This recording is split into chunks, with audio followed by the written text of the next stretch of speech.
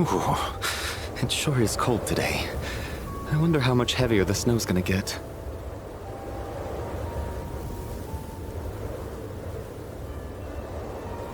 Here to see Odette? I just need to see your tickets for the preview. Perfect. Thank you. I'll hold on to your tickets. Come on in. It's freezing outside.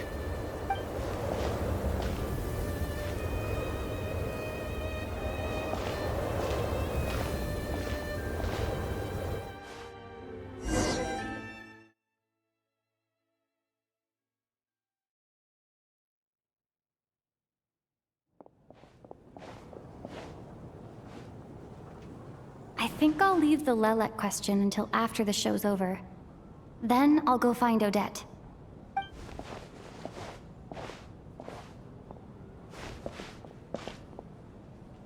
Child said he was originally going to come with Tonya, so I'm guessing Tonya's already here somewhere. Is there anyone here who looks like a Tonya? Let's see. It's a small audience. Makes sense for a preview. But wait, I do see some familiar faces. Mr. Chuganov's back again by the looks of it.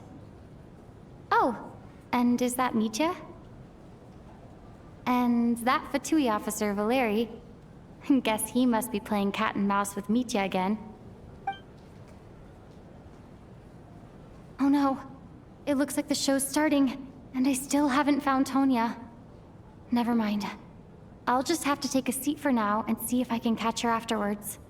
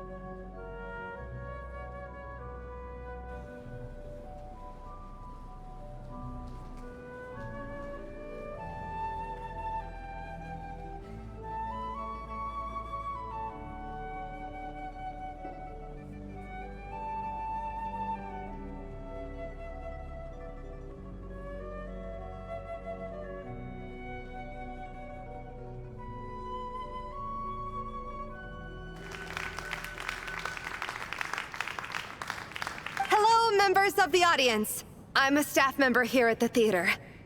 Today's performance was a very special one for us, as it marks the first attempt in a long time to revive the classic Snezhnayan ballet, Spirit Seeker. To commemorate this occasion, we would love to take a group photo of the cast, crew, and audience members present today. Could I kindly ask the audience to please come up onto the stage?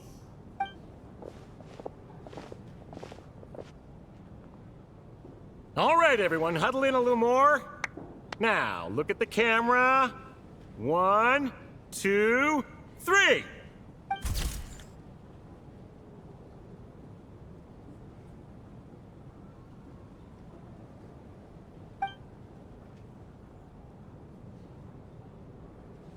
Are you quite satisfied, Mr. Energy Scientist? I rather hope you don't have any other escape plans to add to my workload today. What are you talking about, Sarge? This was simply my way of inviting you to watch Miss Odette's new show with me. And wasn't the performance spectacular? In the future, I heartily encourage you to take a leaf out of my book. Find some soul-nourishing pastimes to enrich your time outside of work. It was indeed a fine performance, but I must correct you on one point. This is not time outside of work. These are working hours. Working hours and non-working hours are just a social construct. Human technology can never advance if we're too rigid in our thinking, Sarge. May we leave now? Already? I mean, I was kinda hoping to soak up the atmosphere for a little longer, but... No? Okay, guess I'm pushing my luck. Didn't seem like too much to ask, but fair enough. Off we go then, Sarge. Back to the land of working hours. Lead the way. That has to be her. She's the only person in the audience around Tonia's age. Excuse me? Are you Tonia? Huh? Your brother's busy today, so I took his ticket. Don't worry about him. He's fine. Oh, okay. Sorry for the trouble. What's wrong?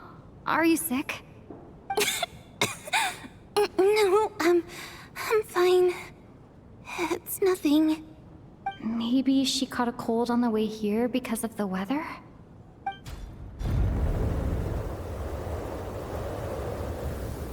I haven't seen snow like this in a long, long time. It's most unusual. I know. It's completely white out there. You can barely see a thing.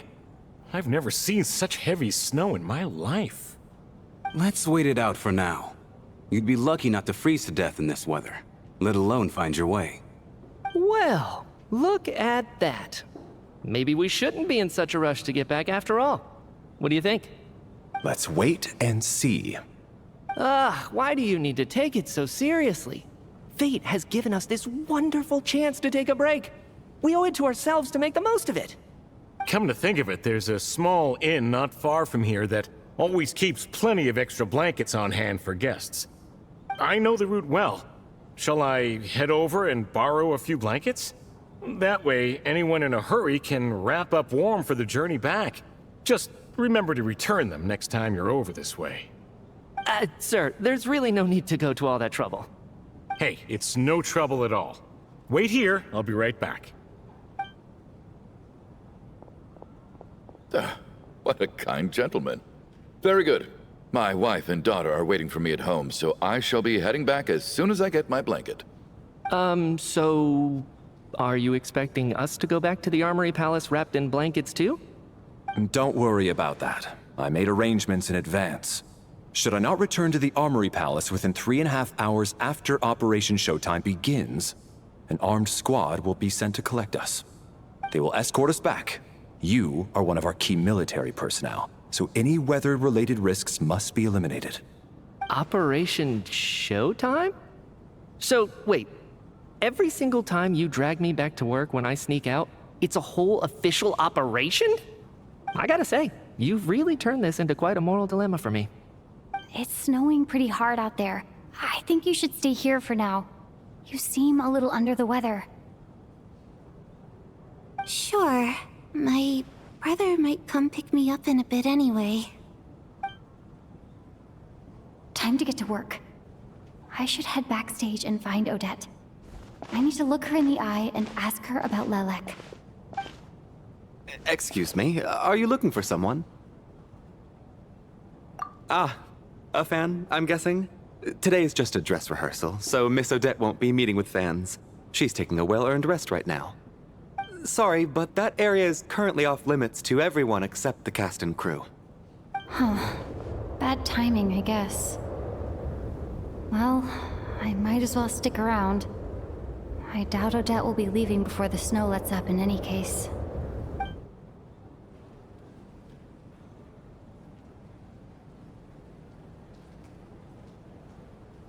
What happened to the gentleman who went to fetch the blankets? How has he still not returned? I was thinking the same thing. It's still snowing very hard. Do you think something might have happened to him? Whatever the reason for his delay, I must say I hate nothing more than people who make empty promises and fail to deliver. Well, I have to treat my employees like that on occasion, but that's different.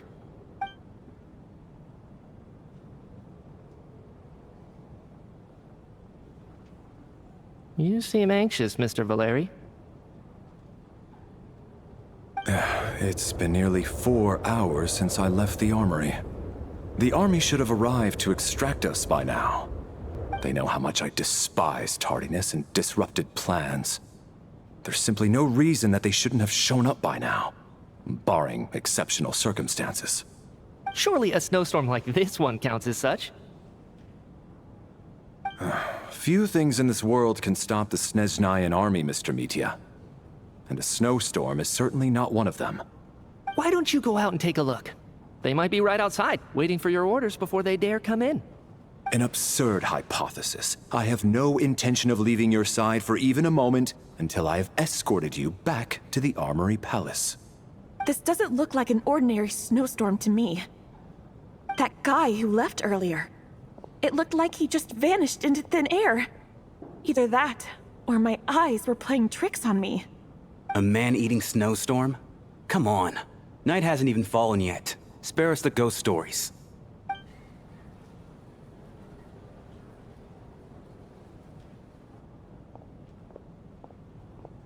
Traveler, didn't know you were coming today. How come you didn't say anything?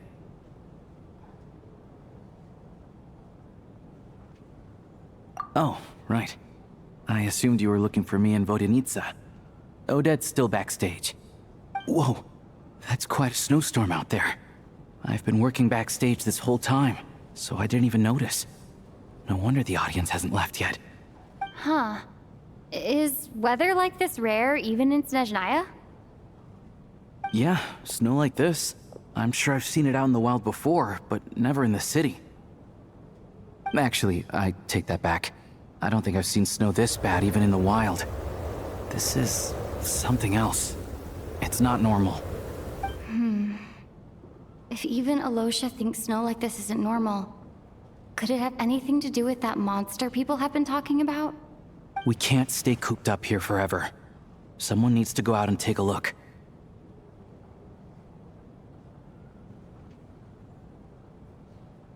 No need. I have plenty of experience with snowstorms. Besides, I work here while you're an audience member. I should be the one to do it.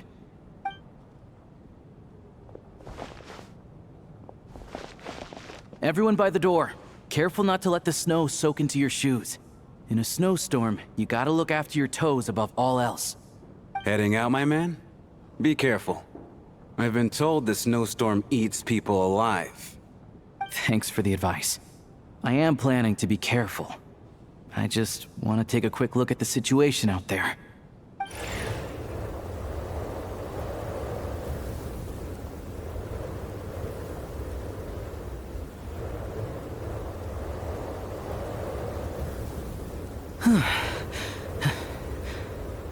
He's back! He's back! How was it? What's going on out there? Did you see any soldiers patrolling the area? Something about this storm isn't right.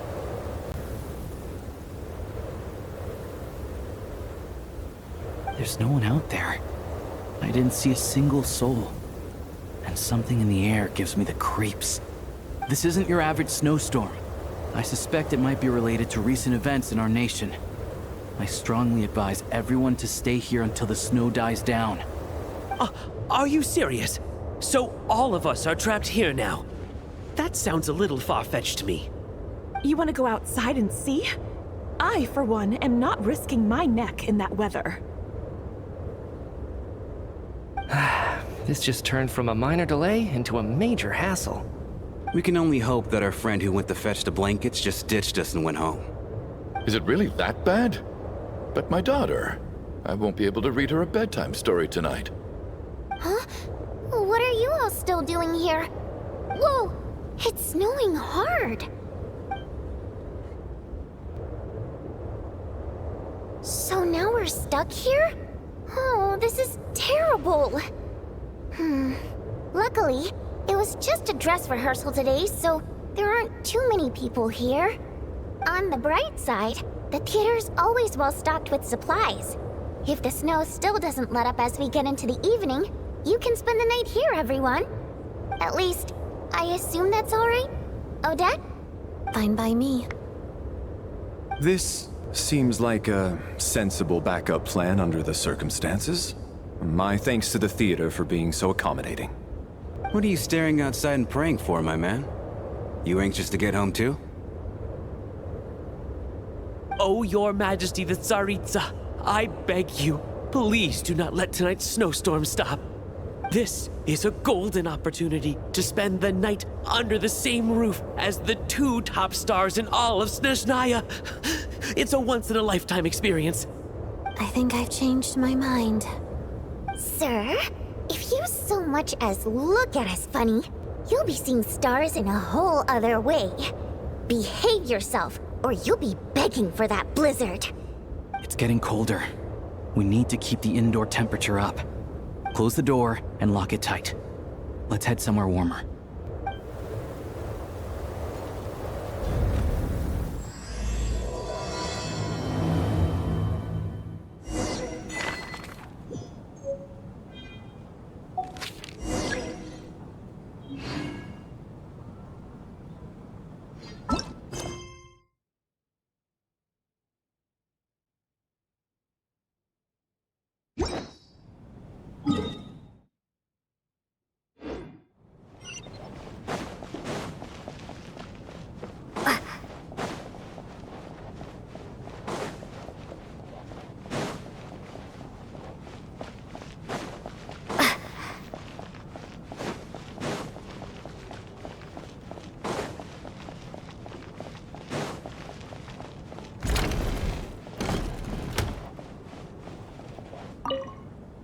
And then there's the aristocrats.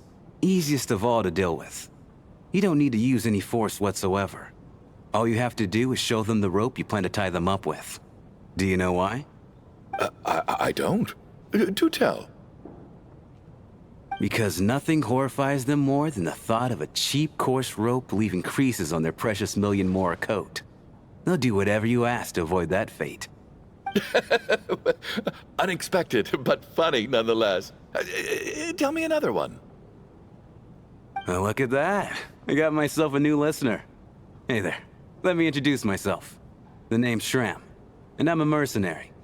The kind that gets paid to do odd jobs for rich folks. And I am Chuganov, an entrepreneur. If my name is unfamiliar to you, you will no doubt have heard of my factory, the renowned Iskra manufacturing plant. Are you really that famous, Mr. Chuganov? How come I've never heard your name before? Excuse me? Is that a joke? Or are you being serious? Oh, I'll have to ask my rope later. It's probably tied up more entrepreneurs than I've ever heard of.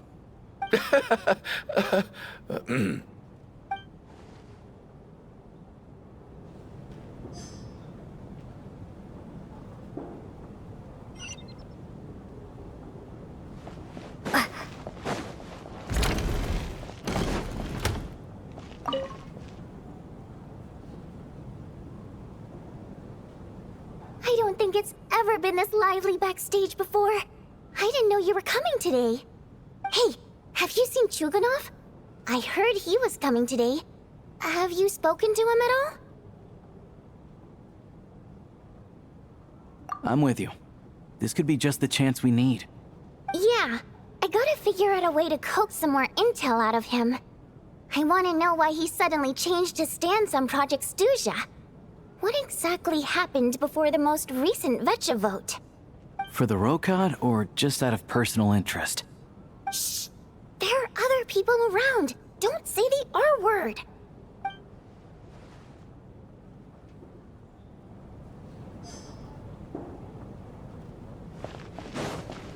I have to say, even though today was a rehearsal and there were some hiccups along the way, Miss Odette's performance was one of the best I've ever seen, even compared to an actual show.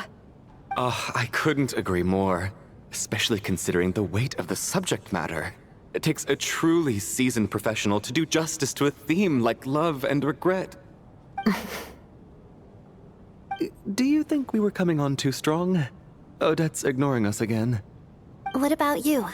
What did you think of today's performance? Really? That means it wasn't captivating enough to draw you in. I'll work harder to win you over next time. I'll make sure to save a ticket for you when the show's performance ready. This doesn't seem like the time or place to bring up the subject of Lelek. I need a chance to speak with her in private. So unfair. Talk about double standards. And now it looks like I've been spotted.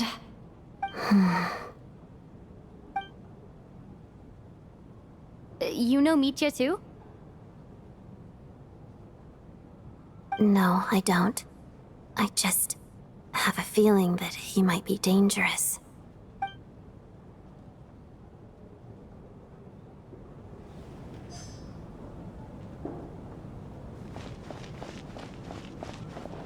This is highly irregular. A delay of over an hour during an operation like this theoretically warrants a Harbinger-level response. I wonder what the issue is. The storm, or something else. Sarge, the day you learn to let go and just enjoy moments like this is the day you'll finally understand the meaning of life. Why, hello, ma'am. I believe you were the one sitting at a nearby table back at Podvorye restaurant. Any friend of the theater's star performers is a friend of mine. It's a pleasure to meet you. I'm Mitya from the Energy Commission. Greetings. Major Valeri, head of the Special Assignments Battalion. Armory Palace Royal Grenadier Guards, 1st Regiment. I am here to ensure Mr. Mitya's personal safety. Please let me know if I can be of any assistance. Miss Traveler, I cannot help but notice that Miss Odette is stealing glances at me. Any idea what that could be about? I've racked my brains, but I can't think of anything I might have done to offend her. Perhaps she noticed me spacing out during her performance? So, Mr. Mitya, is your work related to Project Suja? Yes, that's right. The higher-ups in the Fatui transferred me from the Energy Commission to the Armory Palace because they wanted me to... Really? I can't even talk about that? Pretty sure it counts as part of my private life. All right, I won't say anything. Sorry, Traveler. As you can see, I'm afraid this pleasant chat will have to end here.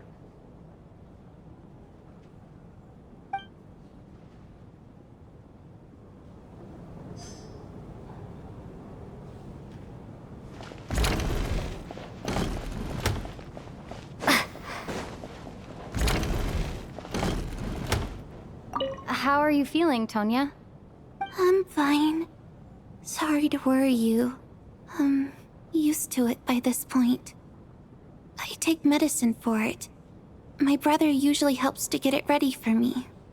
Child must take great care of his sister. He's never mentioned Tonya's illness, though. You know, I actually find this whole thing kind of exciting. Stuck in a strange place thanks to a snowstorm.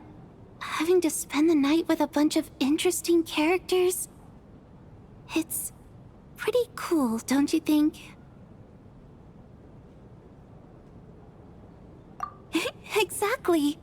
It's like one of those stories where an ordinary school trip turns into a magical adventure.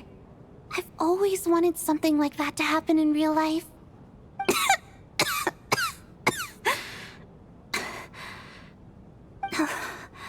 I'm fine, really. Just got a little overexcited. Look after yourself. Otherwise, your brother will come after me.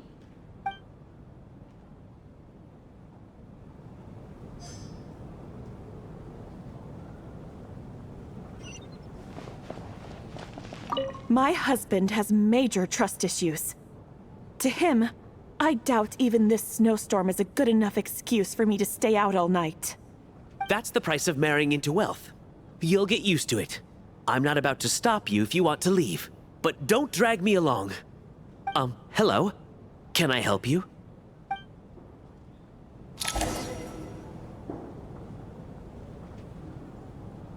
How's it looking, Alosha? No change from this afternoon. Heavy snow with no sign of slowing down. May I have your attention, please? The storm is unlikely to stop tonight, and it'll be even more dangerous outside at night than it was during the day. We at the theater owe everyone here a duty of care. Therefore, we strongly suggest that you stay on site overnight and avoid going outside unless absolutely necessary. In a few short moments, we'll give you a tour of the theater's various quarters. You can choose to sleep in the VIP room, the office, or backstage. Or on the stage if you'd prefer. We won't mind. I'll pass on sleeping on the stage. What if the snow is stopped by tomorrow morning? The early birds in the audience might think we're part of some experimental new show. A drama about sleeping? That could be fun. Maybe we could come up with a title for the production. Not bad. Clear selling point at least. Could be a big hit. Anyone who doesn't wish to sleep on the stage, please follow me. I'll show you to the rooms.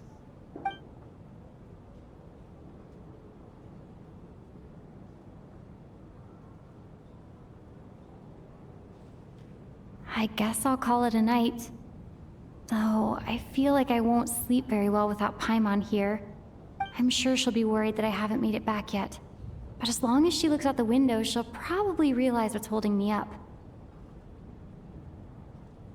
I wonder if she's feeling any better yet. At least she hasn't been getting any worse. Still, I should try and get back first thing tomorrow morning.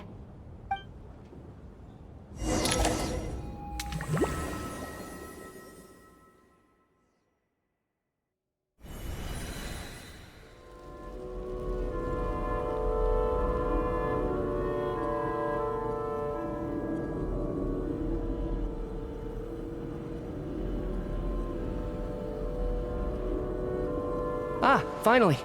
Welcome back to the world of the living, lazy bones. I was about to wake you. The black mist is almost on us.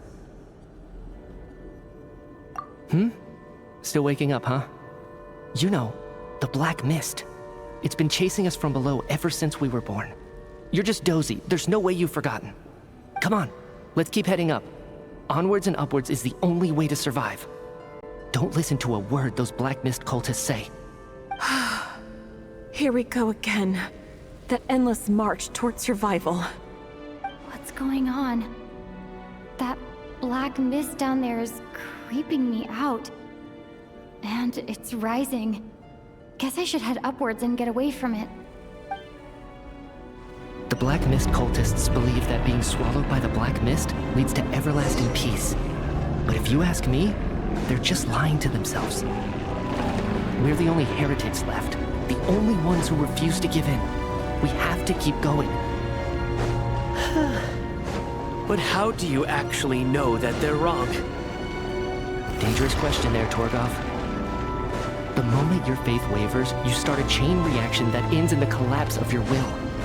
Put the question out of your mind. Stay strong and believe that the black mist means certain death. Okay, but it's not my mind that's the problem. I can't do this anymore. I've had enough of being forever on the run. What's the point of it all? All this will pass eventually, I promise. Keep fighting. It will be worth it. You accuse the Black Mist cultists of being liars.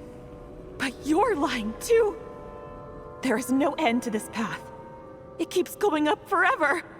There was never any hope to begin with. The cult of the Black Mist has poisoned your mind, Sobolova. Are you thinking of giving up as well? I am. I think I'll take my chances with the Black Mist over this perpetual torture. As much as I detest the Black Mist cultists, I'm just too weary. Then I bid you both farewell. Let me put my personal opinions aside for a moment and say, I hope that you both find peace within the Black Mist.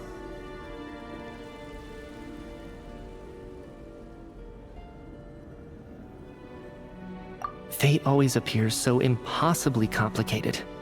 But at moments like this, its raw simplicity is laid bare. Their fate was sealed from the instant they entertained doubt. From then on, the outcome was both inevitable and irreversible. Let's go.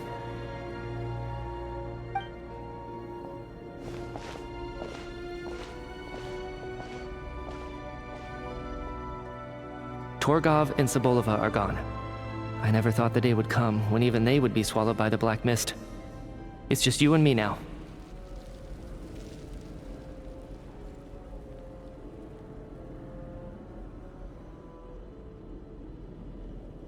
Yes, it looks like it's satisfied. For now. This happens from time to time, but it won't be long before the black mist starts chasing survivors once again. No one knows how to stop its advance for good. Well, we should make the most of the precious moments of rest that those two bought for us.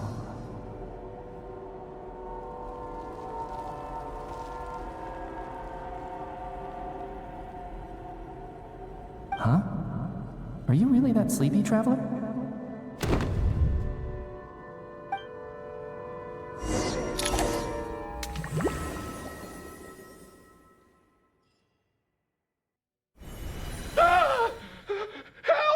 Somebody, come quick! What is it, Chuganov? What's wrong? Huh? Is it morning already? What's all the commotion? Sounds like it's coming from next door. I should check and see what's going on.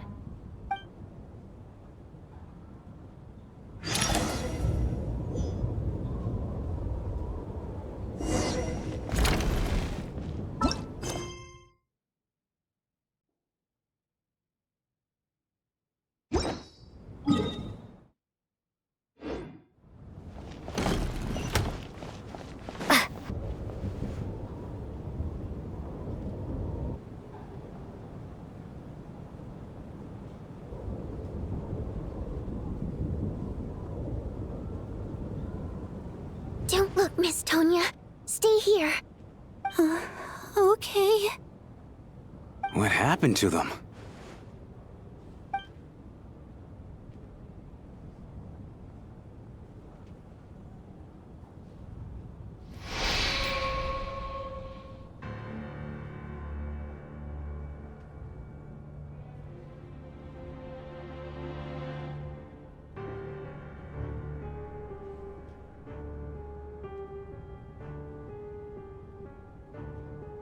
These two people have passed away.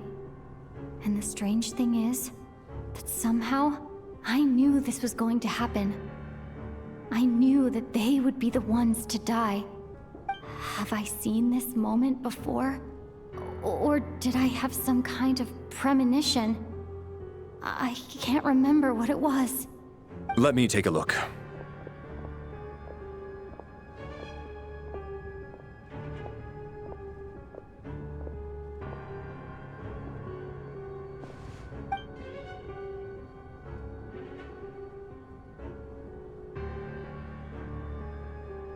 No vital signs in either of them.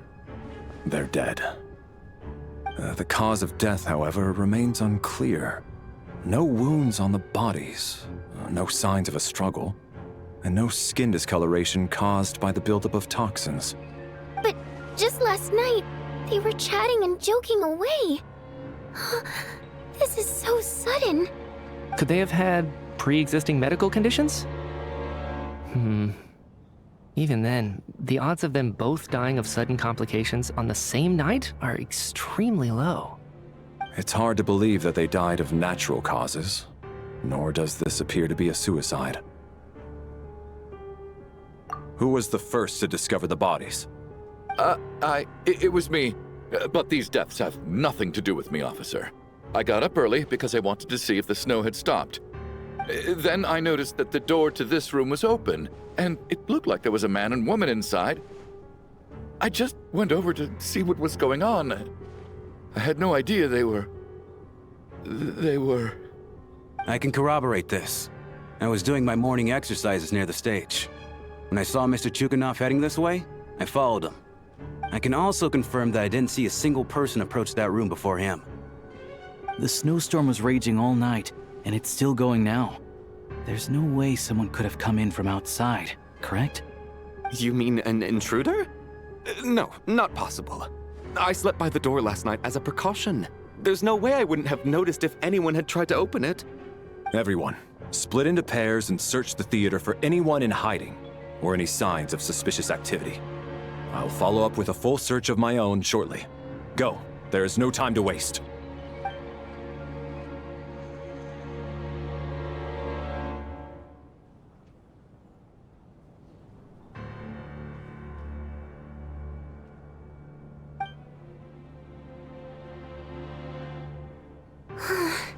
Nothing on your end either? Backstage is clear. No signs of suspicious activity. We checked the basement. Also clear. I don't think there's anywhere here that a living person could hide. And have a back door, or any tunnel or passageway wide enough for a person to fit through. No, there's nothing like that. If people were sneaking in through some secret tunnel to avoid buying a ticket, we'd have sealed it off ages ago. I also checked the windows. All of them are locked from the inside, and there's no sign of anyone entering or leaving. It sounds like we can safely rule out the intruder theory.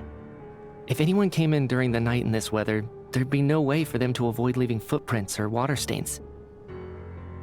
This can only mean one thing. It's like one of those murder mysteries you see in novels and plays, isn't it? The ones where the killer is one of us. We can't quite jump to that conclusion just yet. Could he be right?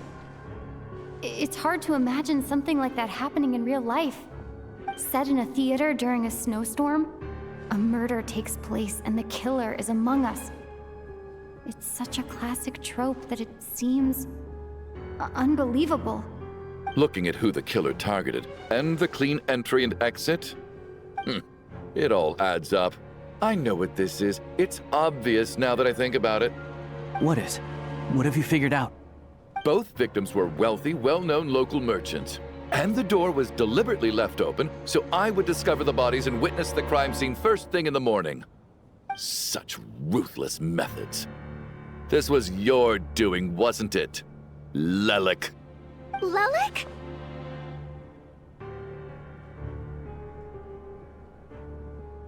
You mean Lelek is among us? And he's the killer? Lelek. I know this code name. Member of the Rokot, anti-Project Snezhnaya. Always works alone. I've read the case files at the Armory Palace. Walk me through your reasoning, Mr. Chuganov. What do you know about Lelek?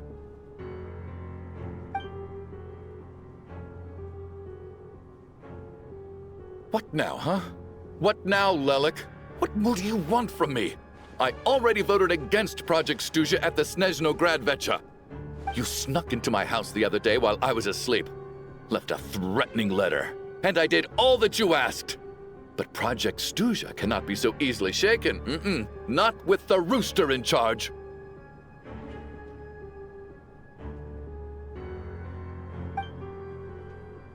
So he really was threatened by Lelek. That makes sense. And now you're resorting to murder to threaten me. Isn't that right? I knew it. The Rokot despises the rich. The lives of the wealthy are but refuse in your eyes.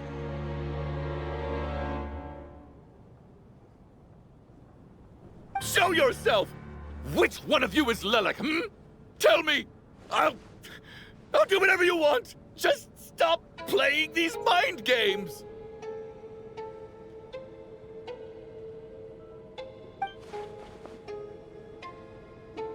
Was this really Lelek's doing?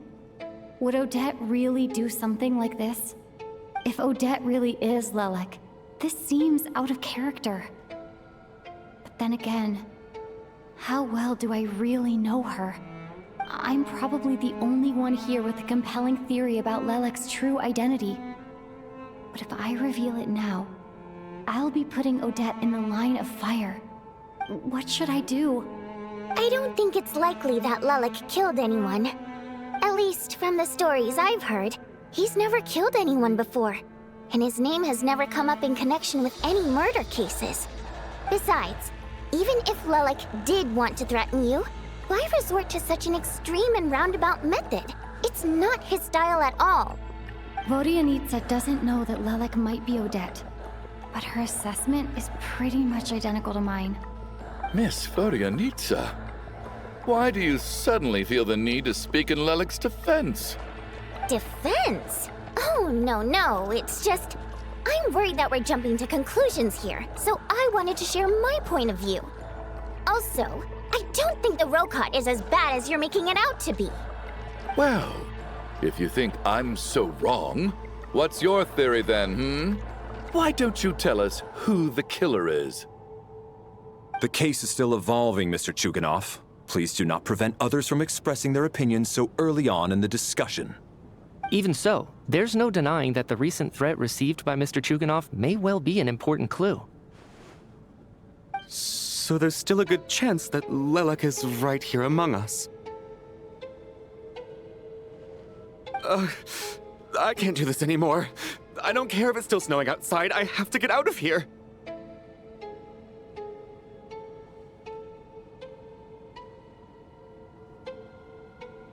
Whoa, take a beat. We all know it's far too dangerous out there. Even the soldiers couldn't get to us. Go out that door, and you might not live to tell the tale. And whoever this Lelek is, they're surely not going to murder anyone in broad daylight. Be sensible, my man. You're safer inside. As much as I regret having to say this, I'd like everyone to cooperate and refrain from exiting the premises until further notice. Because as things stand, every one of us is now a suspect. Unless anyone has further information to share, let's adjourn for now. Feel free to keep searching for clues, but make sure you don't go off alone.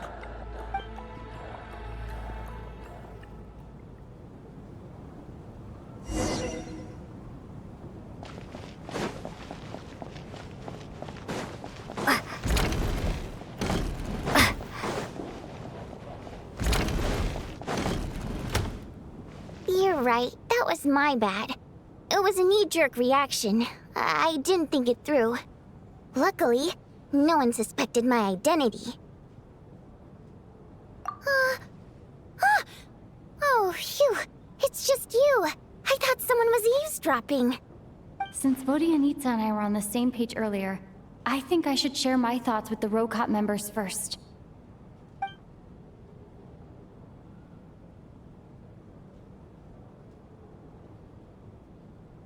Whoa. Are you serious? I don't know if this counts as gossip, but it's definitely on track to be the juiciest this whole year. Odette? Really? Odette? Oh god, how dumb does this make me look? Lelek has been right under my nose this whole time, and I didn't notice a thing. Actually, it's exactly what you'd expect. Sometimes, hiding in plain sight is the best strategy.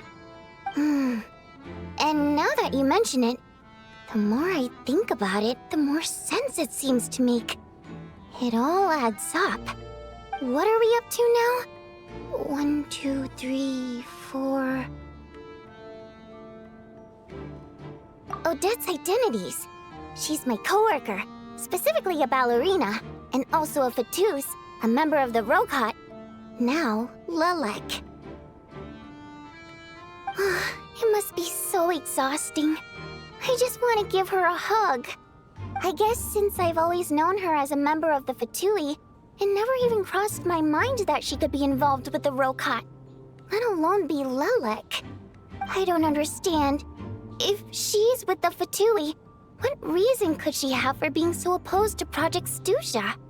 Probably best if you ask her that in person. Well, since you waited until now to bring this up instead of announcing it to everyone earlier, does that mean we're all on the same page here? Yeah. Lelek may not follow orders from the Rokot leadership, but as far as I'm concerned, she's never crossed the line. If anything, her actions benefit the poor. We need to confront her face to face. Do you think she'd really admit to being Lelek? I don't know. We'll have to see how it goes. For now, we'll work on the assumption that she didn't kill anyone, and see how much she's willing to tell us.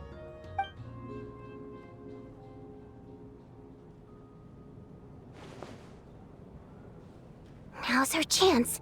Odette's alone. Let's go. Hey, Odette. What is it, you guys? Shh. Keep your voice down. We need to talk. So, you're Lelek, aren't you? Alright, fine.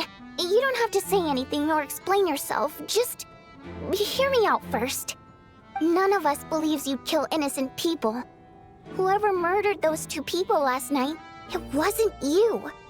The Traveler was the first to figure out your identity, but she kept quiet during the discussion just now. Still, it's clear where the group consensus is heading. Everyone believes Lelek is the culprit. If your identity is exposed, you'll be in a really bad spot. We're your colleagues, and we know what kind of person you are.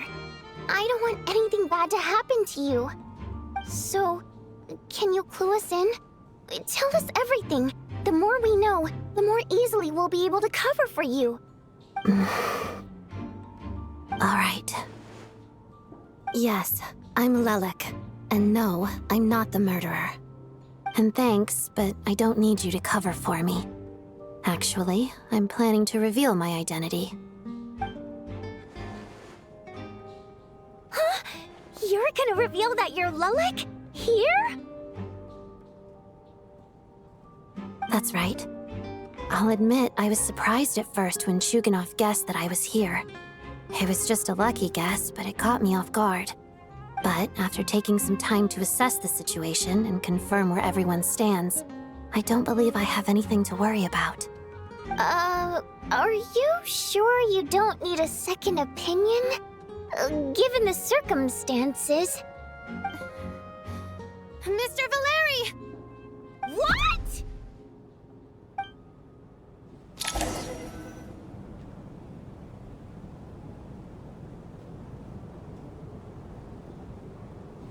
So... Odette is Lelek? I don't know what game you're playing, but you've got a lot of nerve. It's just one identity. So what if it's exposed? I can disappear and adopt a new identity anytime I please. I made my peace with this when I chose to become Lelek. But more importantly, I promise I am not the murderer, which means that someone else is. So, if anyone still insists that I did this, you'd best produce the evidence now. Otherwise, I suggest that you bite your tongue. Because if you really believe I killed 2 people without making a sound or leaving a trace, pointing fingers at me would surely only make you my next target. Is this really the truth, Miss Odette? That's confidence, all right. I believe you. A real no-nonsense attitude. I can see why Marionette said that she's on track to inherit the title of the Fair Lady. Are you seriously buying this? Hey, officer! She just admitted to being Lelek. Aren't you going to do something about this? I do have one question, Miss Odette. Why have you chosen this moment to come forward and reveal your identity? If I didn't say anything, everyone would be focusing all their efforts on finding Lelek. And that is exactly what the real culprit wants. I don't want to be the scapegoat who lets the murderer get away with this crime. Despite all the accusations, she made the smart choice. A remarkable display of rational thinking under pressure. Clearly, Odette's talent extends far beyond the art of dance. She thought so far ahead. Why do I always feel like I'm one step behind her in everything? You've convinced me. Dealing with the murder case remains the top priority right now. Let's put the name Lelek and all related incidents aside until further notice. Nevertheless, the group still considers you the prime suspect. I assume you have no quarrel with that, Miss Odette? I understand. You're welcome to keep an eye on me around the clock. I have no objections. Mr. Chuganov?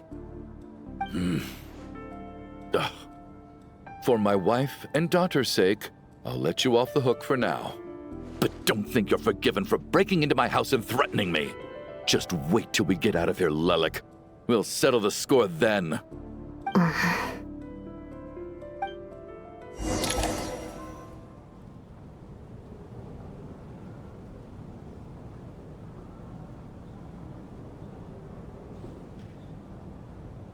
Good work, Lelek guard team. And Lelek too. Here, have some hot water. Turns out Valeri knew about my exploits, so now I've been told I have to guard Lelek with him. Shouldn't you be facing my way if you're guarding me? At the moment, it looks more like you're my bodyguards. If the true culprit is indeed still at large, as you have claimed, we must keep our guard up against them also. Don't worry, Tonya. We'll get through this. Once the snow stops, the officials will step in. The investigation will get easier, and then we'll be safe. But once the snow stops, won't everyone just leave? You're gonna miss us, huh? Well, some of us work at the theaters, so we'll still be here. I'll even give you a special backstage pass. Really, Miss Vodyanitsa? That's awesome! You've made a fan for life. Aw, you're so cute, Tonya. All right, let's swear to it. I promise to give you the pass, and you promise to never change your mind about being my fan. Promise. Don't indulge her, Tonya. You don't have to swear an oath over things like that. You really do get carried away sometimes, don't you, Miss Vodyanitsa? Hey, mind your own business.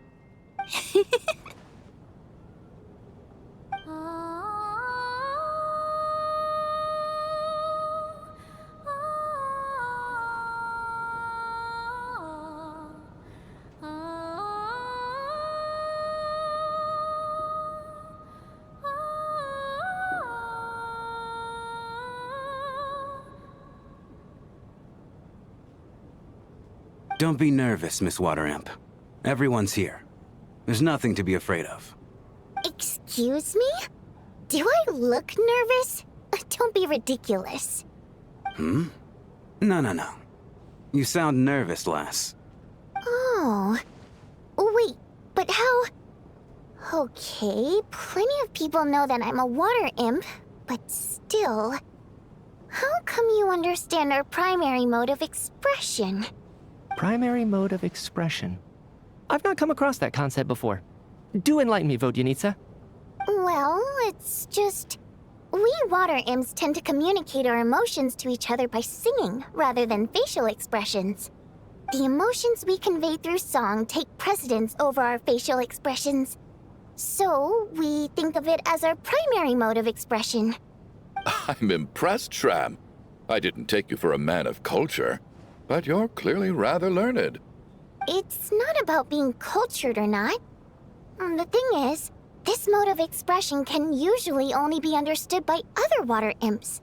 It's not a simple case of a song sounding happy or sad. And yet, you're clearly human, Mr. Shram. It's really not the big deal you're making it out to be. I think I just have a knack for it. Plus, I have a...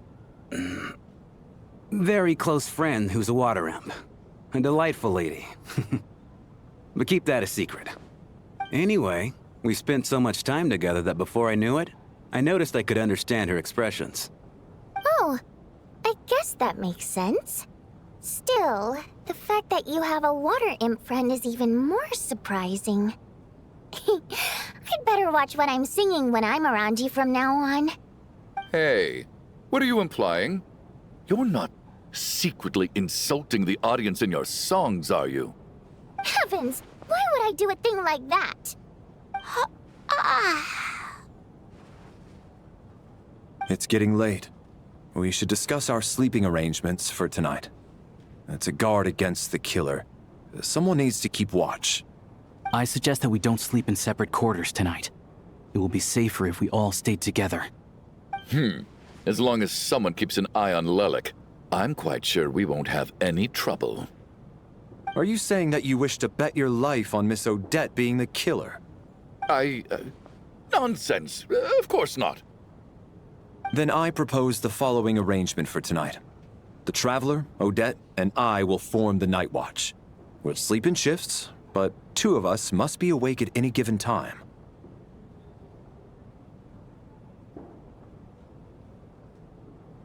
An excellent idea. This allows us to handle the Night Watch while also keeping an eye on Lelek. Meanwhile, the rule of taking shifts in pairs resolves the other issue. Namely that we can't necessarily trust the Traveler or Valeri either. I expect that plan took you quite some time to come up with, didn't it? Actually, our field combat manual outlines a similar approach. Although the scenario there involves guarding prisoners overnight during field operations. That being said, I must clarify that I harbor no disrespect towards you personally, Miss Odette. In fact, Lelek's numerous covert operations make fine textbook examples for military agents. I care less about respect and more about the fact that you just robbed me of 2/3 of my sleep tonight. I'm calling dibs on being the first to rest. Good night.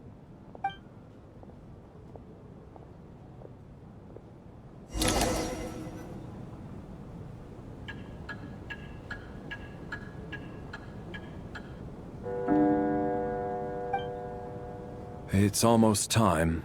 We should wake Odette. How are you faring? Oh, not going to argue with that. I'll take a quick nap. If you start to feel sleepy, wake me up anytime. It's finally time for Odette and I to share the night watch. I should wake her up.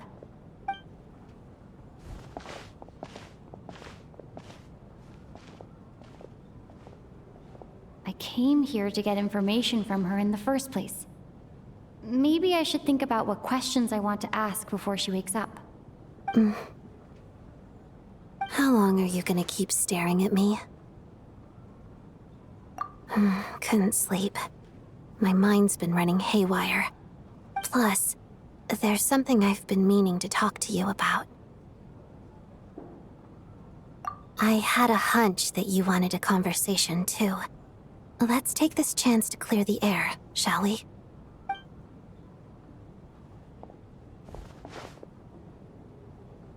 I just had a simple question for you, really.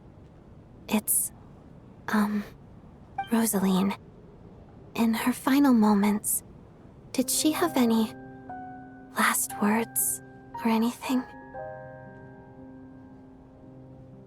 I see. Well, that was all. I have no other questions. No. She was utterly ruthless in pursuing her goals. That kind of person should be hard to miss.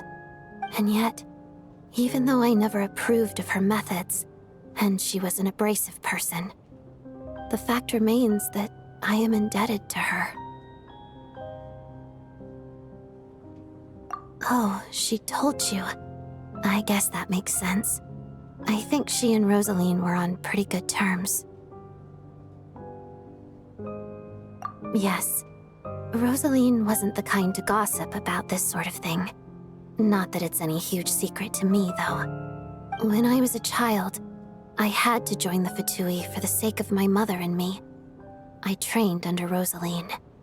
It was extremely grueling, and it didn't exactly come naturally to me. All I could do was try to ignore the biting cold and practice. I was a newcomer who'd managed to make a good first impression on a harbinger.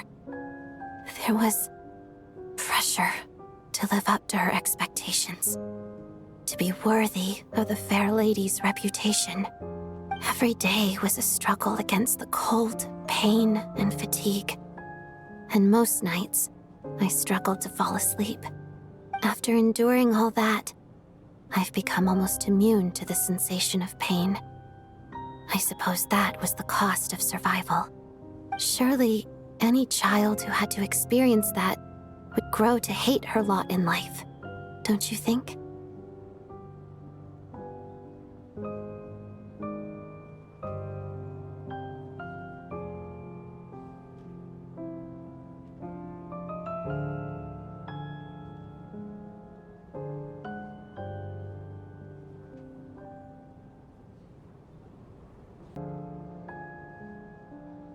So, I put an equal amount of effort into my ballet.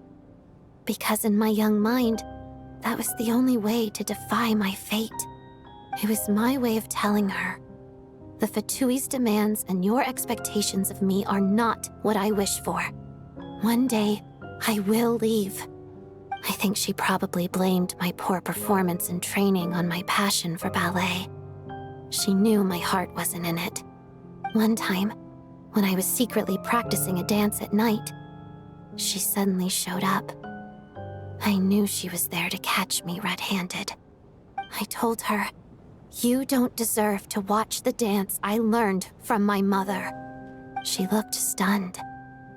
I guess she was surprised that I lashed out first, before she had the chance. But strangely enough, on that occasion, she wasn't fierce with me like she was during training. Instead, she fell silent for a moment, and then left. After that, she never interfered with my dancing or asked me how it was going. She never came to watch me dance again either. Not even once. She was. But even now, whenever I take out this core Ignis, I can't help but think of that night. Of the look on her face.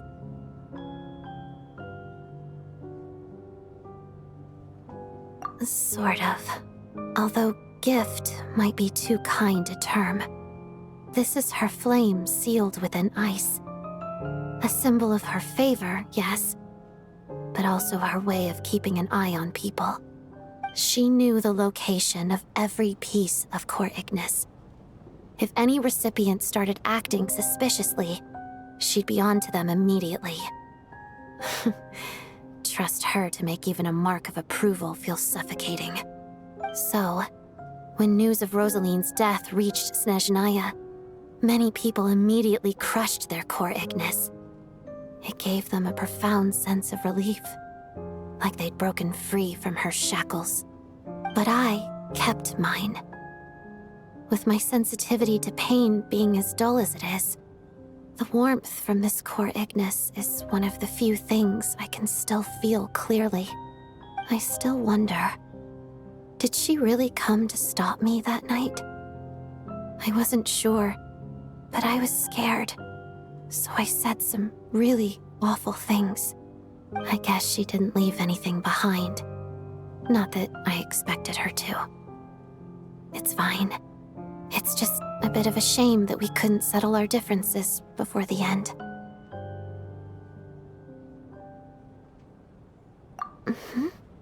She did.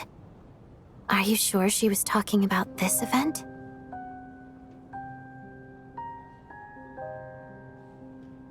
Huh. No, she didn't. I didn't even find out that she'd gone to Mondstadt until a while after she'd left. Wait, in that case... Okay, I will. Thanks for letting me know. There's something I'm trying to figure out. I'm beginning to suspect that Paimon's mystery illness is being caused by the energy research behind Project Stuja. Paimon's very important to me, so I have to get to the bottom of this. I figured that since you're Lelek, you might know something about all this. The ultimate goal of this energy experiment is to create a weapon for the final battle. The weapon's construction was completed in Nocturne. Now, all that remains is to arm it with a sufficiently powerful energy.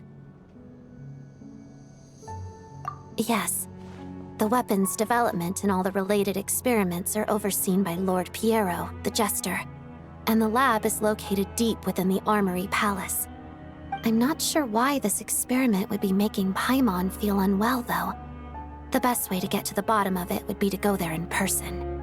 Once we get out of here, I'll help you apply for an entry permit.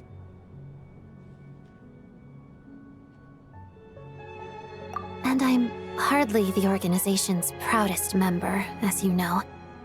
You answered my question about Rosaline. I want to do you a favor in return. It's that simple.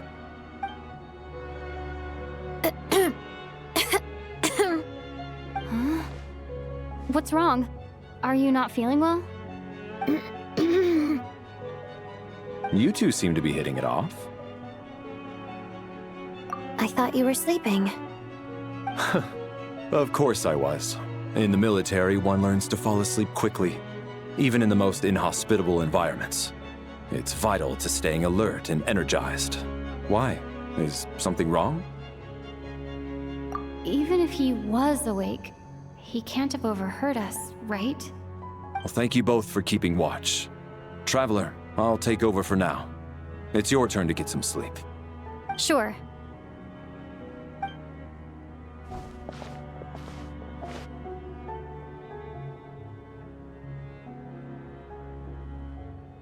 This is our second night here, but at least I found out a little more about Paimon's condition.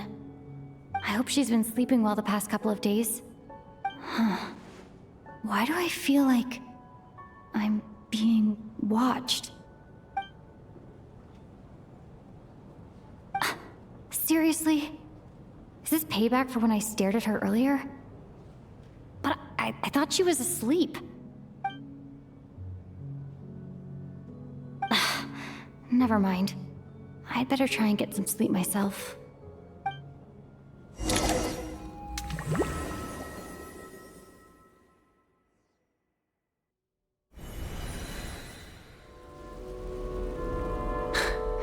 Hey, what are you spacing out for? Are you reaching your limit too? How long have we been walking for? Do you remember? Time's lost all meaning. Ever since we noticed that thing above our heads. What was it called again? A star key? Or key star? Anyway, the person who named it was swallowed by the black mist. Whatever it's called, ever since we noticed it, we've been walking up and up, hoping that as long as we reach it, we can find a way out of this place. But it seems like no matter how far we walk, we never get any closer. Well, we've come this far. You never know. Maybe we're almost there? Come on, enough moping. Let's go. The black mist is catching up.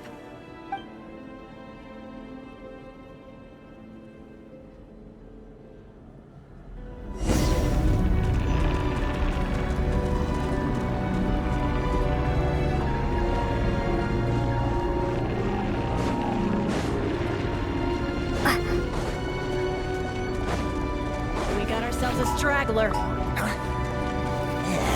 Monsters! Watch out! Not again! I've lost count of how many times we run into them. Backup is here.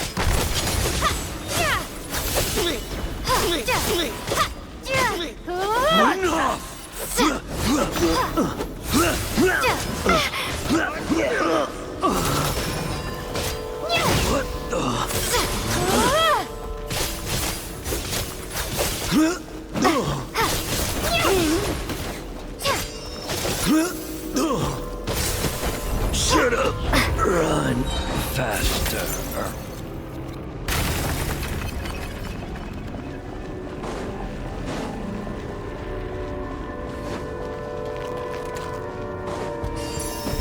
Here they come again! Get ready! You wanna fight? Let's go!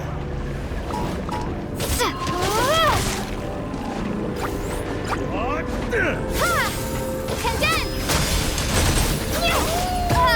Get a load of this!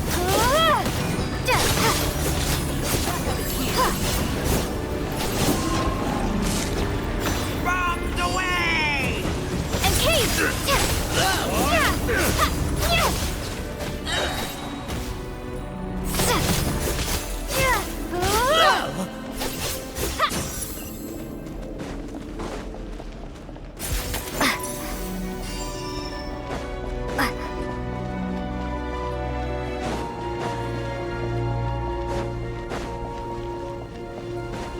Monsters ahead of us? The black mist behind us? Feels like there's mine. Shut up! Run faster.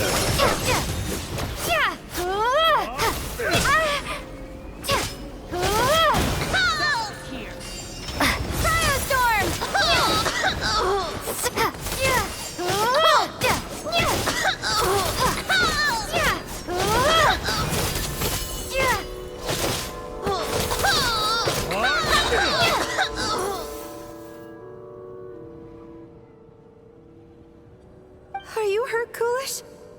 No. I'm fine. It's just... Suddenly I don't want to walk any further. I get you. In fact, I reached my limit a long time ago. Sometimes it feels like there's hope where there shouldn't be. Yeah. The hope that the star gives us is the only thing keeping us going. But I'm not sure it's real at all.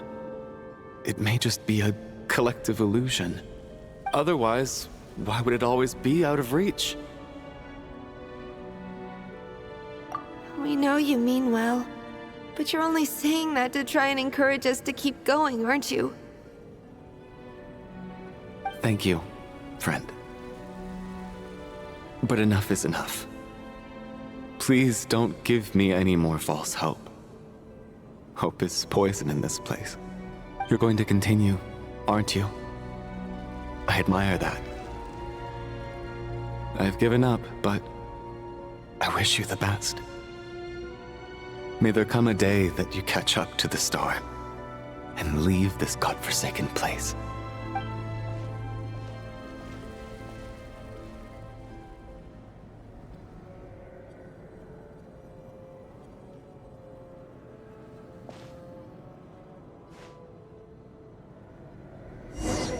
It's not an illusion. We really are getting closer to the star.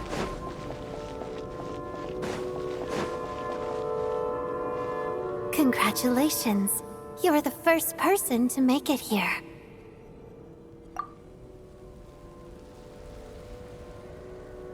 I'm the star's envoy. The black mist has stopped rising. Its hunger is satisfied for now, having devoured your two companions. This is a good opportunity. I'll let you get some rest before we continue. What do you mean, leave? The star represents the starting point. It's the waypoint for the beginning. Congratulations on reaching the starting point. Once you are ready, we will head out and walk upwards. I will be right by your side the whole way.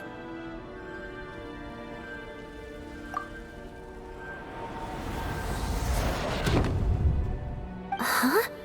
What's wrong? Hey, don't give up before the journey's even begun.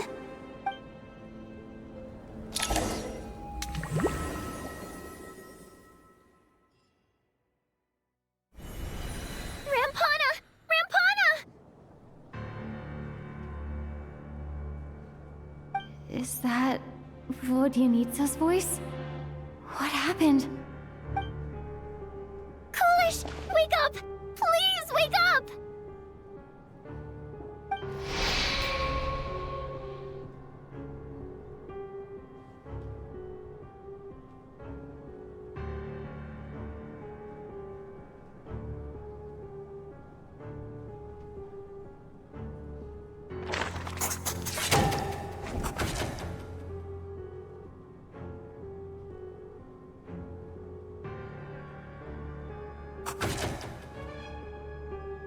The situation is identical to that of the two casualties yesterday.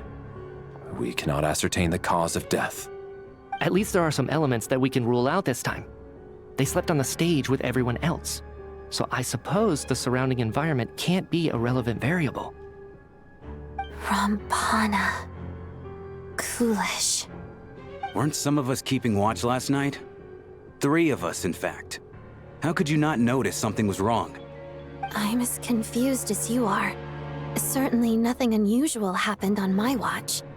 Likewise, and from what I've observed so far, both Miss Odette and the Traveler can be trusted. To be honest, I didn't get a wink of sleep last night. I couldn't help but think I was the target, so I just laid there with my eyes closed. I heard the Traveler and Lelek chatting, but otherwise I don't recall hearing any commotion during the night. Me too. I didn't want to wake everyone up, so I was concentrating hard, trying not to cough. I hardly slept at all. If anything had happened, I'm sure I would have noticed. Then, What could possibly be causing this? Once was bad enough. I can't believe it happened again. I worked closely with Rampana and Coolish for so long. I never imagined that one day they'd... And on this stage of all places... Florianitsa. 4 victims in just 2 days, and we still don't have a single lead. I need to get to the bottom of this as soon as possible. And above all, keep Tonya safe. I'd never be able to look Child in the eye again otherwise. Still snowing? Yes, I just checked. Still no sign of anyone outside either. So we only have ourselves to rely on. If you ask me, this killer can clearly strike whenever they please. The Night Watch was a useless endeavor from the start. Lelek must be an expert in poisoning. Clearly she used some poison that can't be detected on the corpse. Here we go again. Listen, I was already thinking to myself last night, was Lelek's reason for revealing her identity the real story? Well, now I have my answer. It most certainly was not. She's been playing us for fools. You get off on this, don't you? Revealing your identity, only to carry on with your killing spree? That's a hideous thought. One that only a hideous mind like yours could dream up. How dare you! That's enough! Yesterday, you named Lelek as a suspect because the victims were both wealthy merchants. Lelek might have had a motive then, but today's victims were just ordinary people. Not to mention that they were colleagues of Odette and mine. What reason would she have to murder them? Let me guess, just to scare you? Who knows? Maybe you don't know her as well as you think. I implore you all to ask yourselves, how many people are there really in this world that have what it takes to kill another person? Not many, I'd wager. Lelek is well known to be a ruthless operator, and now she has revealed her identity. How could it be any more obvious? Everything you've said so far is still just conjecture, which doesn't constitute a concrete lead. You need to back up your claims with some evidence. How can you defend her, officer? What did she say to you while you were on Night Watch? Maybe I shouldn't be so surprised. You military types are always colluding with criminals to target the rich.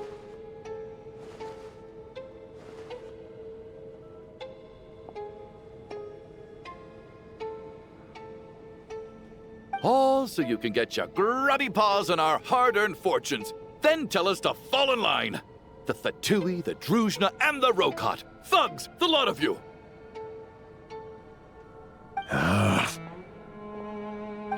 Don't you dare!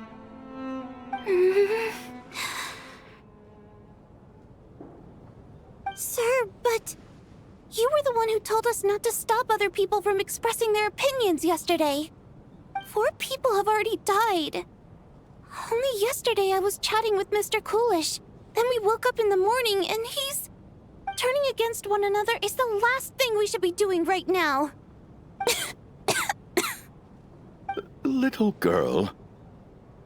Even if Mr. Chuganov is a puffed-up, pig-headed windbag who doesn't have a clue what he's talking about, he's still one of the victims here, isn't he?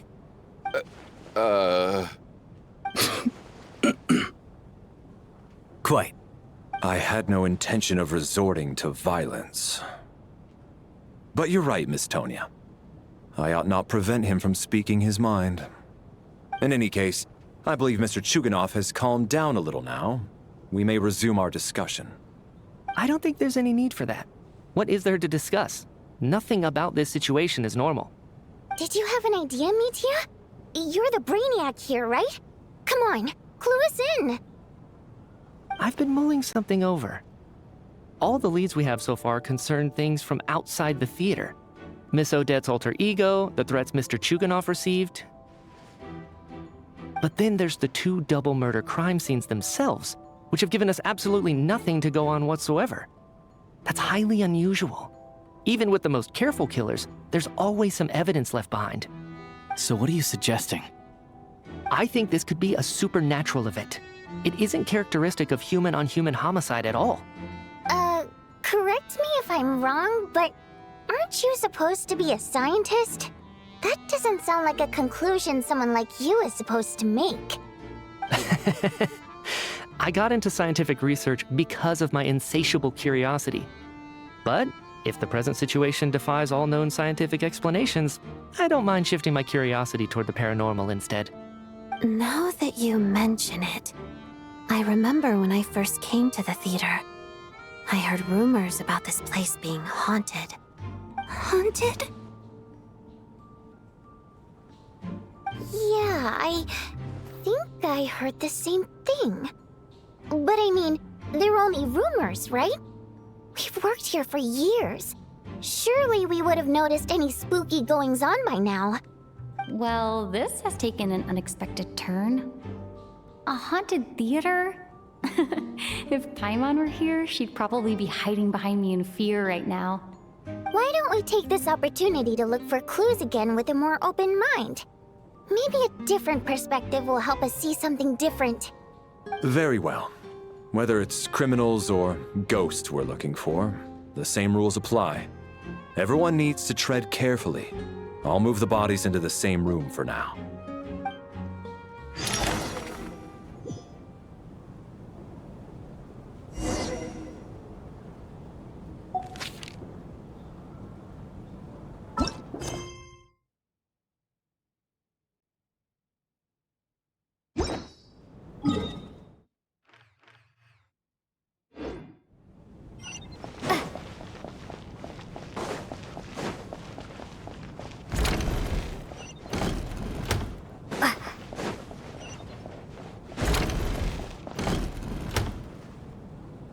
Valeri, come take a look at this.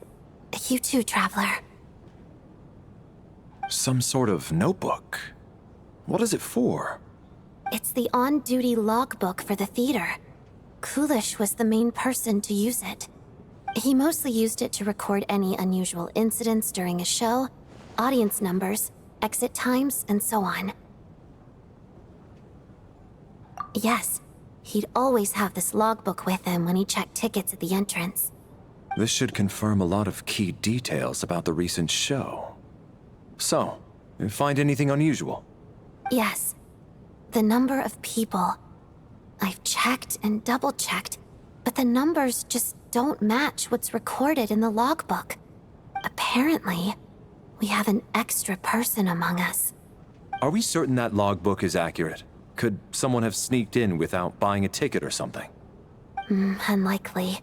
Kulish took his duties very seriously. I've rarely seen any errors in his work. Not to mention that this was a dress rehearsal, meaning smaller audience numbers and tighter ticket restrictions than usual. Everything would have been well within his control. We no longer have our tickets with us, do we? They got collected on entry. I assume there's no way we can check them again. Unfortunately not. The theater recycles tickets. Once people are in the door, they don't tend to leave until the show. Still, I'm inclined to believe that this discrepancy in the head count is significant somehow. Did an extra person just materialize out of thin air?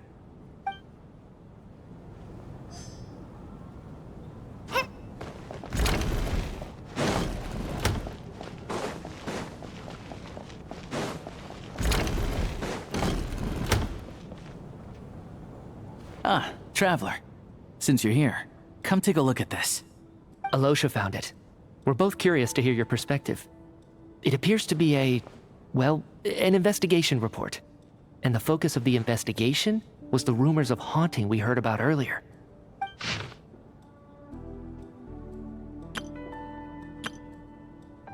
An investigation report, huh? Looks quite old. Huh. This person's name looks to be of Sumeru origin to me. The theater manager must have hired an investigator once specifically to look into this issue. But it doesn't look like anyone ever looked at the report. Presumably, the manager wanted to know if the supposed haunting was dangerous, while also being fearful of word getting out in case it affected the theater's business. Anyway, The bottom line is, the haunting is actually real after all. It's caused by an obstruction in the ley lines. Is there any chance this is the key to finally making some progress with the murder cases? Ley line problems are pretty unexceptional to me by this point. And while it certainly offers an explanation for the ghosts, it's hard to imagine what connection it could have to these two murder cases. Some of the language that appears at the very end of the report caught my eye. Angel civilization, ley line renovation? My area of research doesn't touch on any of that, so it's completely outside of my wheelhouse. Huh? A piece of paper just fell out from the report. It landed right by your feet.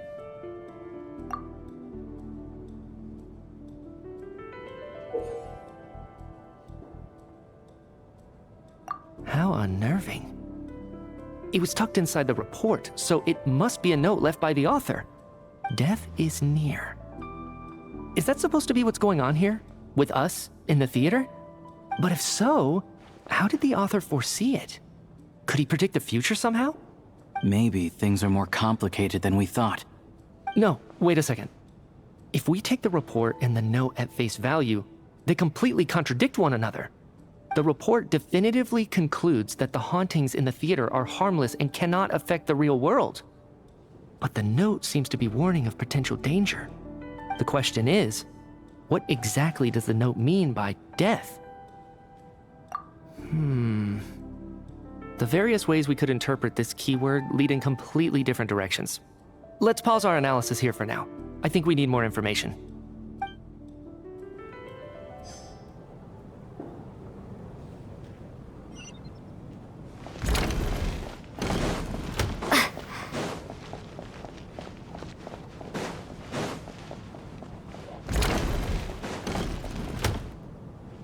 Tonya? Did you find anything? Not yet. Still looking. So... Are we supposed to be looking for something paranormal? I think I'd prefer teaming up with you than looking around on my own. This looks like somebody's notebook. Shall we read it together?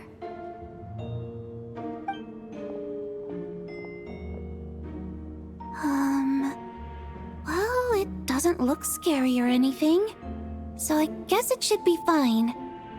All right, let's read it together.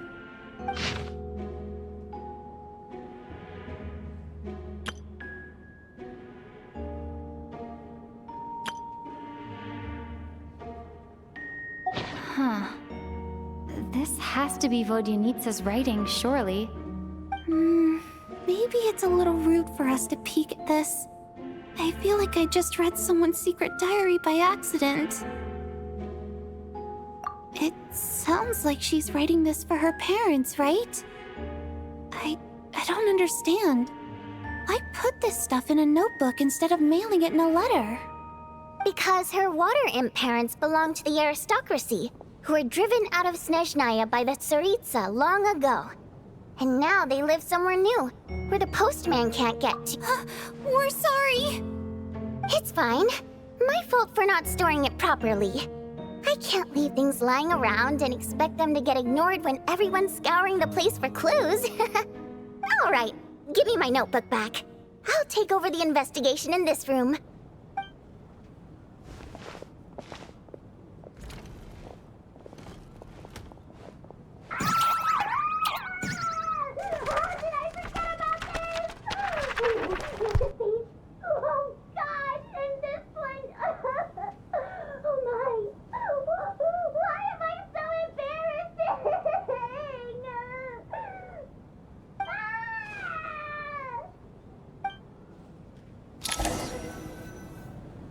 If we take all this together, it's not impossible, is it?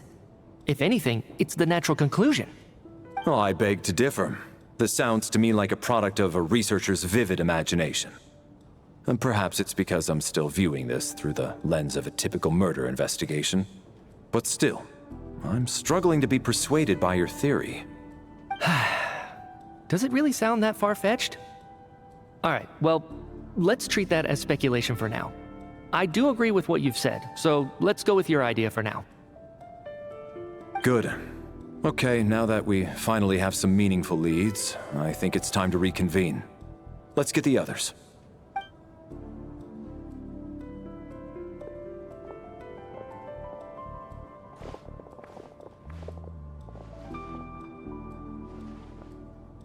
So, that's about everything we've discovered so far.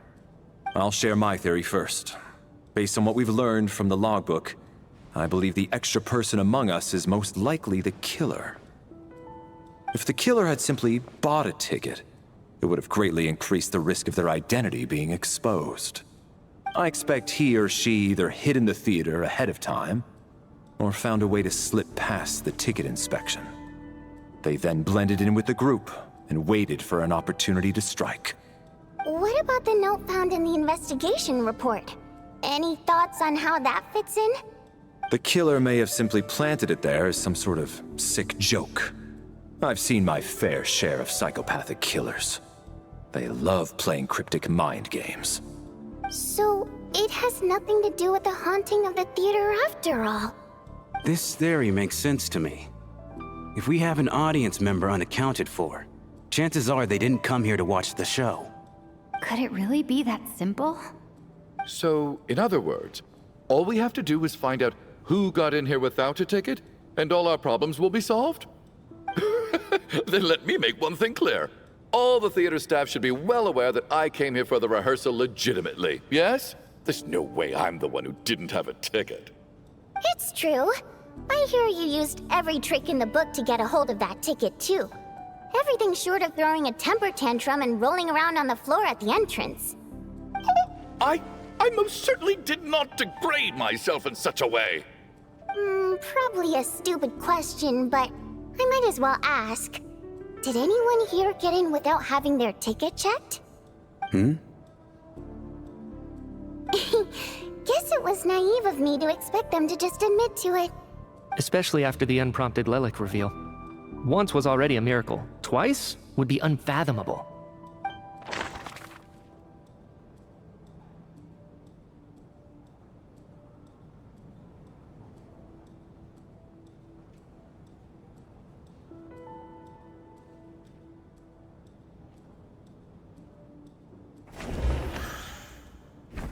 Sounds like Chuganov went to a lot of trouble to get his ticket.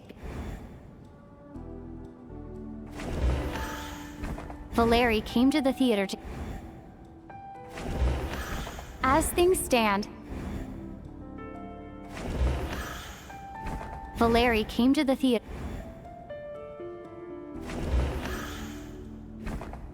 I don't believe any of us here knew Shram before all this. Mr. Shram, did you really go through the ticket inspection to get in here? Huh? Me?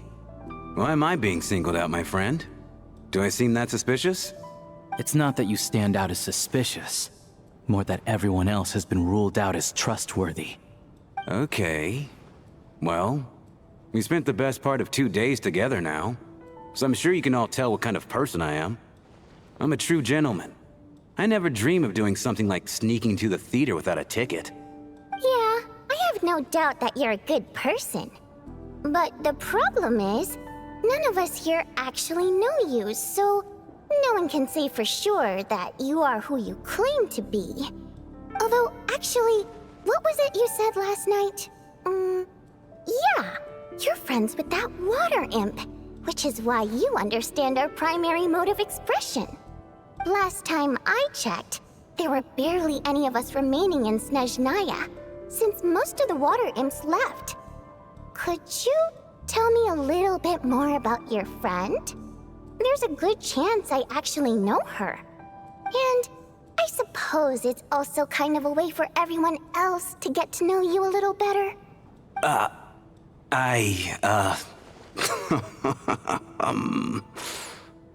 Good grief. Are you blushing? Pull yourself together, man. Stop giggling like a teenage boy. It's revolting. Hey, revolting is a little strong. All right, fine. I'll admit it. That water imp friend of mine, the truth is, we're dating. I was just the bodyguard hired by our family. But the stars must have aligned, because sparks began to fly between me and their daughter. Never in my wildest dreams did I think I'd get so lucky. We don't need details. Just get to the point. Okay. I'm just a little hesitant to reveal her name, that's all. You know how it is. These are delicate times. Even with me to protect her. If word gets out that she's dating a human, both the Fae and human factions will give her a hard time. Really? Wait, no. That can't be. Huh? Shram, what the devil are you talking about? Why is everyone looking at me like that? Surely you can understand where I'm coming from. Delicate times? Factions? Yes? You know, the Civil War? Last time I checked, the Fae and the humans were still at each other's throats. If I'm not mistaken, the last significant civil war in Snezhnaya history was over 400 years ago, when Her Majesty the Tsaritsa had just taken the throne and was consolidating her reign. What do you mean, 400 years ago? What's going on here? Is Shram from the past? All right, Mr. Mitya, you win this round. As far-fetched as it is, it appears that your theory may be correct. I'm just as amazed as you are. I didn't even believe it myself, to be honest. Is someone going to explain what's going on here? From the look on your face, you figured it out too, haven't you, Traveler?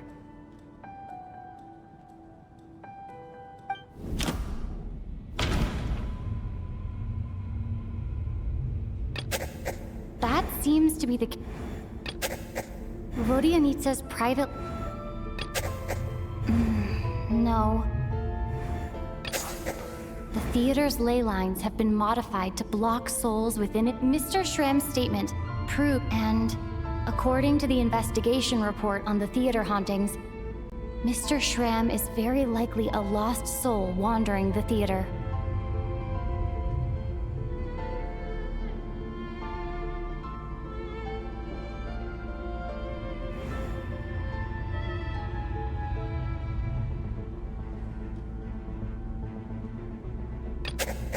This is Mr. Valeri's hypothesis. If there is no supernatural element to this incident, it's very likely to be true. For some unknown reason, the soul that has been wandering the theater due to the leyline issues has joined our group and blended in. Yeah, that must be the immediate reason why the ticket count doesn't match the number of people present.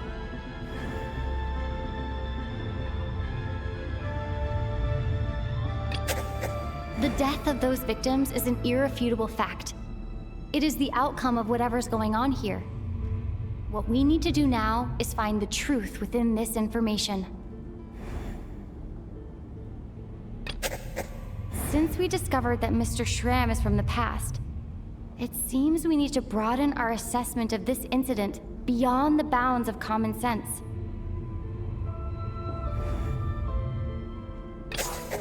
The contents of the investigation report have been verified. There are indeed leyline issues and wandering souls in the theater. Death likely symbolizes the deceased. Mr. Shram, for instance.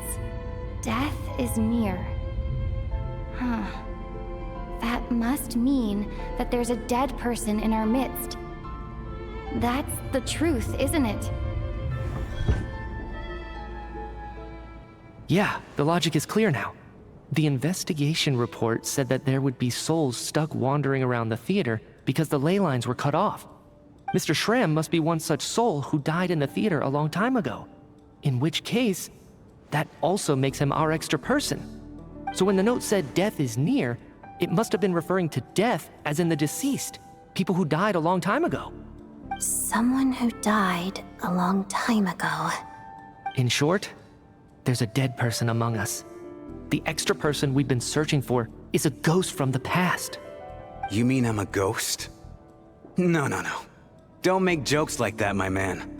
There must be some mistake. But even if I was dead, I know for a fact I didn't kill anyone these past 2 nights.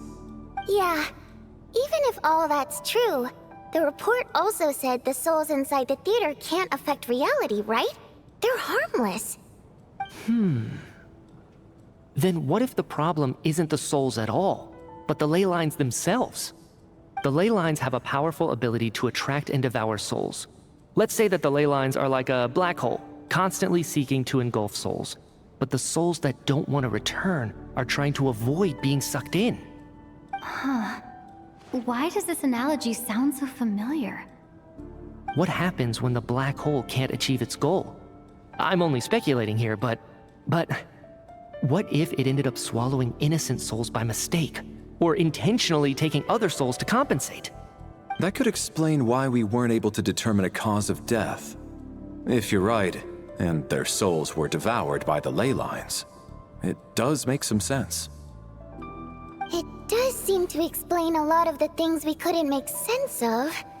Does that mean it's true? Except there's no concrete evidence.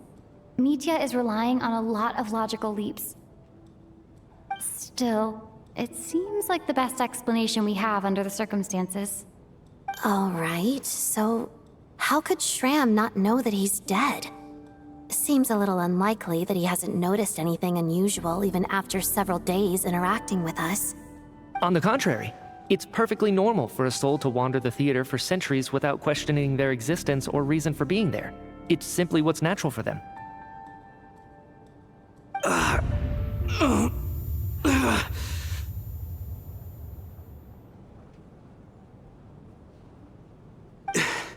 You know what, Mr. Brainiac? I think you might actually be right after all. I'm trying to remember and... even though my head feels like it's going to explode, I think... it's all coming back to me.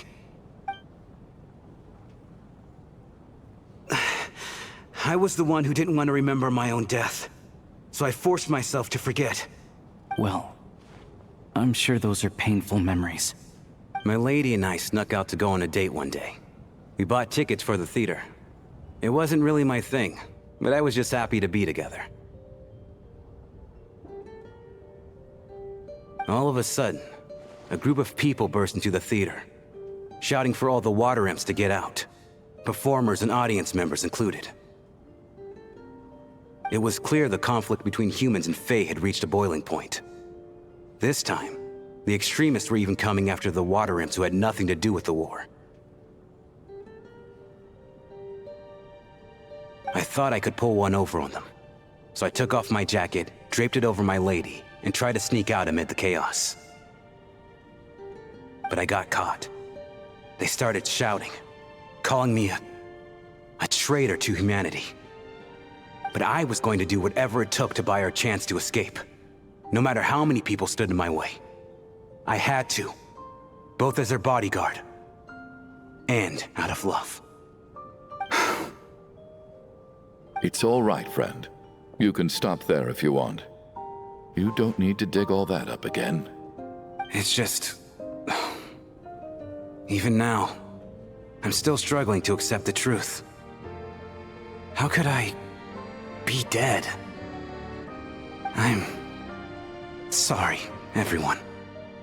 If I'd known I was a dead man walking, I wouldn't have dragged you down with me. If I'm the cause of all this death, then punish me however you see fit. But, Mr. Shram... No. I refuse to be a burden. I know what I have to do.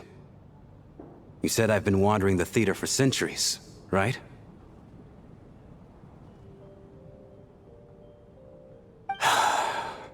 I guess it's high time I got a breath of fresh air. Out there, I mean. I'll leave this place, and take all this death with me. Go out on my own terms. Mr. Shram, I'm sure we can figure out a different course of action. My good sir, we both know I'm not supposed to be here. I should have accepted my death long ago. One way or another, this has to end. Unless you're saying this goes against another one of your military principles somehow. No, I'm speaking on a personal level this time. Let it go, man. Oh, Wait, one last thing. Miss Wateramp, my lover. Her name was Litia. Litia Ozarova. Do you know what happened to her? Ozarova. Oh, Auntie Ozarova. That's what we all called her. I remember her as a very kind elder. She had a bunch of kids, too. I'm so glad she survived. And she had lots of kids? Good. That's good. I could hardly expect her to stay single just because of what happened to me, right? As long as she went on to be happy, that's all that matters. Besides, I'm dead. My soul's been wandering around here for so long because I was worried about her. But now, I can go without regret. There's no need to see me off, my friends. I've enjoyed our time together over these past few days. Perhaps we'll meet again in the next life.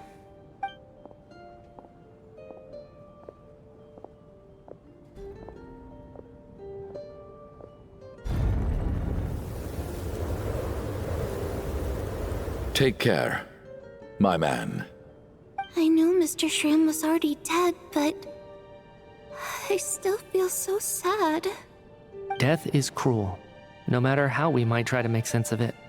So, was the conflict between Fae and humans really that bad back then? I was only little, so I don't remember much. It's terrible to think that so many innocent people had their lives turned upside down. Even the historical records about that time period don't say much about it. All people know is that the Tsaritsa founded the Fatui, drove out most of the Fae aristocracy without explanation, then used her terrifying power to suppress the humans. It seems to me like the Tsaritsa chose to make herself the enemy.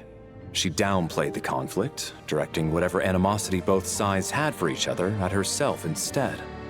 That's also why, despite how brutal the conflict was at the time, there hasn't been much lingering tension between humans and Fae since. Things have been fairly harmonious for the past few centuries. So, the Tsaritsa banished the Fae to protect the Fae living in the city? She offered herself up to be hated in exchange for peace. Maybe it's not quite as bad as it sounds. I don't think Her Majesty is too concerned if mortals hate her or not. And besides, there are very few who truly do. All this time, I had no idea. All right. If Mitia's theory is correct, then I think we can consider this matter settled. Let's all take a break.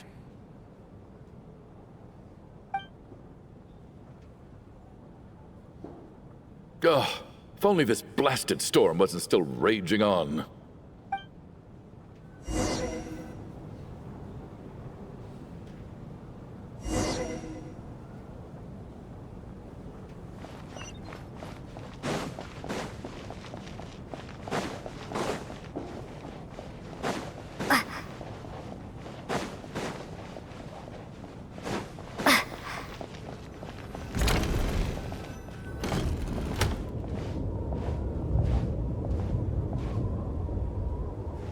Looks like now we can just rest until the snowstorm stops. I still can't believe Shram turned out to be a ghost who'd been in the theater for hundreds of years. To think he was dead this whole time. What a strange turn of events. Knock, knock. Knock, knock. You know the door isn't closed, right? You don't have to knock. Think of it as a signal then. When I'm entering someone else's room and I knock, I'm here as Odette. If I don't knock, it's Lelek. Thanks. So, why did you come to find me? Is there something I can help with? Vodyanitsa said you knew about my secret identity from the start. But when everyone was discussing who Lelek could be, you were worried that revealing what you knew would be unfair to me. So you kept it to yourself, right?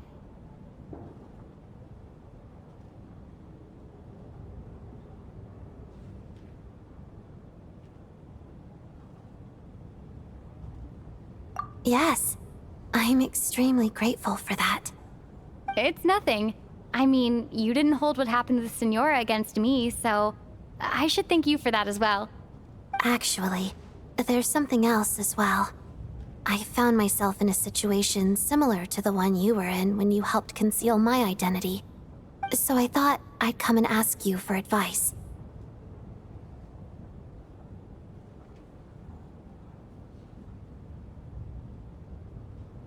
It's about miHoYo.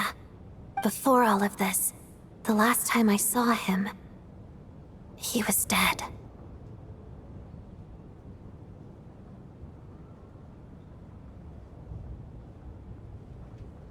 As I'm sure you know, my goal as Lelek was to stop Project Snezhnaya.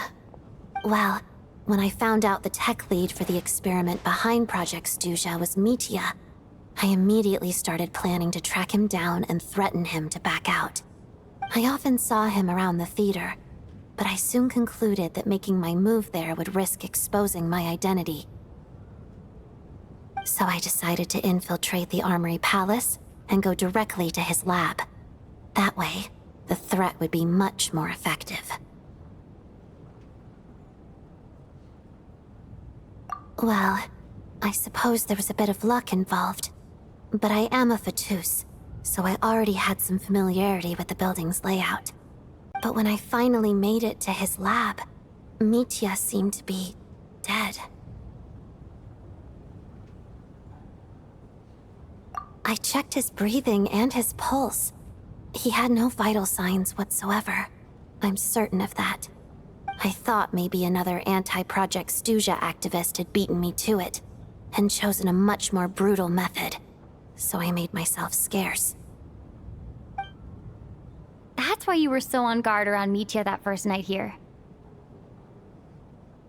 Yes. When I saw him sitting in the audience during the performance, I could barely contain the shock. To me, it was a miracle. Somehow, he'd come back from the dead. But then, the murders started happening and things got so complicated that it wasn't really at the front of my mind. That is, until miHoYo himself said there must be a dead person among us. Then I couldn't ignore it any longer. And yet, you thought that bringing it up right away would single miHoYo out. Just like when everyone was suspecting Lelek. Exactly. I thought there could be something I was missing. Besides, we soon figured out that Mr. Schramm was a ghost. And we knew there was only one extra person. So we thought he had to be the one. But now it seems like there's another candidate. I understand why you kept it to yourself. There was so much information being thrown around during that discussion. Bringing up miHoYo would have just introduced more confusion. So, what do you think we should do? Let me confirm one thing first. When was it that you found miHoYo dead? Around a week ago. Sometime in the afternoon. A week ago? That's earlier than I thought. I saw him just a few days ago at a restaurant. That definitely would have been after you found him dead. He seemed completely normal to me. Chatting with Vodjanica, trying to avoid Valeri. So he was definitely alive on that day. Huh. Well, all I can say is I know what I saw. Here's a thought. The reason we even suspected a dead person could be among us was because of the problem with the theater's ley lines. But miHoYo's death happened inside the Armory Palace. The ley line issue affecting the theater shouldn't reach that far. You're right. I guess he doesn't fit the profile of the person we were searching for. I think the chances of it being him are very low. Surely he can't have died for real in the Armory Palace. Unless... Unless what? Unless he really did come back from the dead. You're right. Do you think we need to disclose this to the others? Huh, what's this? A private meet and greet? Where do I line up? That's not what's going on here. Well, I was just making the rounds. Thought I'd try to lighten the mood a bit. Vodyanitsa's handing out food if you're hungry.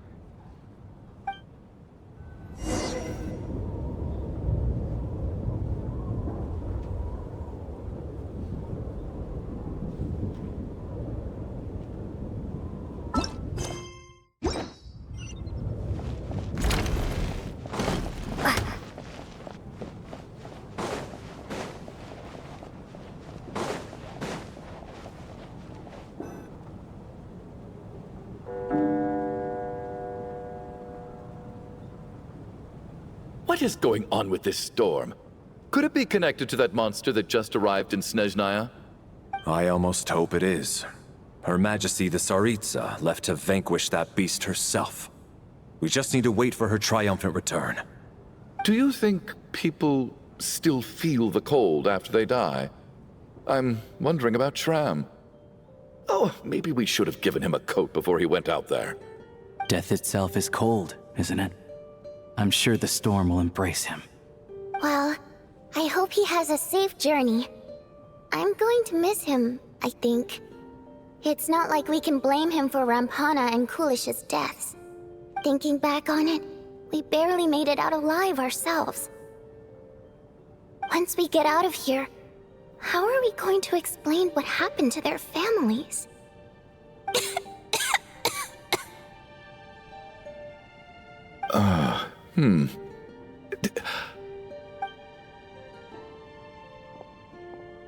Are you okay? Here, take this. I've never used it.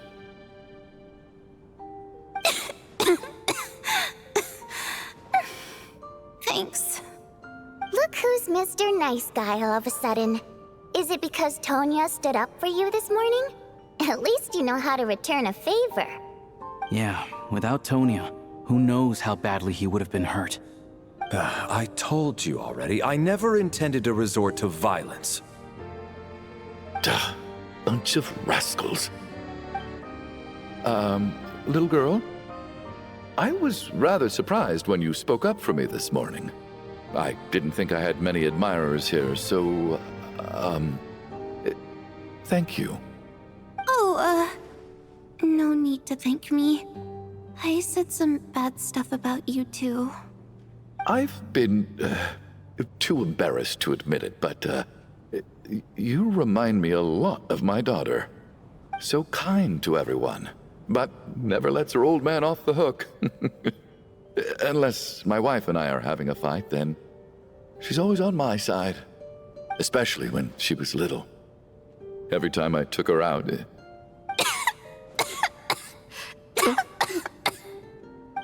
All right, easy now. How long have you had that cough, Tonya? I don't know. It's probably been a while. I'm fine. Are you taking anything for it? Yeah. I'll be fine once I see my brother. He's gonna pick some frost fairy flower leaves and brew a tonic for me. I'll feel much better once I drink that. I see. That's good to hear then. We should probably discuss arrangements for tonight. Now that the deceased has left our midst, there shouldn't be any more incidents. However, out of an abundance of caution, I'll keep watch. Shouldn't we take shifts? I can take one if needed. No need. I managed to get a nap in earlier, so I have plenty of energy right now. After all the tension of the past few days, everyone else should just focus on getting a good night's sleep.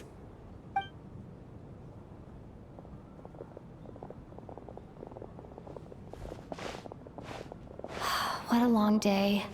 This whole situation turned out to be way more complicated than I expected. But Valeri's right. I should just try to calm down and get some rest. The last thing I want is to give myself nightmares.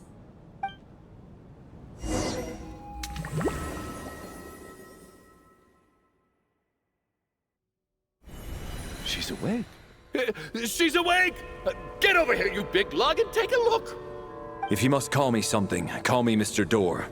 The Black Mist is coming. You need to go. Are you all right? Can you walk? We just got attacked by monsters on our way up. That Mr. Door fellow protected us. He just seemed to come out of nowhere.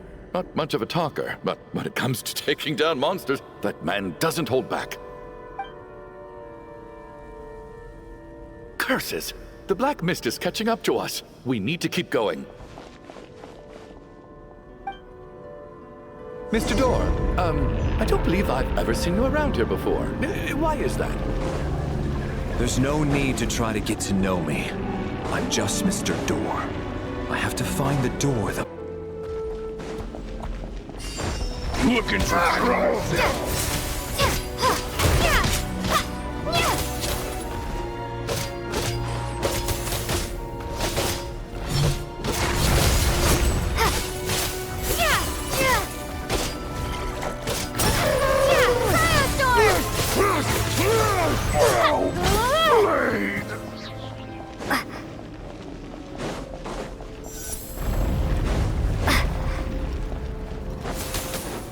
So we're doing this the hard way.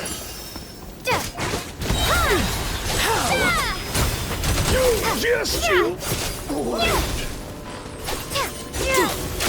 Oh, remarkable work, Mr. Door. If I had your muscles, I'd do the same.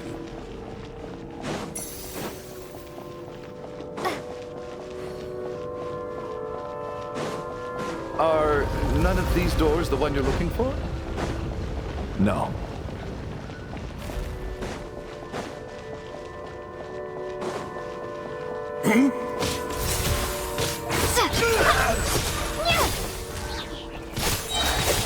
Condense! Come here closer.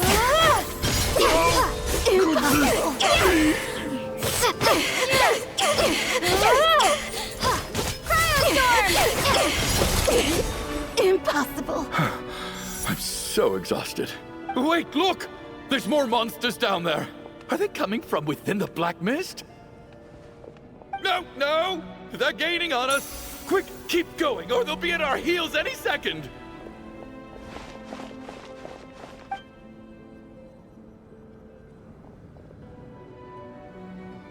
Mr. Door, what are you doing? We need to get out of here. They're coming! Found it. This is my door. What? You mean you're going to stay here? I am a door. This is where my duty lies. No! You saved us. We can't leave you behind. You must keep going. A door can only keep things out for so long. You must make haste. But...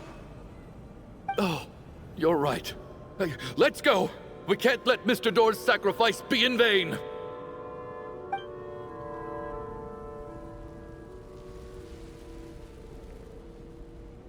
The black mist isn't moving anymore. Looks like both the monsters and Mr. Door are gone. I didn't just imagine all that, did I? Surely I wasn't so scared out of my mind that I hallucinated a door as a human being. Oh, okay, good. There's no way we both hallucinated the same thing. Getting sleepy? Well, looks like we're safe for now. Go ahead. Let's get some rest.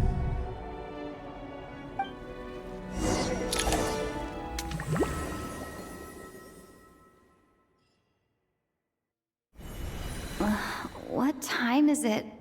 Is it morning? I think I had a nightmare.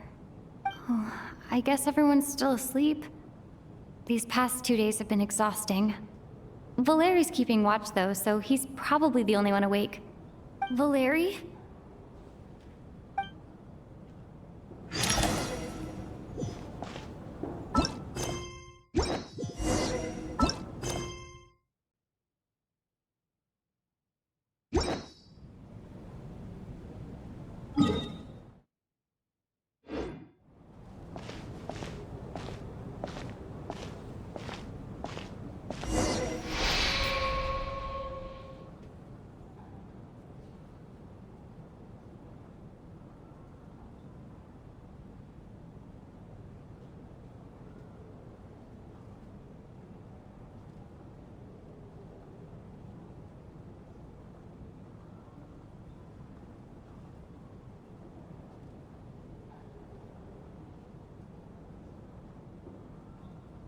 Wake up!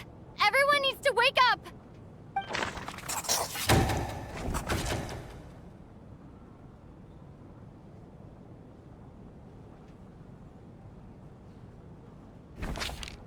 Just like the last 2 nights.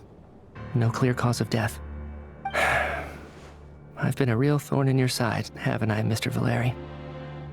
Now you can rest in peace. But for me, life will be all the duller for not having to run away from you, my friend. How's Tonya? Is she okay?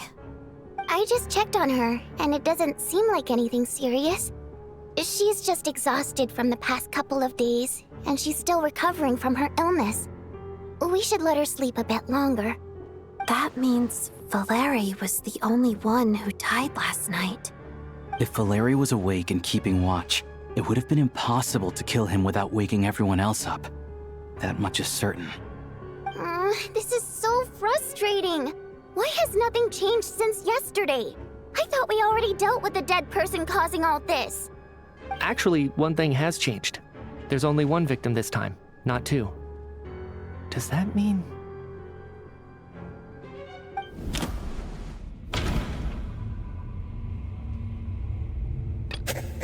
Can a death at night even be defended against? This logic seems baseless. After the deceased Shram left, there was 1 less victim last night. It's a reasonable conclusion, considering the only variable that changed. Oh, the number of people who die each night is equivalent to the number of dead among us. That's your theory, right? Exactly. We identified Mr. Shram, and the night after he left, the death toll dropped from 2 to 1. By that logic, there must be 1 more dead person left among us. Another one? But there was only 1 person unaccounted for in the ticket checks, right? The head count should match up now. Having an extra person was definitely a cause for alarm, but being 1 person short isn't nearly as unusual.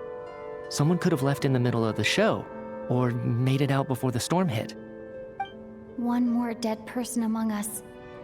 If Mitya's theory is right, then what Odette told me seems a lot more relevant. It's just, at the time, we had no reason to think there was more than 1 dead person.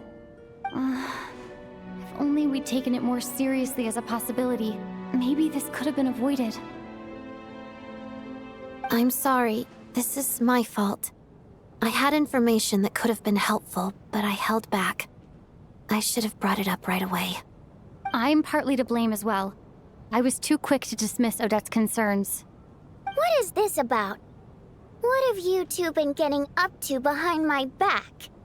Sounds like there's some big news you've been keeping from the rest of us. Well, we're all ears.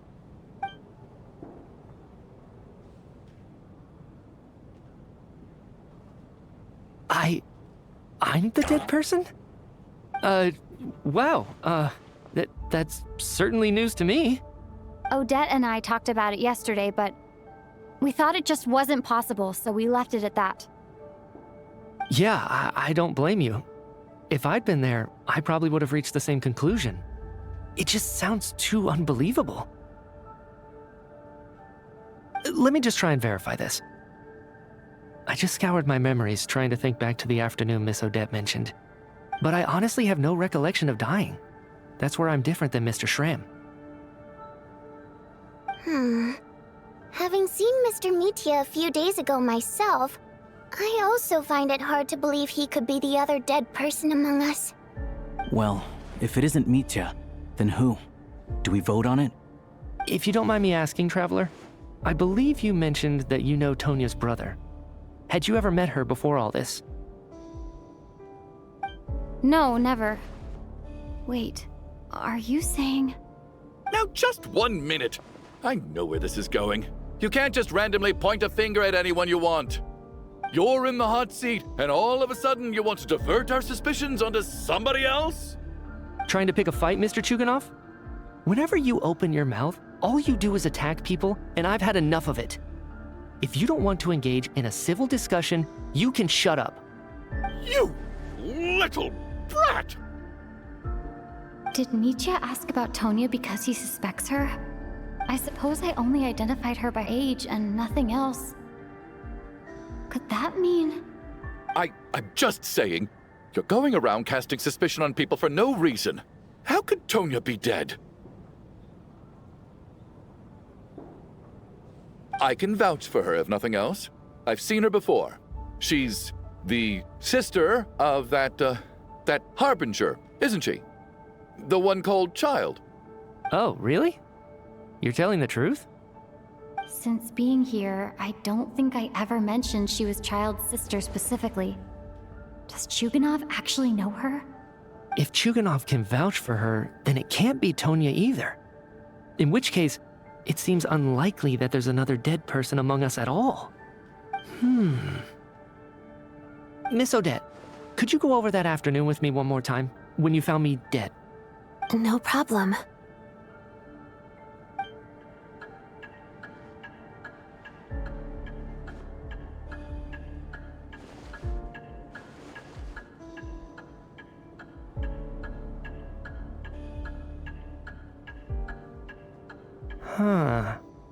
No matter how hard I try, I just can't remember anything about dying. But I do remember something else. Miss Vojanitsa, during our last meal together, I told you how some of the researchers were suffering from temporary memory loss. Do you remember that? Oh, yeah. You said it was hindering the progress of your experiments. You thought they were just under too much stress or something. Right. And even though I don't remember dying that day, I'm pretty sure I experienced something like amnesia. Some of my memories from that afternoon are missing. Are you suggesting you're missing the memory of your... Of course. How am I only just realizing this? Humans aren't necessarily aware of their own death. You mean being silently assassinated, or dying in your sleep? Situations like that? The researcher's amnesia. Suddenly it all makes sense. I must thank you, Odette. I think your perspective just helped me reach a breakthrough on a series of issues that have been troubling me for quite some time. All right. It's decided then. I'll be the one to leave today. Oh, leave? Hey, wait a minute. Aren't you rushing into this? What if you're wrong? You'll pay with your life. Come on, kid. Aren't you gonna fight for your life? This seems like a rash decision. I have other reasons beyond what's been discussed. In fact, thinking back, I remember during Miss Odette's performance, while I was sitting in the audience stalls, a brilliant new idea for my research popped into my mind. But then, my train of thought suddenly cut off. I can't remember it now at all, and I didn't take any notes. I guess that must be another instance of temporary amnesia. No. Hold on. I see where you're going with this. You're suggesting that each instance of temporary amnesia is a death, right? There's a glaringly obvious flaw in that idea, no? How can one person die so many times? I believe Miss Odette's account. During the period where my memory is blank, I must have been either dead or in a similar state. All it would take is for the same thing to happen in the theater, and I would come under the effect of the ley lines in this vicinity. This increases the likelihood of me being the deceased, does it not? But... There's no evidence to suggest that anyone other than me is a candidate for the deceased. So allow me, as a scientist, to treat this as an experiment. Please relax, everyone. I don't think things are as bad as they may seem. If I really am the deceased, then to leave the theater will be a relief for me. If, on the other hand, I'm still alive right now, well, apparently you've all witnessed my resurrection recently anyway. Who's to say I won't return from the dead again this time?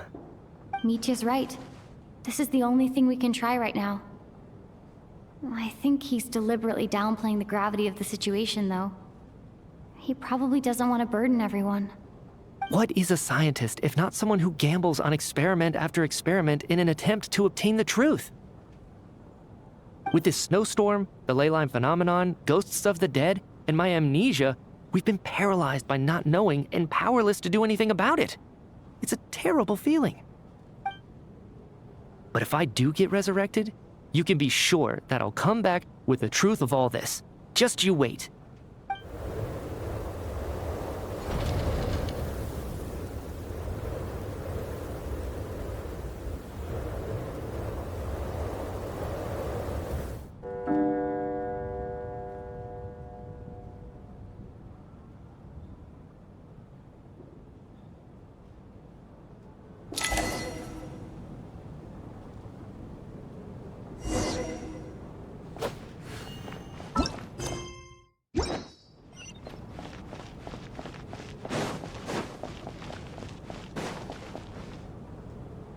Poor Mr. Mitya. I didn't even get to see him one last time. Maybe it's a good thing that you weren't there to see it. It was a hard thing to watch. I hate goodbyes. Why does it feel like everyone around me is slowly disappearing? Not just in here, I mean. In the outside world, too. Maybe it's the realization that, at the end of life, everyone has to face it alone. Come to think of it, the main reason we're still alive right now is pure luck. Each morning here, for every one of us, there's the chance that we might not wake up. You could take it a step further and say that the same is true outside, too. Who can ever be 100% sure when they drift off to sleep that they'll open their eyes again in the morning? If I make it out of here, I'm going to cherish every moment that I'm awake and live without any regrets. Without regrets? I feel like a strange sense of anxiety has been quietly growing inside me over the last 2 days.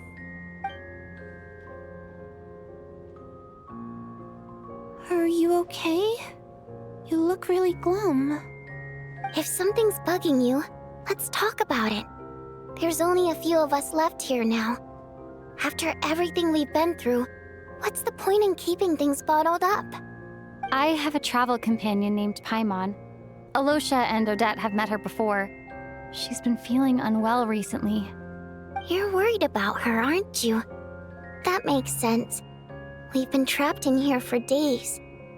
To be honest, I used to feel like I was just a spectator in this world, watching everything that happens from the sidelines. Maybe it's because I'm a descender? A descender? But with Paimon by my side, over time, I slowly felt my connection to this world growing stronger. She loves eating, sleeping, and having fun, but she's also a great guide. It's her authenticity that makes this whole world feel more real for me. Over the last few days that we've been apart, I've often caught myself wondering, what would Paimon say if she were here right now?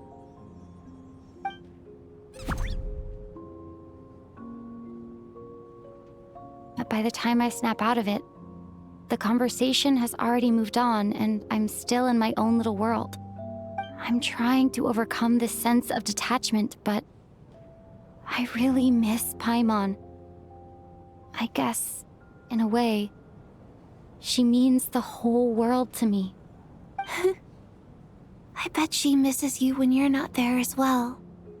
Maybe you're her entire world too. I don't know if this will make you feel any better, but back when the water imps left Snezhnaya in droves, I also felt like the whole world was suddenly empty. I could be surrounded by people all smiling and having fun, and still feel completely separate from it. So, I totally understand how you feel. Later on, I started to think, maybe accepting the fact that our loved ones won't always be with us is something that takes a lifetime. All we can do is cherish their companionship from moment to moment. So, once we get out of here, you better hurry back to our side as fast as you can. You can't let your story end in regret. That's the trope I hate the most. Thank you.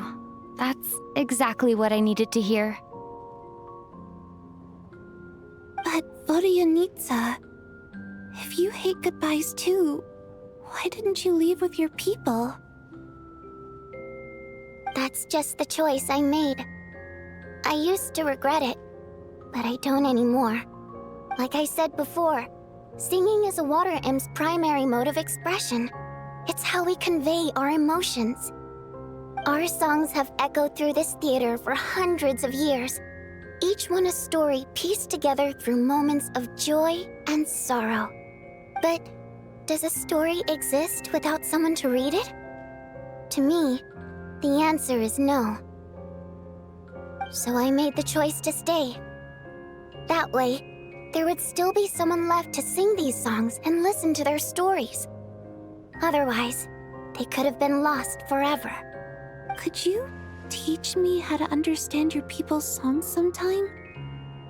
I want to be able to truly hear them, like Mr. Shram. A fan after my own heart.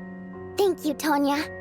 How about I sing something for you, and you tell me what you hear? Okay, I'll do my best.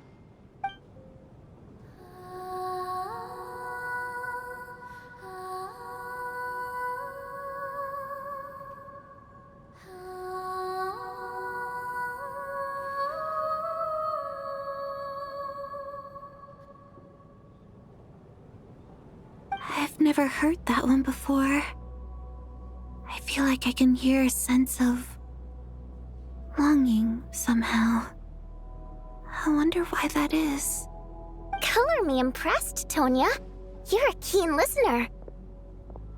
Most people can only tell if a song is happy or sad. I didn't think you'd be able to pick up on such specific details. So, what's the song about then? Come on, tell me!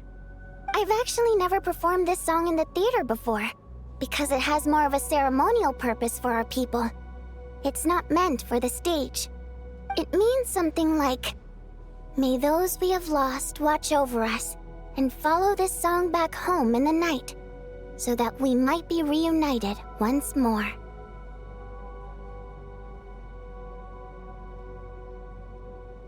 No wonder I could hear that sense of longing. You sing it for loved ones who have passed away. I hope it reaches them. It's getting late, Tonya, and you're not well. We should all turn in early. I suppose there's no reason to keep watch tonight. Okay. But, before I go to bed, could you sing that song a couple more times for me, Vodyanitsa? Of course. Anything for my #1 fan.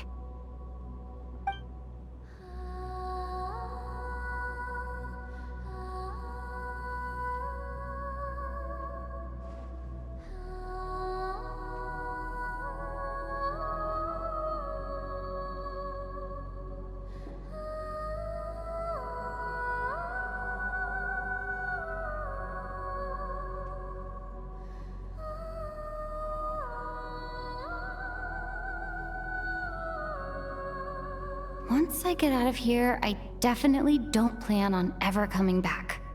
But I guess that means I'll never get to hear Vodyanitsa sing again. That's a sad thought. Before I fall asleep, I should cherish this moment of companionship while it lasts.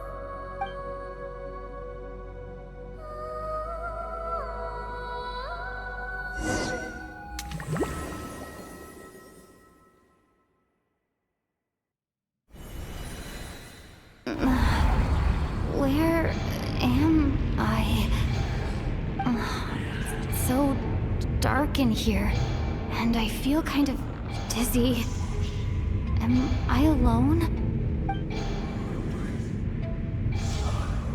Huh? What was that noise?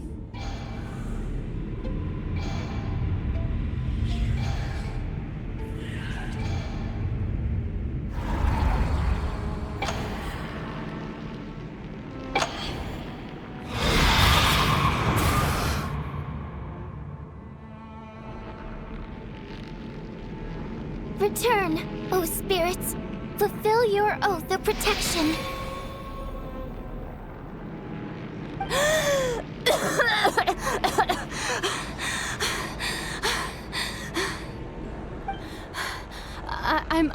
I'm alive? What just happened? No time for questions. Quick, over here. Turn on the switch. We need to bring back the light.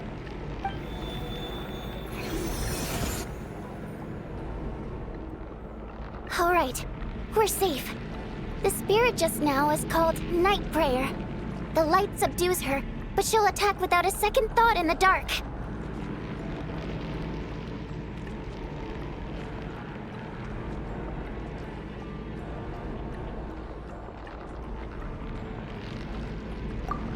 Sort of. I know it's hard, but you can't let this place go dark, or she'll kill you again. Yep. Luckily, I was here to resurrect you. Otherwise, that'd have been a real bummer. A bit more than a bummer, I'd say. Wait, so you have the ability to resurrect people? Sure I do. I'm your guardian spirit after all. I specialize in soul recall. Oh, it's nice to meet you, by the way. Oh, thanks. It's nice to meet you too. All right, there's no time to waste. The black mist is already catching up. We need to avoid it at Night Prayer at all costs. Come on, let's go. We need to reach the next switch before the place gets too dark. If we bring the light back, Night Prayer won't be able to get to us.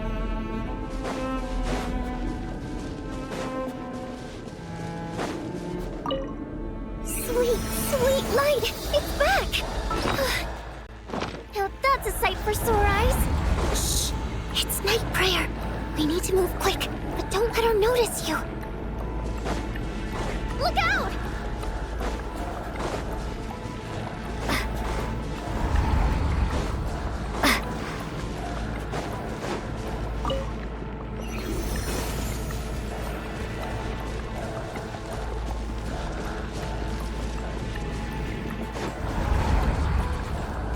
Which is over there.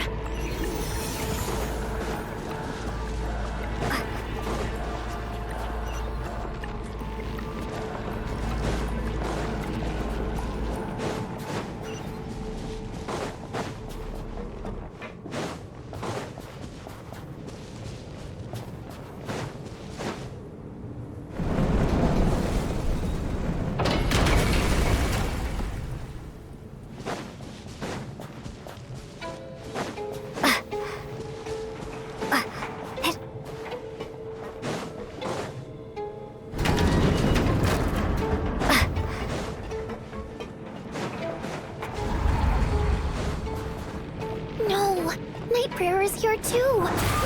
This can't be the only path. I won't let you die like this. Not on my watch.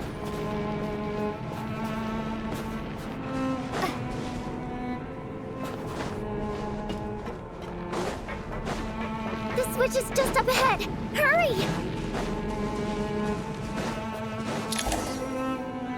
It's too dark.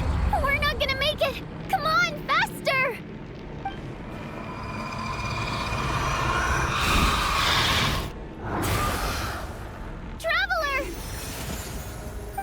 Let you die like this. Not on my watch.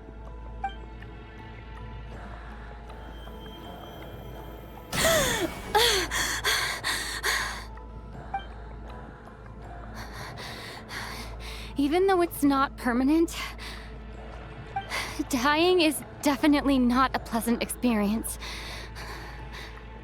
Great. You're back. Yeah, thanks to you. Time for you to get out of here. Quick, before the light runs out. What about you? You're not coming with me? I can't. I've already been used up. A guardian spirit's skills are finite. I can only resurrect someone so many times. I might not look any different, but my essence has been exhausted. Now, I will slowly start to fade away. I can go no further. The black mist is where I belong. It's okay. Why didn't you tell me sooner? Because it wouldn't have changed anything. That knowledge would have just burdened you. And a guardian spirit's role is to protect. But... Go.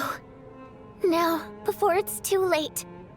I already hear night prayer approaching.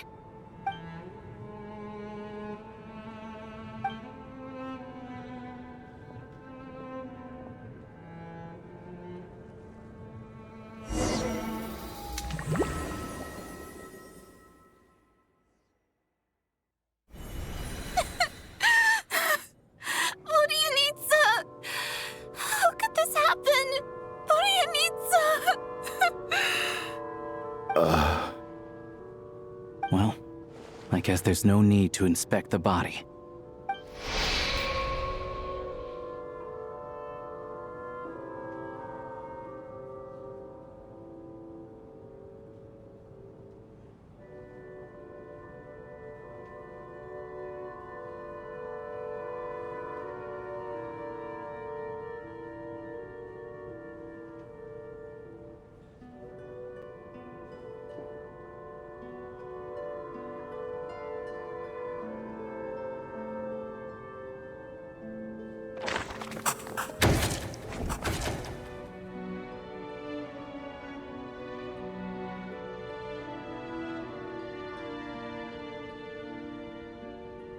This wasn't supposed to happen.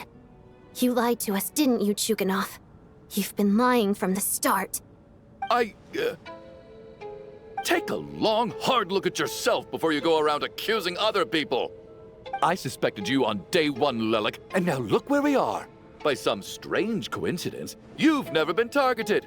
You just happen to have survived this long? No, you should be the prime suspect. And you, little hunter, ever so content with staying on the sidelines. Yet you were the one who stopped us from leaving from the start. Why are you trying to keep us here? Now you're just lashing out indiscriminately. That's either a sign of anxiety or a guilty conscience. Where was all this passion and bravado before? Decided to fight until the bitter end. Is that it? Is that a threat? Fine, bring it on. You think I'm afraid to die after all this? You want to kill me? Go ahead. I'd like to see you try. After all the trauma of the past few days, everyone's been pushed to the breaking point. Valeri and Mitya aren't here anymore. Someone else needs to step up and take charge. But first, I need to think this through. Considering everyone left, who's the most likely candidate for the deceased?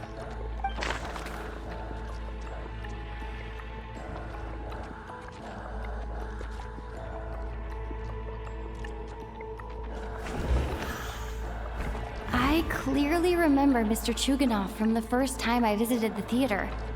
He made quite an impression.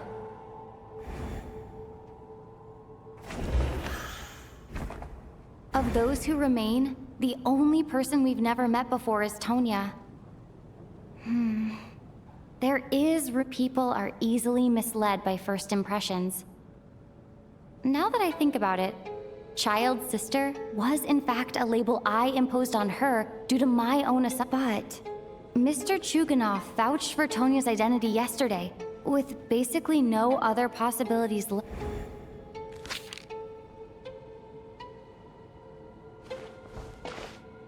Tonya, how's Tusser been lately? Tusser? Your brother Ajax must have mentioned me in his letters home, right? Did he say anything about a blonde traveler? No.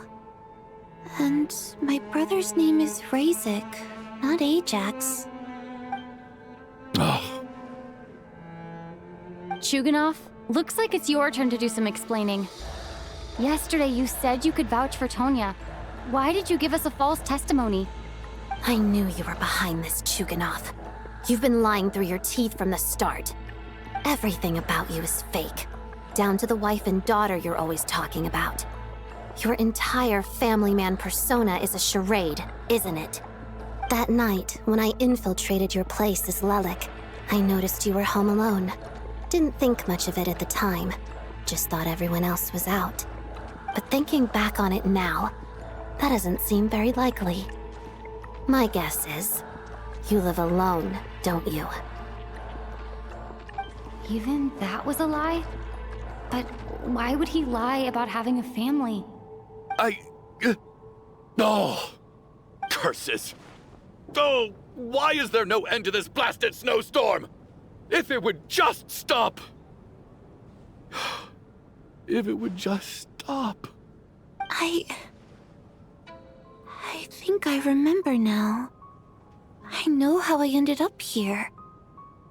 It feels like a distant memory. But at the same time, it's just like it was yesterday. The reason I'm always coughing is because I got sick with frostbite.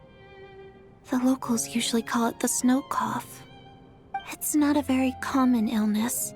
It's partly genetic and partly caused by the cold climate, but it can be fatal. They sent me to the hospital as soon as they found out I had it, and I spent so long lying there in that hospital bed. After a while, I felt myself growing weaker and weaker. Nothing seemed to be working anymore. Neither the treatment that the doctors were giving me, nor the medicine my brother was brewing from frost fairy flower leaves. So one day, I told my brother that I wanted him to take me outside for once, so things could be like they used to, just for one day. I wanted to meet loads of friends, experience new things. He agreed. He snuck me out of the hospital, and we escaped. We got to the theater, bought tickets, and went inside. Oh, it was all so exciting. I remember the show very clearly. It was amazing. But I found myself getting sleepier and sleepier. Oh, Tonya. When I woke up, I couldn't find my brother anywhere, so I guessed he'd already left. But there's no way he'd leave me behind. So I decided to stay here and wait for him. At the time, I figured he'd probably gone to brew some more medicine for me. I was planning to chew him out for abandoning me when he got back. Tonya, it sounds like by then, you'd already... Yeah, I know. I understand now.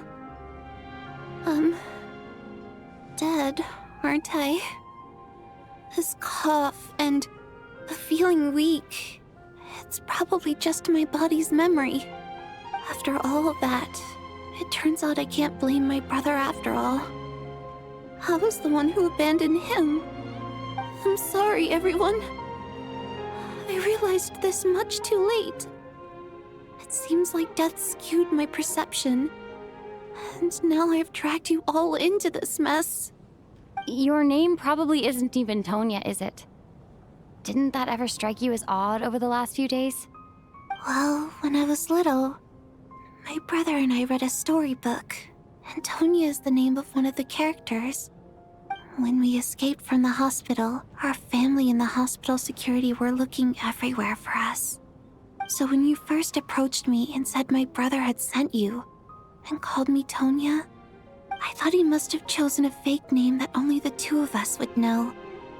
Because he was afraid of getting caught. No. It seems like that was just wishful thinking. At least your memory of death isn't painful. That is a small comfort. Now it's your turn, Chuganov. Talk to us. I believe no lie is ever told without a reason. You're right. I was lying. I happened to know that the Harbinger child and his sister Tonya managed to get tickets, so I lied to you and pretended I knew them. And yes, I was lying about my family too. The truth of the matter is, I lost them a long time ago. I just refused to accept reality. And now I've spent the second half of my life living a lie. I'm a joke. My daughter's name was Iskra. And before you ask, yes, Iskra, as in Iskra Manufacturing Plant. She also died from the snow cough. She was just 6 years old. If she were still alive today, she'd be around the same age as little Tonya here. After Iskra passed, my wife couldn't bear to face those memories either. So she chose to start a new life without me. One day when I came home from work and saw the empty room, I felt like I couldn't breathe. Subconsciously, I started to imagine that they were still there. I soon discovered that this was the only thing that made me feel any better, so I just embraced the delusion. Nothing more than a pathetic means of escapism, I know. But at least it's not a crime. So explain your false testimony, then. The night before last, when I was chatting with Tonya, she mentioned that her brother would brew medicine for her from frost fairy flower leaves. Combined with her various symptoms, I suddenly understood everything, including the fact that she was deceased. The snow cough used to be an incurable illness. I would pick frost fairy flower leaves to brew medicine for Iskra too. It took hours and hours on the stove. But the year after my daughter passed away, the Jester of the Fatui announced that a cure for frostblight, also known as the snow cough, had finally been developed. It turned out that all previous treatments were completely ineffective. No better than random concoctions. That was the final straw for me. I just couldn't take it anymore. Just one more year. One more year, and everything would have been okay. So, more than anyone, I know full well that in this day and age, no one in their right mind would still be using frost flower leaves to brew medicine for the snow cough. Poor Miss Tonya, therefore, had to have been from an era when snow cough was still a terminal illness. So, you projected your daughter onto her? Even though you knew she was one of the dead?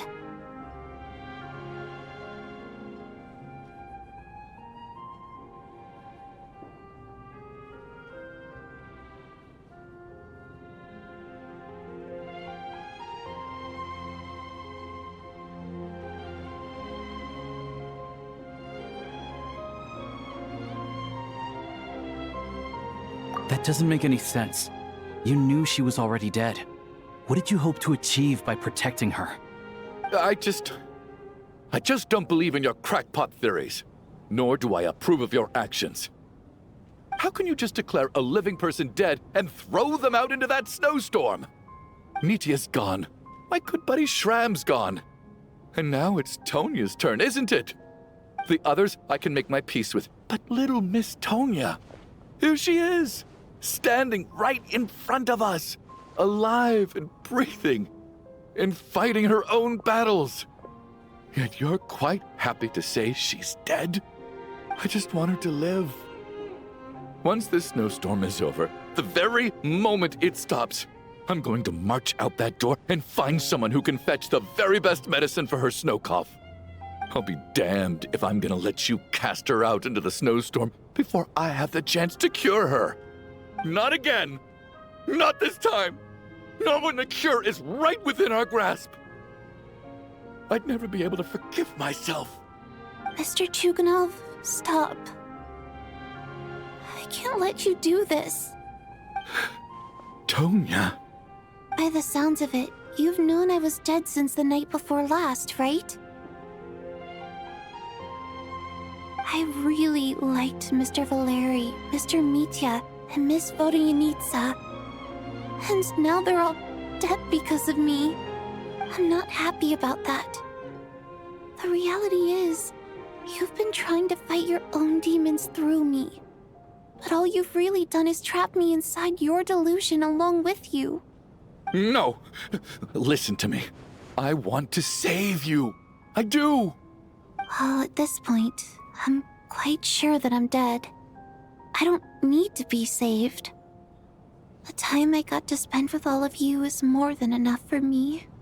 Despite all the bad things that kept happening, I got to meet so many interesting people and spend so many days and nights by your side. Since the day I escaped that hospital until now, this has been an adventure I never even dared to dream of. I'm very fond of you all. If it were only possible, I'd trade my soul to bring back the ones who died. If it meant things didn't have to end like this. And that's why I'm not fond of you at all, Mr. Chuganov. I'm sorry. It's them that you owe an apology to, sir. Not me. Well then, I suppose this is it. It's time for my adventure to end. I've caused enough trouble. You're leaving already? It's still early. Don't you want to stay a little longer? No, thank you. Oh, and by the way, my name is Patashka. It was nice meeting you all. Feels strange that we're only being properly introduced now that it's time to say goodbye. Patashka?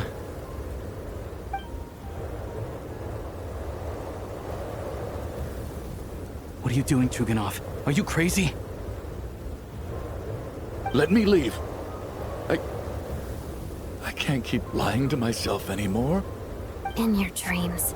Don't think you're getting off that easy when you had a hand in the deaths of so many people. The Fatui have honed quite an array of enhanced interrogation techniques since they were founded. Once we're out of here, Lelek will personally give you a taste of every last one.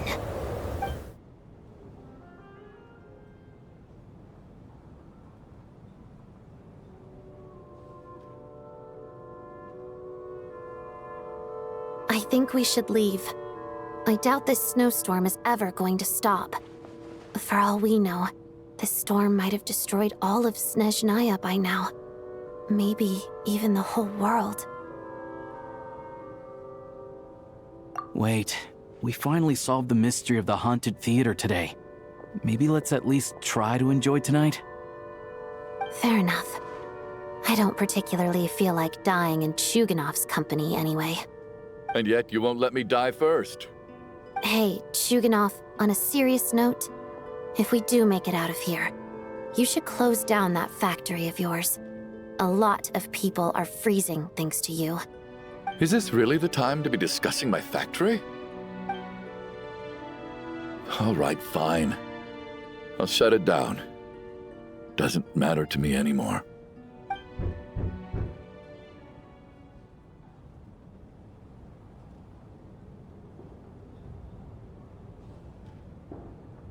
Am I hearing things? Or was that a knock at the door?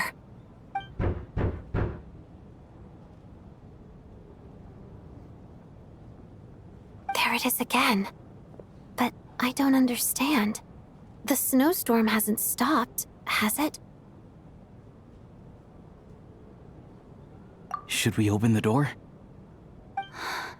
Is this it? Is this nightmare finally over? If the last few days are anything to go by, I probably shouldn't be getting my hopes up. Whatever lies beyond that door at this moment, it could be something even more terrifying than everything we've been through so far.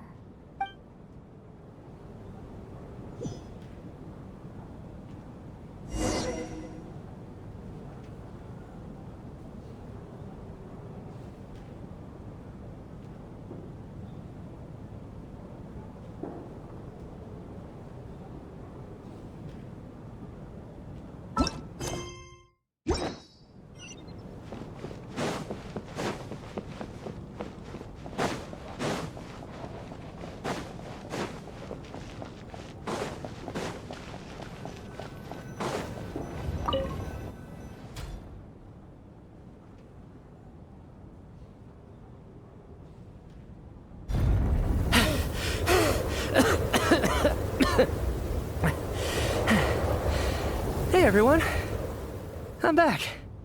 How are you doing? feeling any better? Much better, thanks. Whew, it is so good to have you guys here. I was a little worried that the theater would be empty by the time I got back. Let me see. Tonya and Vodyanitsa are missing, which means... Vodyanitsa died last night. And then you discovered that Tonya was the other dead person. Am I right? Not Tonya. Pitashka. First, tell us how you made it back here. Given the conditions outside, no one should be able to return alive. You're right. The thing that got me back safely was... a song. I heard someone singing. After walking into the snowstorm, my mind grew hazy. I don't know how long I walked through the storm before my mind completely slipped away. Then, suddenly, I heard the sound of singing. The voice instantly brought me back to my senses, and I regained consciousness. So I followed the voice, searching for the source of the singing. I searched and searched, until finally, just a few moments ago, there was the entrance to the theater, right in front of me. I've actually never performed this song in the theater before, because it has more of a ceremonial purpose for our people. It's not meant for the stage. It means something like, "May those we have lost watch over us, and follow this song back home in the night, so that we might be reunited once more." That must have been Vodyanitsa's requiem. Who knew it actually worked? That song is meant to guide the souls of the dead. Mitya, that must mean that you... Huh. No kidding. Huh, seemed like I guessed right then. This is what I've been so desperate to tell you about. When I first stepped out of the theater, I was still quite lucid. My memory of it is still pretty intact. I remember the outside world being completely different than what I'd expected. It was like this was a world where only the snowstorm existed. There wasn't a trace of any humans or buildings ever having been there. I don't know how else to describe it, except to say that it just didn't seem like the real world. And as for the requiem, if I was guided here by Vodyanitsa's song, it can only mean that I must already be dead. And this is my soul, not my body. But I didn't experience a clear moment of death while I was out there. Nor do I feel any different now than before I walked into the snowstorm. You don't seem any different to me either. In fact, this is something I've been wondering about for a while now. If souls aren't physical, shouldn't they lack tangible form? Both Shram and Pitashka were clearly deceased, and yet their souls didn't look or feel like ghosts at all. They were visible, tangible, no different than you or me. This raises a truly terrible thought. Is that really what Mitya is suggesting?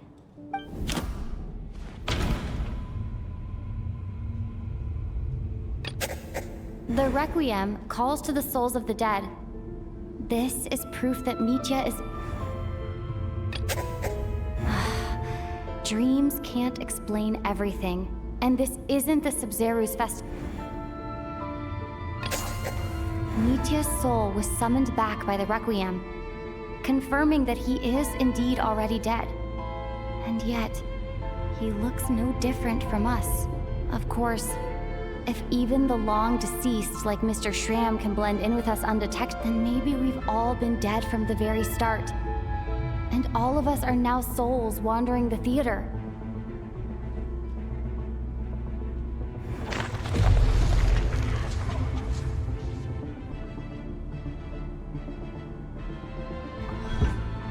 Yes. I think that this is probably the afterlife. What did you say?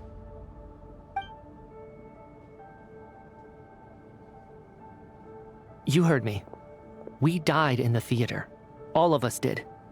But due to an obstruction in the theater's ley lines, our souls are trapped here, while an endless, infinite snowstorm rages outside. It's ironic, really. All that time, we were working so hard to figure out who the deceased among us were, when the truth was, we were all deceased. The only difference being some of us died more recently than others. Do you remember that note, "Death is near"? Seems like we misunderstood what it meant after all. Death was nearer than we wanted to think all along. The note simply meant that all of us were already dead. So all our attempts to survive, our search for the deceased, it was all for nothing? Hard to say. At the very least, we helped 2 lost souls find clarity and go to where they belong.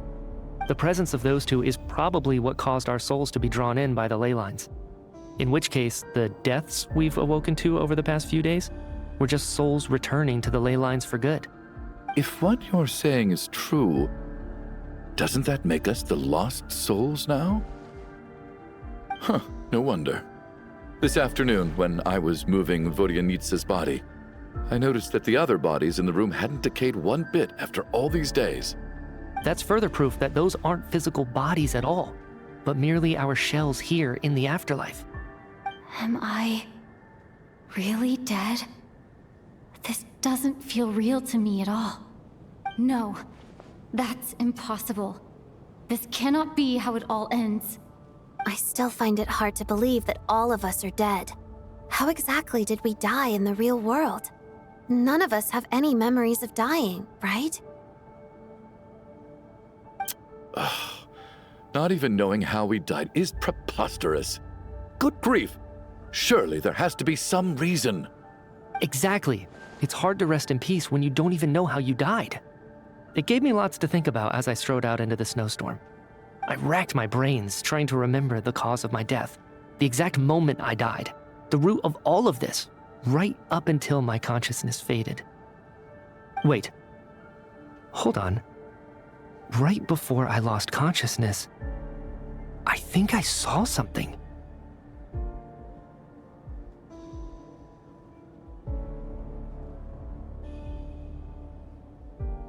I can't remember. And I think I lost my notebook and pen.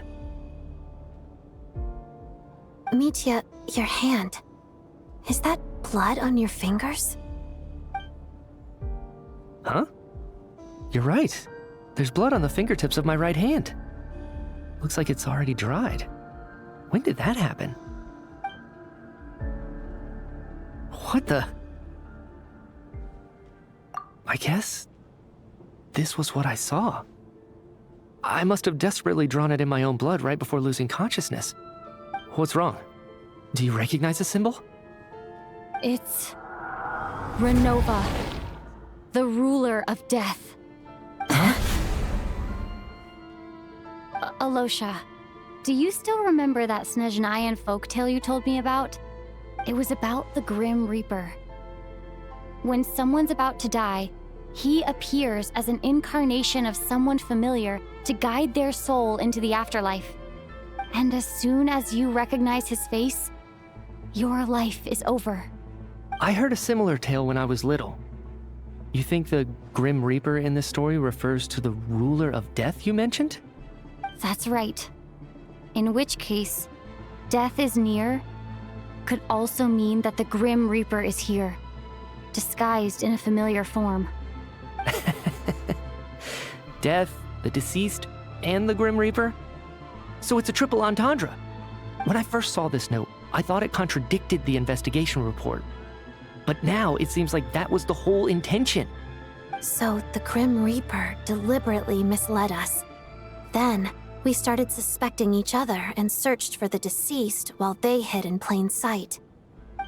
By that logic, the one person most likely to be the Grim Reaper incarnate is...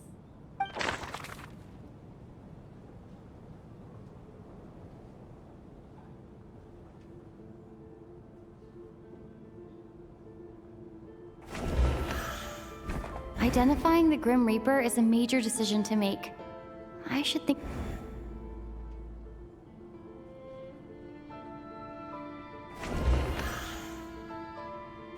Identifying the Grim Reaper is a major decision.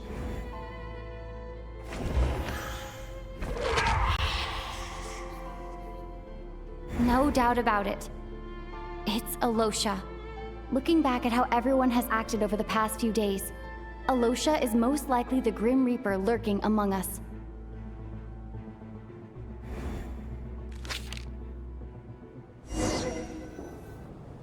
Is it you, Alosha? You were the first to discover the investigation report, and you had plenty of time to slip the note inside to mislead us. So? Surely you can't suspect me based on that alone. What if someone else found the investigation report first, slipped the note inside, and then put it back without telling anyone? There's no denying it. The note could easily have been slipped in much earlier than it was discovered. That's not all. I've also noticed that, although on the surface, Valeri, Mitya, and sometimes I were the ones taking charge of the situation, looking back now, even though you didn't say much, you were always subtly guiding everyone from the sidelines. What do you mean? You were the one who emphasized how dangerous it was outside and insisted we all stay here. It was also you who suggested that we all sleep in the same place. And earlier today, you tried to convince Patashka to stay. I don't understand why, but it was out of character. So, you didn't understand my intentions, and now you're assuming the worst. Seems pretty unreasonable if you ask me. He still won't admit it? Fine. Let's see how he responds to the most damning evidence of all. The biggest question I have right now is, if the Grim Reaper is impersonating Alosha, then where's the real Alosha? When did they switch?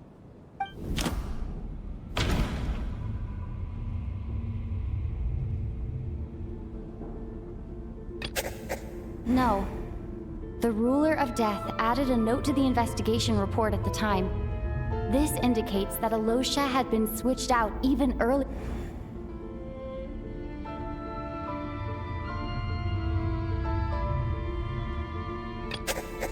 No.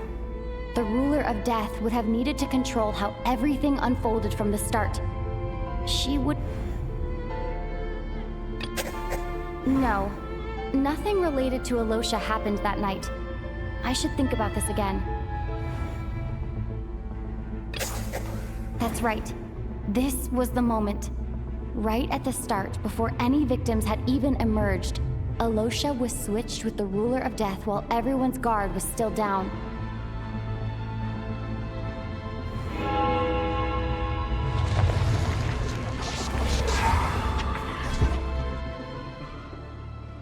When all this began, right after the performance ended and the snowstorm began to pick up, no one suspected anything unusual.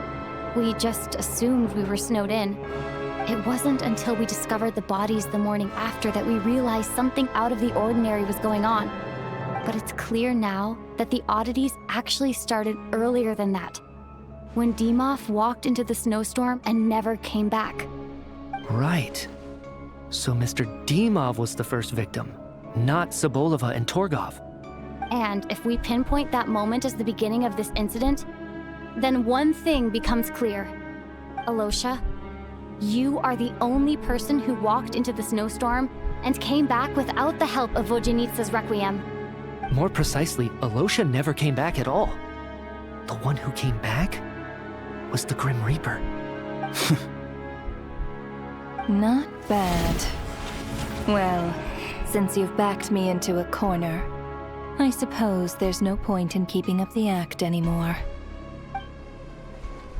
Alosha? You're the Grim Reaper? I am no such tired cliché. Mortals should address me as the Ruler of Death.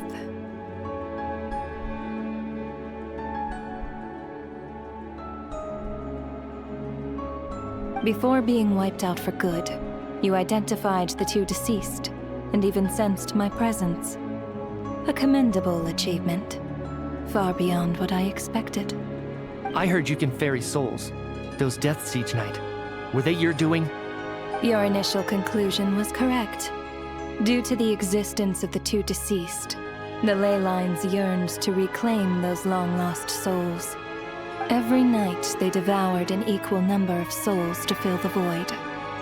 This required no intervention from me. Though, of course, ferrying souls is indeed my authority. Here, take a look.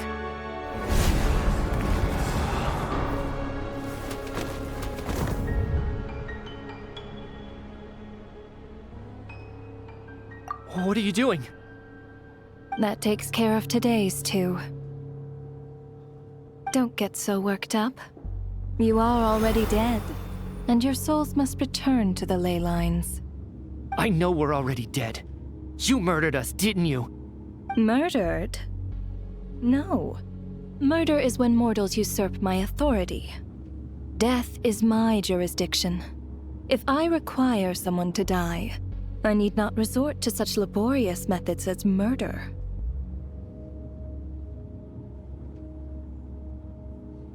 You simply met the criteria to trigger my curse of death. I know about the curse of immortality. So there's another death-related curse too? You cursed us? When? And why would you do such a thing? So often, humans pray to me, begging to know when their death will come and what form it will take. But few people ask why.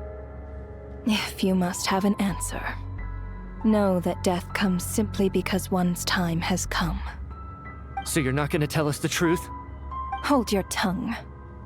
By all rights, you shouldn't even be allowed to speak with me.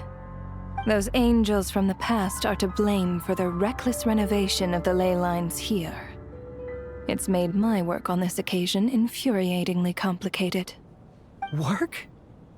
So trapping us here, making us watch our friends die, that's just another day at work for you? You clearly have a lot of questions. Fine. As a reward for your remarkable accomplishments over the past few days, I shall answer a few of your inquiries, provided they aren't too unreasonable. After the physical body dies, the soul must return to the ley lines for that person's death to be considered complete. My work encompasses the entire process of death, including, naturally, the guiding of souls into the ley lines, with which you are now so familiar. You must also be rather familiar with Natlan's Night Kingdom, I presume? It was I who supported the creation of the Night Kingdom. It provided a convenient means of guiding the souls of Natlan. Here, too, the ley lines connected to the theater underwent some modifications. The angels hoped to make them capable of accommodating the souls of some special creations. But this actually hindered their ability to accept ordinary souls to some degree. This effect manifested itself after you died from the curse in the theater, leaving you stranded in the afterlife, unable to achieve a complete death. But if souls who die from the curse of death fail to return to the ley lines within a short window of time, they will miss their chance for good. Then, they will remain forever suspended between life and death, no longer subject to the authorities of either. So if you don't resolve this matter soon, and see all our souls return to the ley lines before long, we'll escape your control. Mitya is sharp. This must be what Renova was worried might happen, and the reason she got involved to begin with. But if you have the authority to guide souls, why didn't you just show yourself and get it over with? Why hide among us in the form of Alosha? You seek to understand the mind of a god. Very well.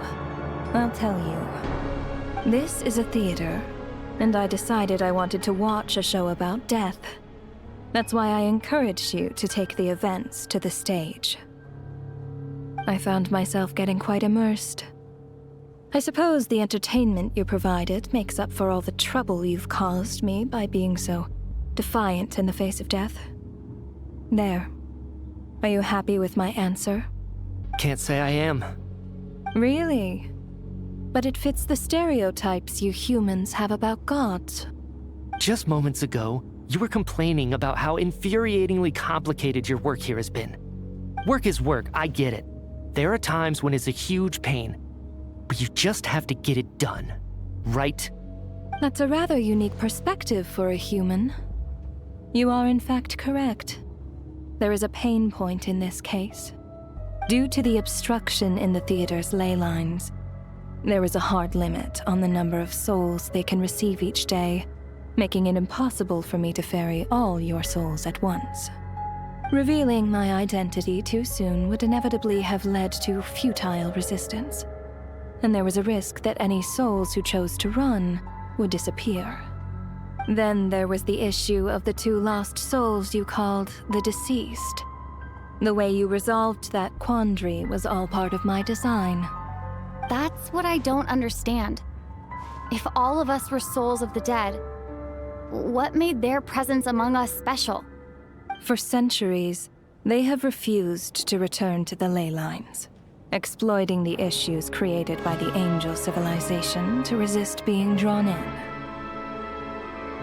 Centuries of obsession accumulated during this process. You may think of this obsession as the resentment of the dead, and in this quantity, it was a bomb that could have detonated at any moment. It reached the point where I could not afford to leave it unchecked.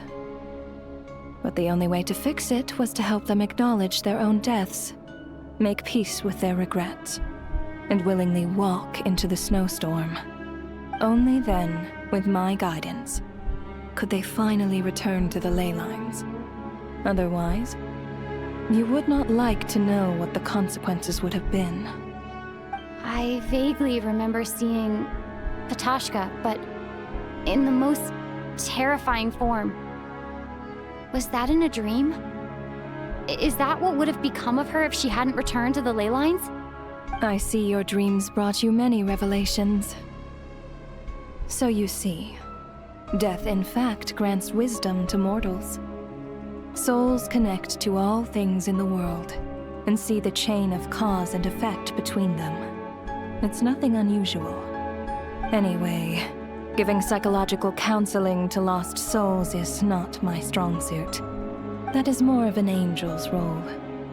It was something I could not resolve directly using my authority, so I decided it was easier to leave the bomb defusal to you. Meanwhile, of course, their presence caused the souls of other members of your party to return to the ley lines each night. From where I stand, that was killing 2 birds with 1 stone. As both issues slowly resolved one another without me having to lift a finger, all I had to do was stay close by and keep the situation under control. Then use my authority to wrap things up at the end. And, of course, while I was at it, I thoroughly enjoyed watching this drama, dealing with death from a mortal perspective, play out on the stage. Sounds like you had it all figured out, Grim Reaper. I just did the math. You said there's a hard limit to the number of souls the ley lines here can receive each day. It's 2, isn't it? That much is obvious, even to a fool. It's time to review this whole affair. If the ley lines can only take in 2 people per day, I need to go over the deaths from these past few days again.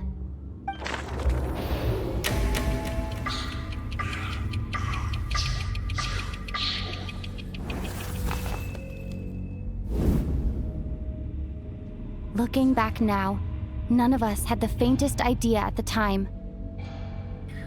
From the moment the staff member named Demoff walked into the snowstorm, the incident had already begun.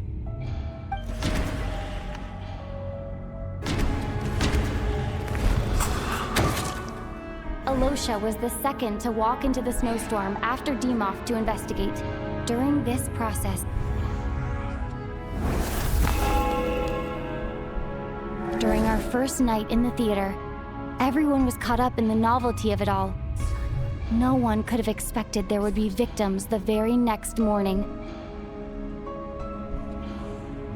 Despite all the confusion, and with the help of hindsight, we finally began to realize that something was amiss with the snowstorm.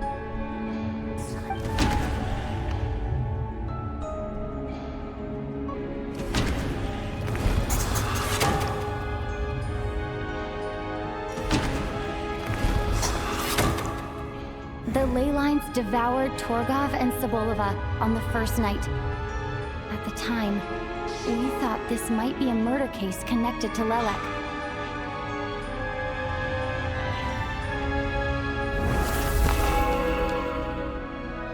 Odette and I spoke a lot that night. 3 people were on watch, but in the morning, we discovered that someone had fallen victim all the same.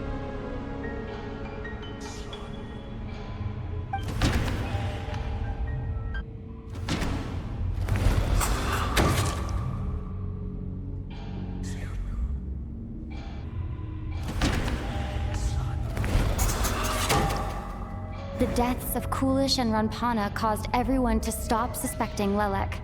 Unexplainable phenomena occurred one after another, leading Mitya to suspect that we were caught up in a supernatural event.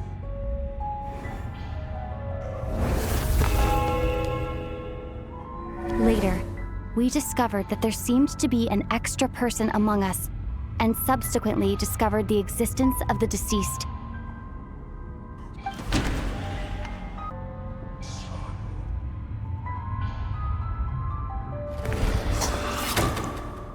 Mr. Shram realized he was the deceased and walked into the snowstorm to return to the ley lines of his own accord.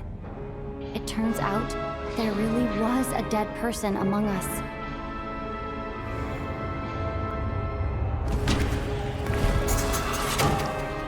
We thought it was all over, but Mr. Valeri's death was a rude awakening for everyone. Once again, the ley lines consumed him during the night. A lot happened today. Mr. Valeri's death led us to discover the connection between the number of deceased and the number of victims during the night.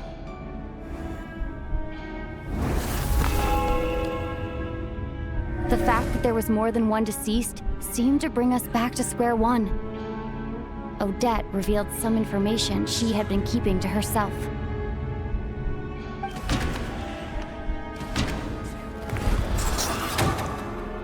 Vodyanitsa was swallowed by the ley lines in her sleep, but the requiem she sang before falling asleep was quite a game changer.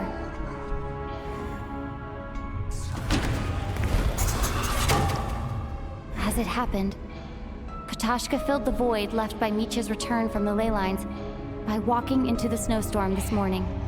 The girl I thought was Child's sister, Tonya, turned out to be another of the theater's deceased. Come to think of it, Patashka was about to walk into the snowstorm at that time, and Renova, unaware that Mitya would return, was concerned that her soul would overflow from the ley lines. That's why she used Alosha's voice to try and persuade her to stay behind. Looking back, I suppose that was an early slip-up on her part.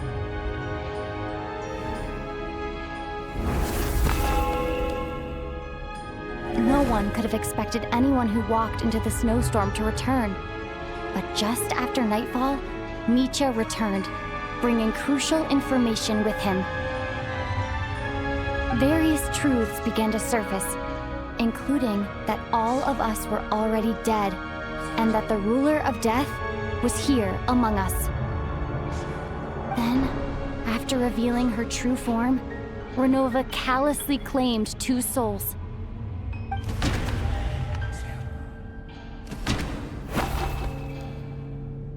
No, let me...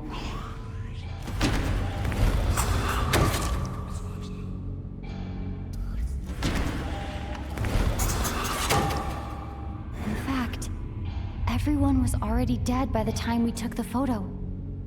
And in the days since, we've experienced many more partings in the afterlife.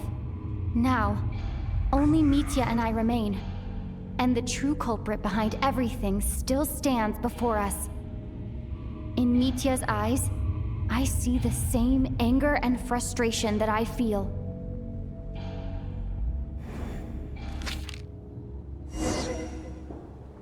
That covers everything. It's all clear now. Your work isn't finished here yet, is it?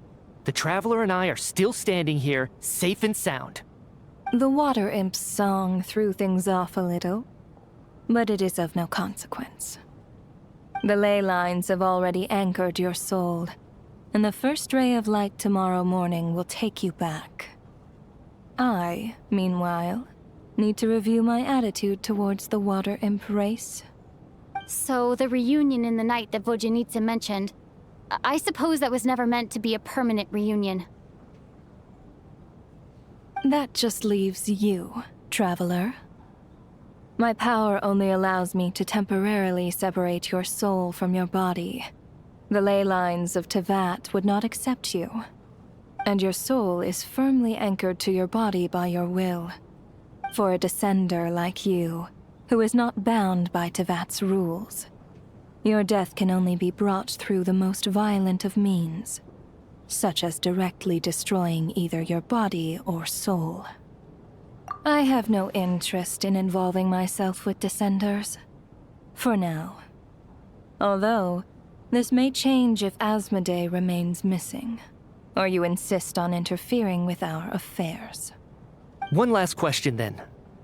All our struggles and sacrifices here, they were meaningless from the very beginning, weren't they? Death abides no reason.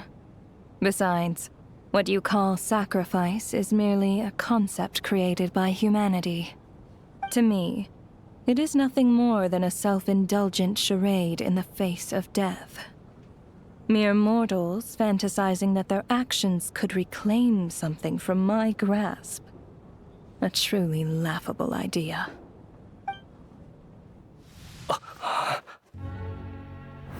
Grim Reaper, you really know how to get on my nerves. I'm not here to ingratiate myself with you. I kill merely because your deaths are necessary. Oh, you've made that quite clear. But humans don't take well to being scorned. Not even by the gods.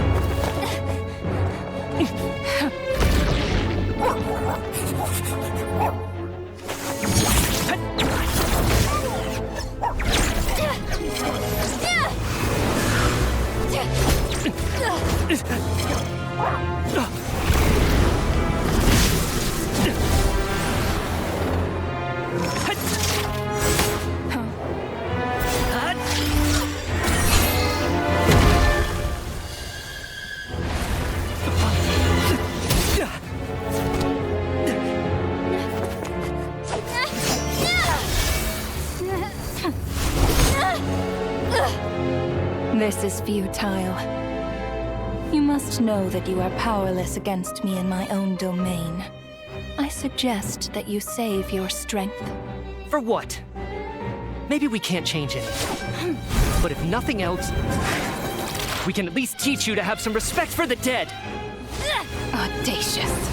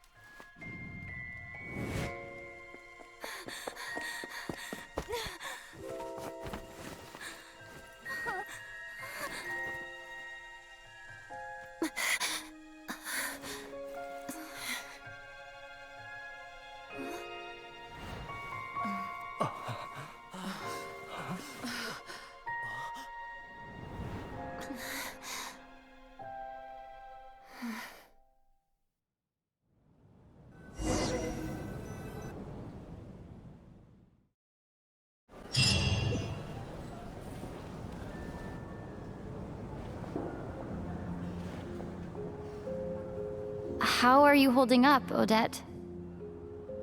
What happened to me?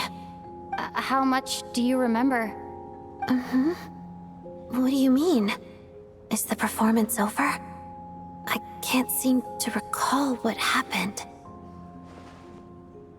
Has Odette already forgotten?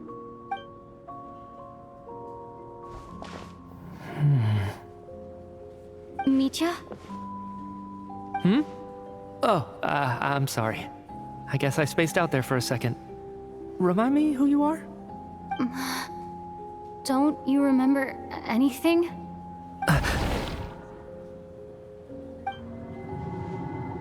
Yeah, I remember now, comrade. Looks like we guessed right. Just like me when Odette found me at the Armory Palace, for some reason, everyone killed by the Ruler of Death eventually came back to life. Just with one catch. They forgot what happened while they were dead. Odette and the others have already forgotten everything. Why were you able to remember this time? Could this be the reason? You said this is the Ruler of Death's symbol, right? I don't see anything there. You don't? Huh. Okay, I guess that makes sense.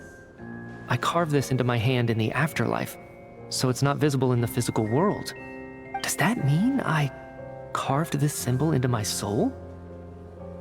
What an unsettling thought. Still, at least I get to remember what happened. I suppose it's a blessing in disguise. What about you, though? The Ruler of Death mentioned that you're a descender? Is that why you can remember? A full explanation would get complicated very quickly, but that's essentially it. Well then, now that it's all over, let's figure out what we've learned. The first thing I notice is that everything here is precisely as we left it, right before our deaths. This confirms that time passes differently in the afterlife than in the real world. They say that right before death, time slows down and your whole life flashes before your eyes. That must be how you know you have one foot in the afterlife by that point. Anyway, clearly the few days we spent in the afterlife probably only amounted to a few short minutes in the real world. This also aligns with previous reports of widespread temporary memory loss among the Armory Palace personnel. Now it seems likely that those were all brief deaths caused by the Grim Reaper's so-called curse of death.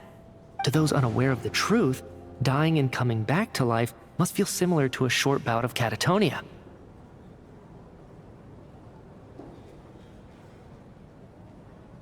This leaves me with a couple big questions. What are the conditions that trigger this so-called curse of death? And why are we resurrected after we die? If nothing else, I think it shows that killing us wasn't her ultimate goal. We still don't know her true reasons for subjecting us to death. Right. This time only got complicated because of the situation with the theater's ley lines. That's why she had to approach it differently. If the previous incidents of amnesia among the researchers are anything to go by, killing us is usually a pretty routine matter.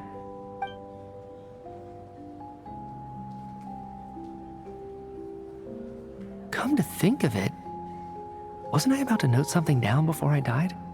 I can't remember what it was, but I think it was something related to my research project. Sorry, Traveler. I'll catch up with you again later. Right now, I have to make a trip back to the Armory Palace. Ma'am, if I may, no one of your description has ever shown up in my investigations into Mr. Mitya's friends. Yet, you two seem very familiar with each other. Could you perhaps tell me where he was in such a rush to get to? And, by the way, have we ever crossed paths? Forgive the presumptuousness, but I feel a vague and indescribable sense of familiarity about you. I can explain everything. Could you help me gather everyone in the theater in one place?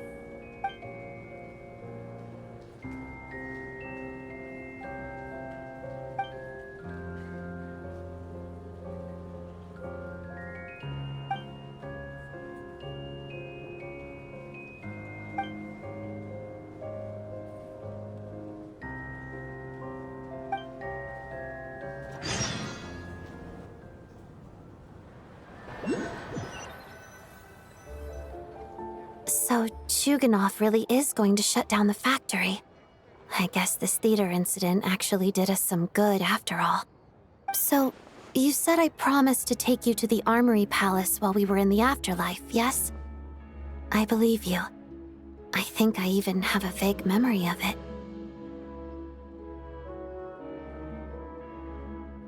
Agreed. Let's check in on her first. The whole reason for our trip to the Armory Palace anyway is to figure out what's going on with her health.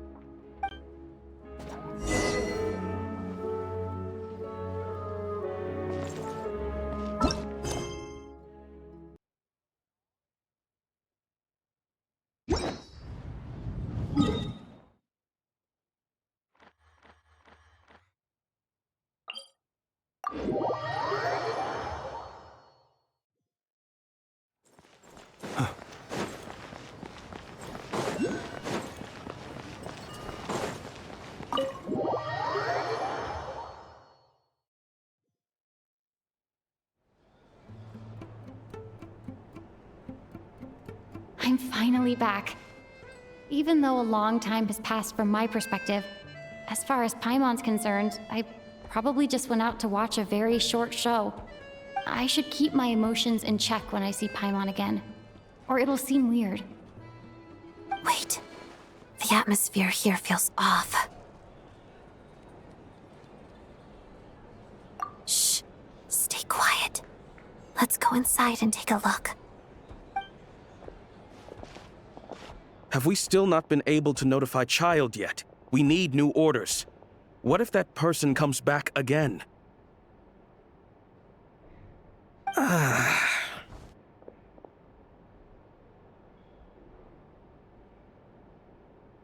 I'm so sorry. Under the circumstances, there was really nothing we could do. Tell me, what happened to Paimon? It was the Jester. He came here in person and escorted Miss Paimon away. He's the director of the Fatui. His authority supersedes all others and cannot be questioned. There was nothing we could do. How long ago did he leave? And what was Paimon's status? It was about an hour ago. Miss Paimon was fast asleep at the time. The Jester simply walked off with her as if it was only natural. I assure you, he absolutely did not use any force. Do you know where they went? The Armory Palace, most likely. Lord Piero, the Jester, has been overseeing the experiments there lately, keeping a close eye on their progress. Everyone in the Fatui has heard about it by now. I'm surprised he came in person. Whatever his reason for taking Paimon, he'll most likely return to the Armory Palace first, which is exactly where we were headed anyway. Then lead the way, Odette. Okay, let's go.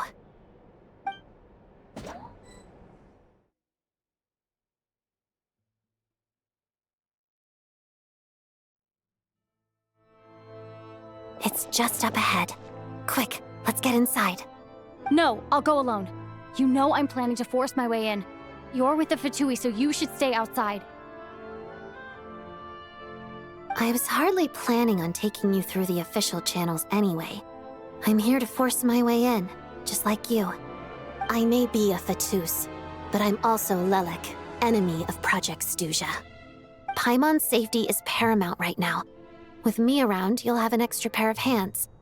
There might be devices inside that are easier for an insider to deal with. If you say so. Let's go.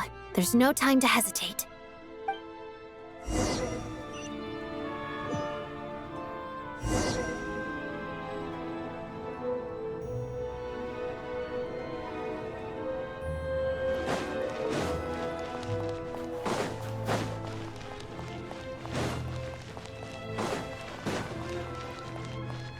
Hey, who are you? This part of the Armory Palace is under restricted access. What do you think you're doing? No questions, please. We're short on time.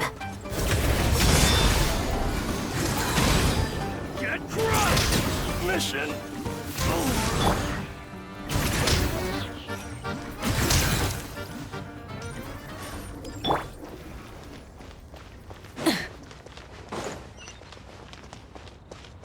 I'll make short work.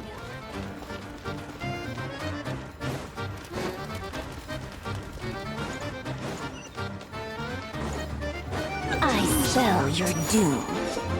Let us have space. Yeah! Scatter! Skyward!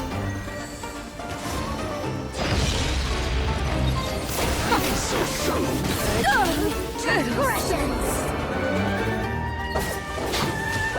Observe. To dust. I'm rather out of sorts. Begone! A tricky one. Burn it down! Pyroclastic surge!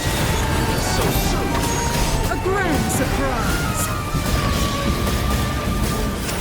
Incinerate!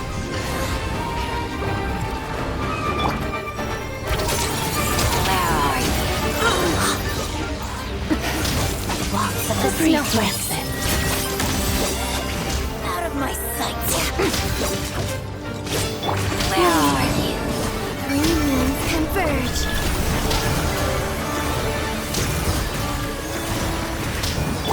Light it up!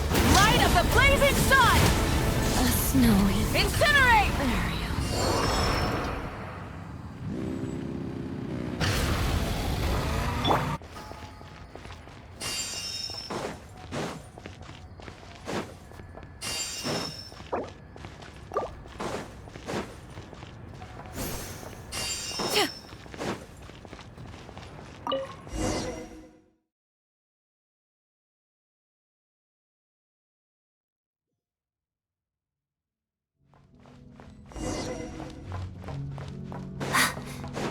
Let's begin.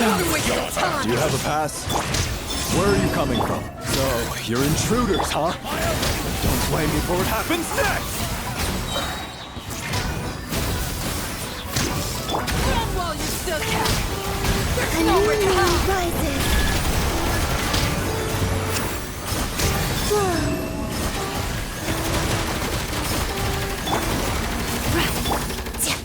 Shadow me.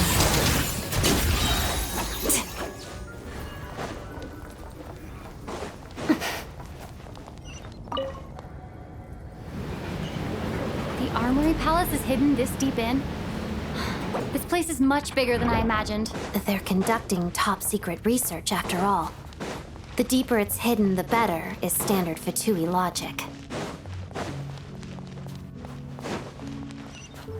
The style doesn't really look like the Fatui's handiwork, though. They must have requisitioned some structures from a past civilization. Intruders! Stay alert! Cloud converge! Skyward! Burn it down! Wayne.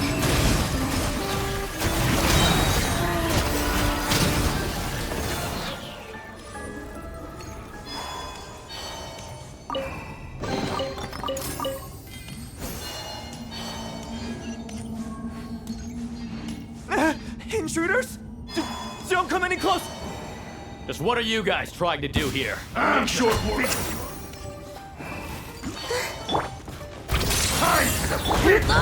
Light it up! Pyroclastic surge! Mission over.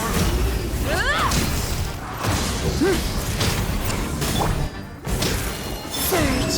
A moonlit night for all. Witness the snow swan's grace. Pirouette. No one interferes with a jester's work!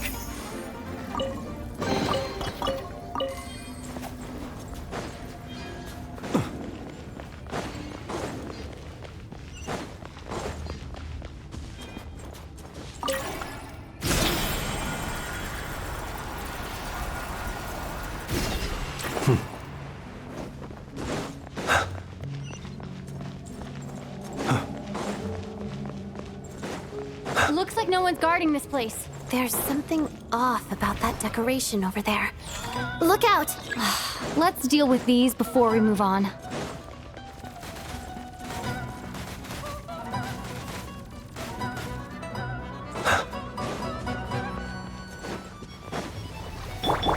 Yeah! Scatter! Skyward!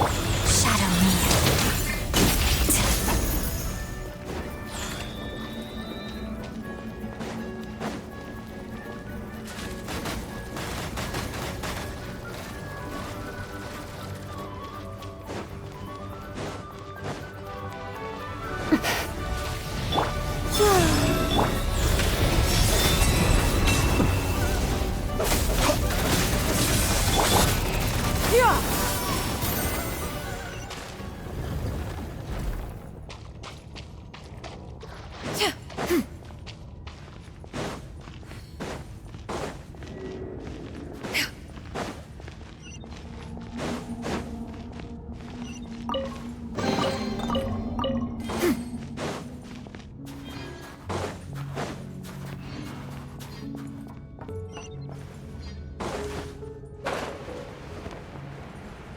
The researchers here probably don't know that we're uninvited guests.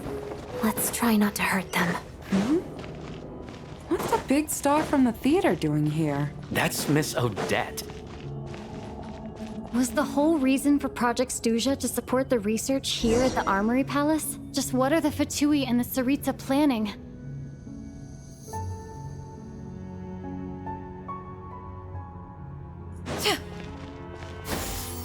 Skyward! Scatter!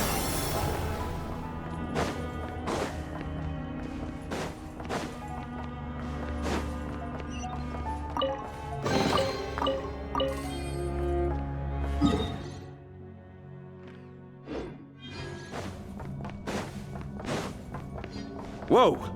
Who are you? Never seen you around here before. Looks like there's no way through here. Maybe using the power of this prism could help?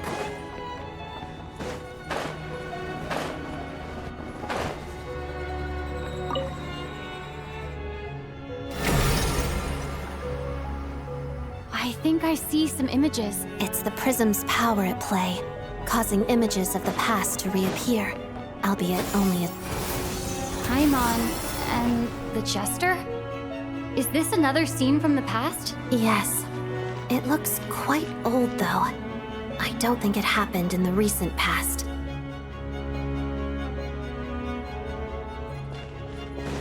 Yeah!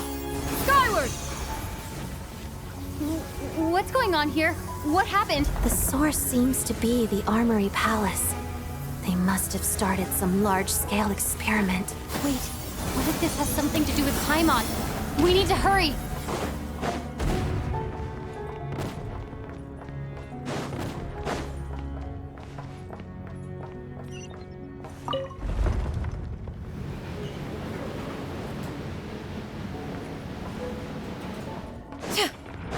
We're almost there. The Armory Palace is just up ahead. Paimon, please be okay.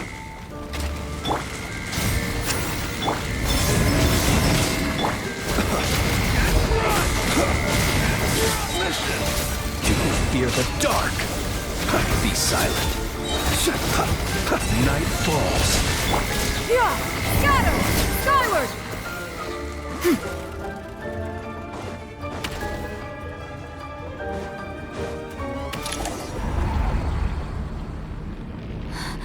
What's going on?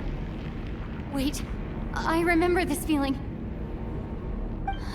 It's the curse of death. No, no, not now. Why is the curse of death striking again already?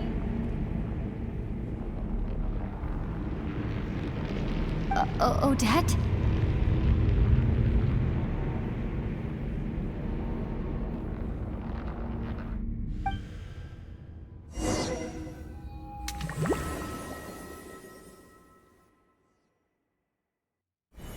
Is this the afterlife again? I need to find a way back to reality. Is that Odette's core Ignis? Could that be what just woke me up?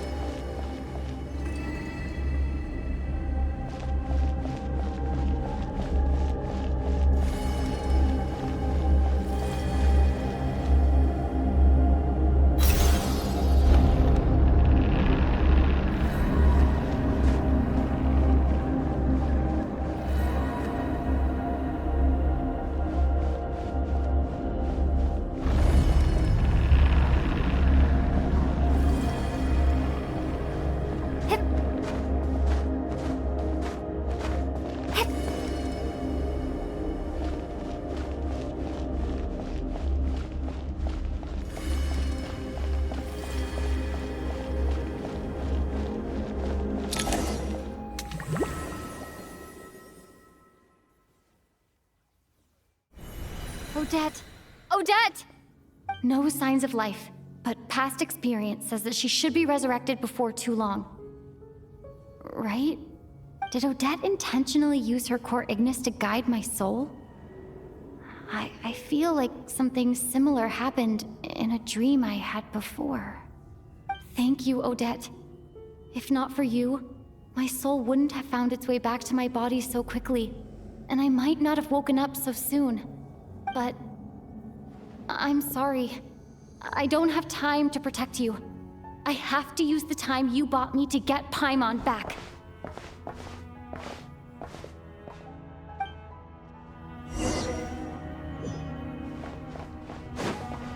And Kate! Sure enough, everyone here has been a Paimon! Paimon! No, wait. Paimon probably didn't escape Renova's curse either. She won't be able to respond to me right now. I'll have to find her myself.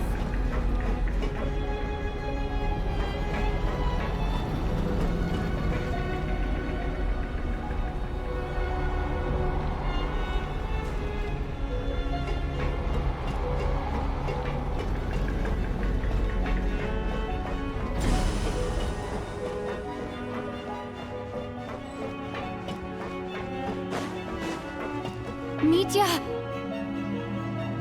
Is this the laboratory he works in?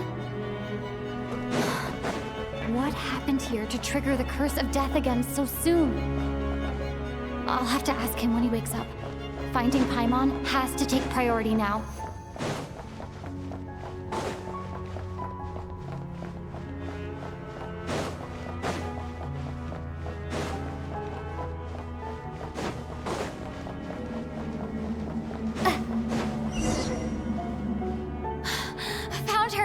Paimon really is here.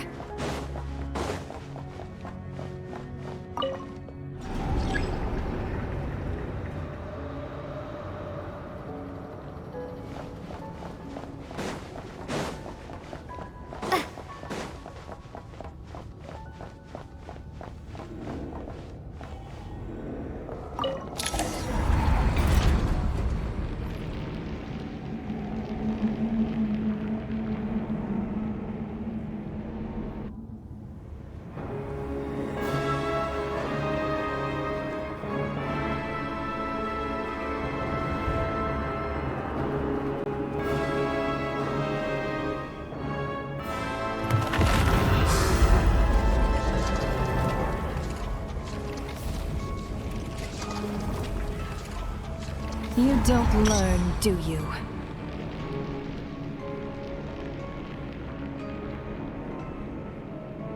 You've already been involved in one mass death, and now you show up at the scene of another. This might have passed for a coincidence the first time, but a second time? Am I to assume you are intentionally interfering in Snezhnaya's affairs?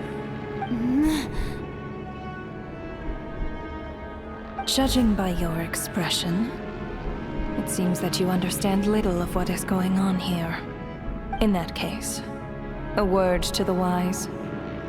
Do not interfere in Snezhnaya's affairs. A civilization that fails to learn its lesson constantly depletes its own worth. It will one day lose any reason for its existence.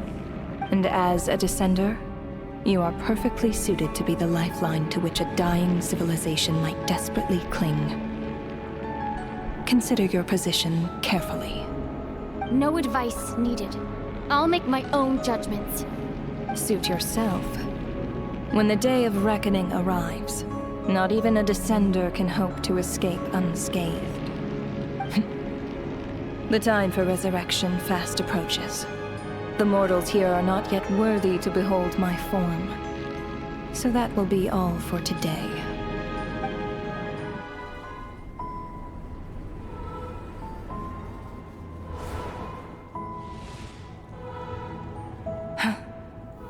That thing is coming with me.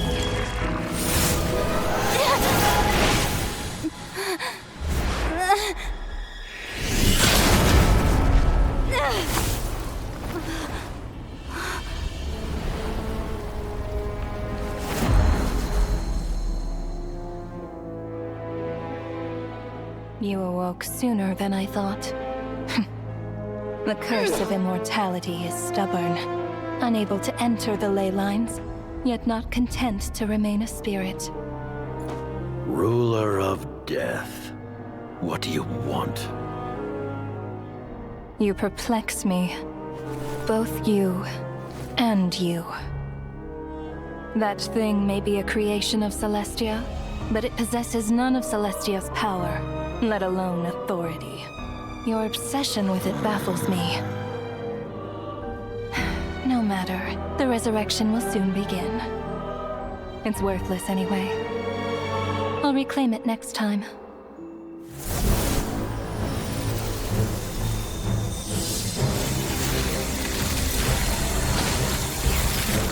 Hey, who says there'll be a next time?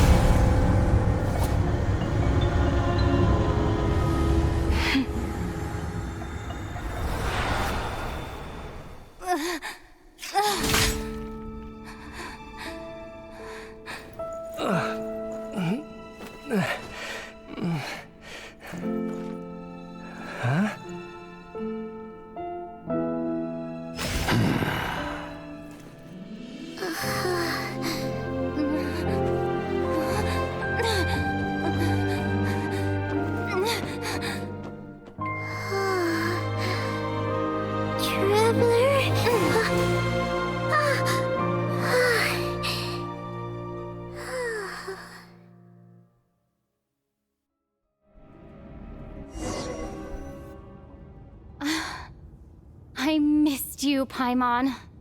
What are you talking about? We haven't even been apart for that long, have we? It was different this time. You seem to be in pretty good shape. Yeah, Paimon's back in tip-top condition. It's the weirdest thing. Paimon fell asleep earlier, and when she woke up, she found herself here. The Jester and that guy talking to him used some kind of energy on Paimon, and she could kind of feel it canceling out that other thing that was making her feel unwell. So, Mitya helped too? Apologies for leaving in such a hurry at the theater earlier. I was in a rush to verify some theories. Rest assured that your companion is perfectly safe.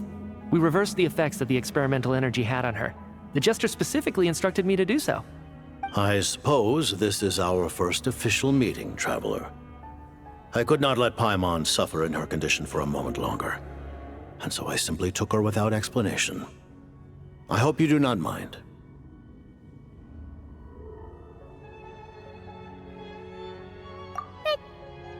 But why would a big shot like you care about what happens to Paimon?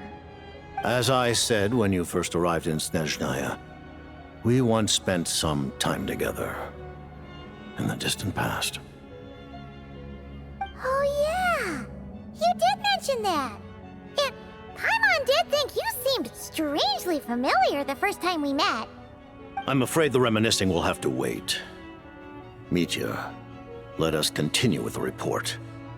What conclusions, if any, did you reach from conducting the final experiment of our energy research ahead of schedule? The good news is, my hypothesis regarding the Ruler of Death has been verified. As for the bad news, I recommend we suspend the experiments and Project Mistilteinn until further notice. Currently, we have no means with which to make a breakthrough. I say this purely as a scientist, guided by reason alone. I will trust your judgment. We shall put the project on hold until the ruler of death has been eliminated. Wait, what are you guys talking about? You want to get rid of Renova? Like, how?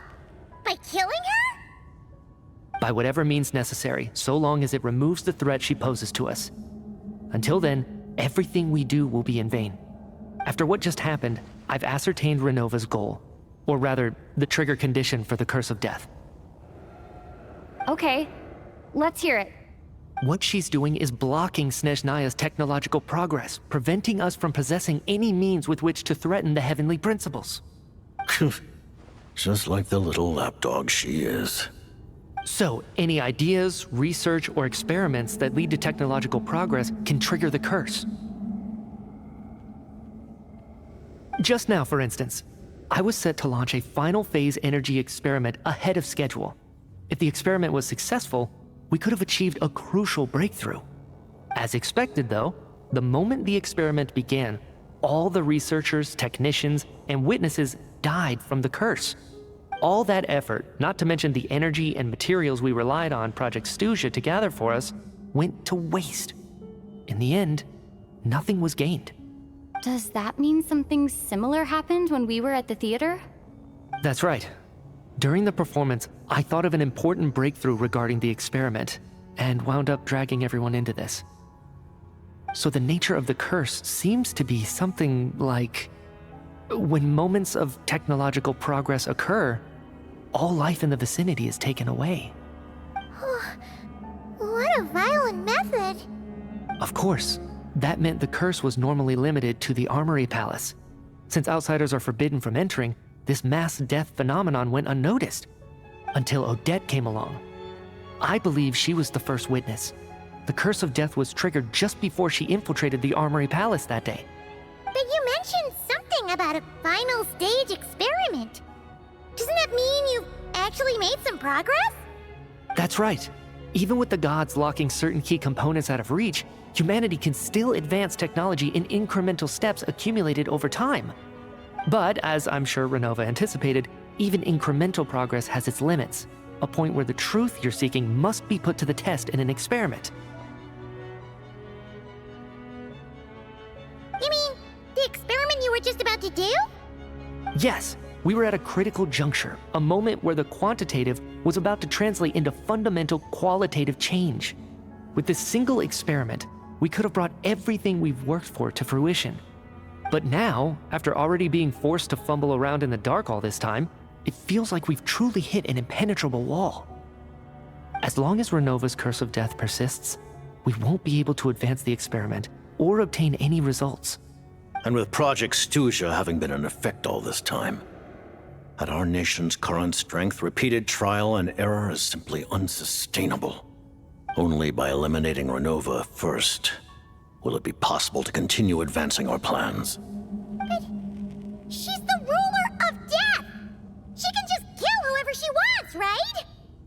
That's gotta be the scariest power ever! Is it even possible to beat her? We'll see. But one thing's for sure. She definitely can't just do whatever she wants. The best proof of that is me, standing here, very much alive. You're saying... Wouldn't it be easier to just kill all of us researchers for good? Why resurrect us over and over again? Why let us advance our technology to this point? So, you're saying even the ruler of death has limitations we don't know about? Exactly. And I think that's where the key to our breakthrough lies. Regardless, the ruler of death has always been an obstacle we must overcome. Indeed, we must face life, death, time, and space. After all, our goal is the heavenly principles. The Fatui want to challenge the heavenly principles? For a long time, I've had a vague suspicion the Fatui and the Tsaritsa were targeting the heavenly principles. But hearing the Jester admit it is still a shock. No wonder that Tsaritsa's goal has always been kept a secret from the people. What kind of road will that lead Snezhnaya down? In that case... Lord Jester, I would like to request some leave. I'd like some time to organize my thoughts and go over the data. Granted. Get some rest, put the experiment out of your mind, and take care that the curse of death doesn't affect any civilians.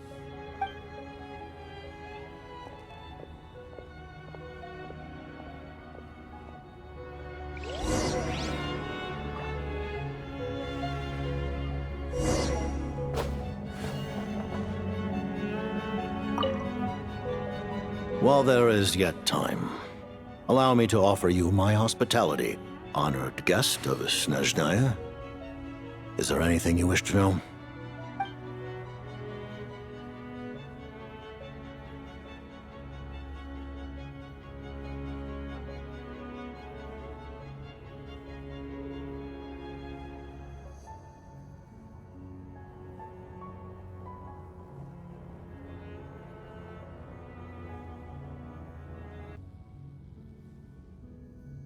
I remember hearing the term Mistilteinn from Columbina.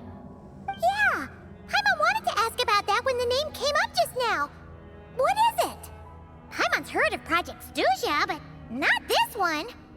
As you know, Project Stuja is a series of measures enacted to consolidate our nation's resources, the greater purpose of which is to serve Project Mistilteinn. Many of the things you have encountered thus far are essentially for the advancement of that project. This includes the Kuvaki Experimental Design Bureau in Nocturne. Researching Kuvaki was merely a facade. Its core objective was to use local resources and research findings to build Mistilteinn itself. And that's a weapon built for the final battle against the Heavenly Principles, isn't it? Huh? How did you know that? I was given some intel, and I made some deductions. Wait. You must mean that thing over there. Oh, Paimon's gotta take a closer look at this thing. Especially after you guys sent so many people to Nocturne to work on it. Kuvaki alone will not break through Celestia's defenses, let alone challenge the Heavenly Principles. The Heavenly Principles are no doubt accustomed to combating the power of the Light Realm, and elemental energy is simply the power of the human realm, converted to that form by the Heavenly Principles themselves. Any attempt to use this power against its creator would be a futile endeavor. For now, therefore, we have set our sights on the form of energy associated with the Third Descender and the Stellar Linchpins. This may hold the potential to allow Mistilteinn to contend with the Heavenly Principles.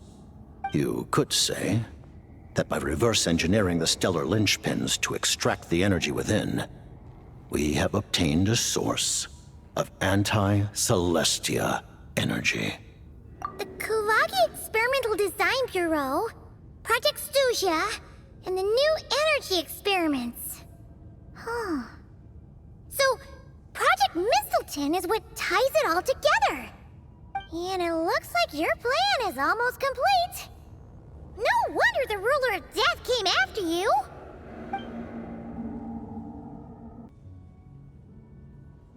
Her Majesty the Tsaritsa has embarked upon an expedition to vanquish a monster. Were it not for this, I imagine she would have been delighted to grant you an audience. Seems like the powers that be in Snezhnaya don't intend to hold my past conflicts with the Fatui against me. The Harbingers have been granted significant autonomy in retrieving the Gnosis. But by the same token, they do not completely represent Snezhnaya's official stance. You read my mind. Speaking of the Gnosis, Paimon's been dying to ask this question since forever. Why exactly does the Tsaritsa want to collect them? Is it something to do with the fight against the Heavenly Principles? The Gnosis will undoubtedly serve as a key bargaining chip when she confronts the Heavenly Principles. Beyond that, you had best ask the Tsaritsa herself. I am not sure if this information is mine to disclose. What do you mean, not sure? Don't you make the rules? You're the highest ranking Harbinger! Ugh, never mind. taking on the heavenly principles is something most people wouldn't even entertain in their wildest fantasies. Why is the Tsaritsa so fixated on this? Intervat today. Civilization is nothing but an illusion. Something whose very existence can be negated at any moment. Our civilization may very well be destroyed in the struggle, but as things stand, the heavenly principles could choose to negate our existence on a passing whim. And we must not sit back and accept that fate. Only by changing the state of affairs, only by overthrowing the heavenly principles, can our civilization truly be said to have taken root. Otherwise, the fate of the people of Conria and Hyperborea is a cycle doomed to repeat itself. Accepting potential destruction in return for getting to control your own fate. Furthermore, perhaps this is still somewhat difficult for you to understand. Are you aware that all the rules of this world are made up of curses? Huh? All of them? Paimon knows about the curse of death you mentioned, and the curse of immortality that you and Dainsleif have. Then, the birth of the Hilly Churls, the rules of Natlan's Ode of Resurrection, those are curses too? Farina's long life seems to stem from a curse placed on her by Focalor as well. Yes. Even a god's love for humanity is a curse the heavenly principles inflicted upon the gods. What? The Tsaritsa has always had ample reason to hate the heavenly principles. If she can seize their authority, she will reconstruct the entire world, and when that time comes, humanity will be completely liberated from curses and lies. Look forward to it. It will be a world beyond your imagination. Though the ordinary people of Snezhnaya may not understand these details, in this frigid land locked in a ceaseless struggle against the environment, in this nation to which the gods have never shown favor, we all believe that standing in solidarity with the Tsaritsa in our shared struggle will surely usher in a new and better world.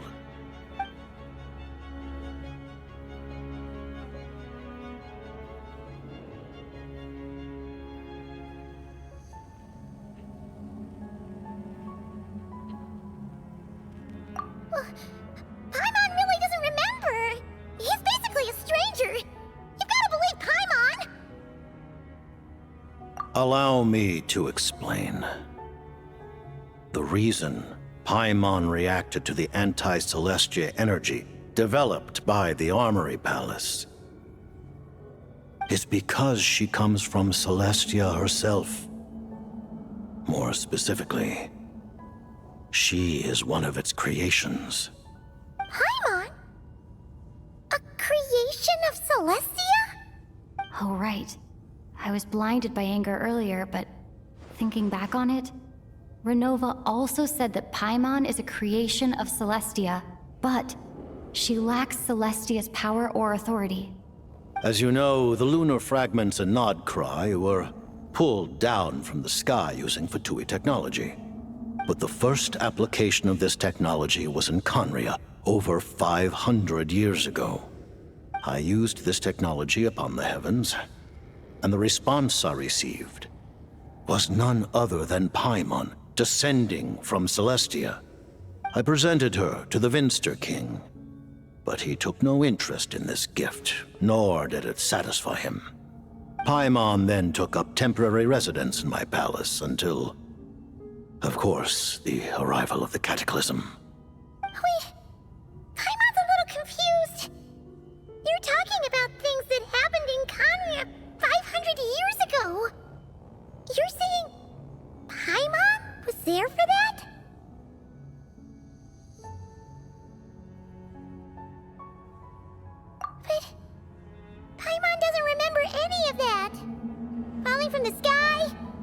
Fatui's a gift?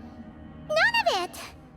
Having lived through the cataclysm, perhaps you too were burdened with some manner of curse. Although, losing your memories would indeed be the smallest price I've ever seen paid. But it's not just her memories from Conria. Paimon doesn't even know how she spent the last 500 years. She only has memories from the past few years. No matter how hard she tries to remember. What was Paimon like back in Conria?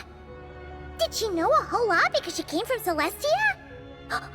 Was she super smart? Unfortunately, when you arrived in Conria, your consciousness was like that of a newborn infant. None could say what kind of being you once were in Celestia. During the time you lived in Conria, your personality was no different from how it is now.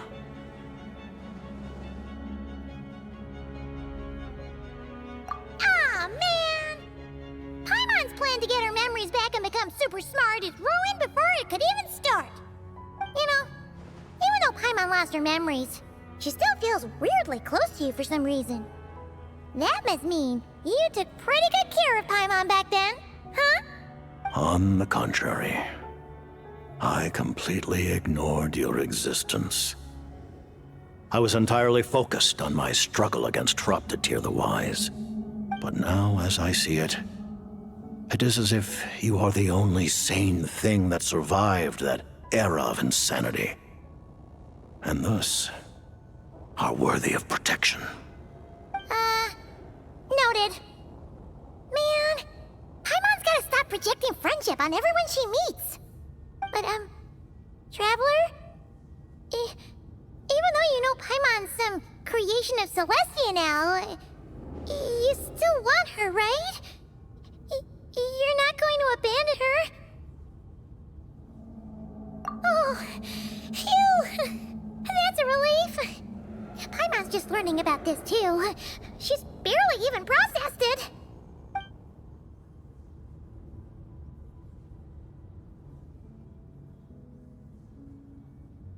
Thank you for telling me so much.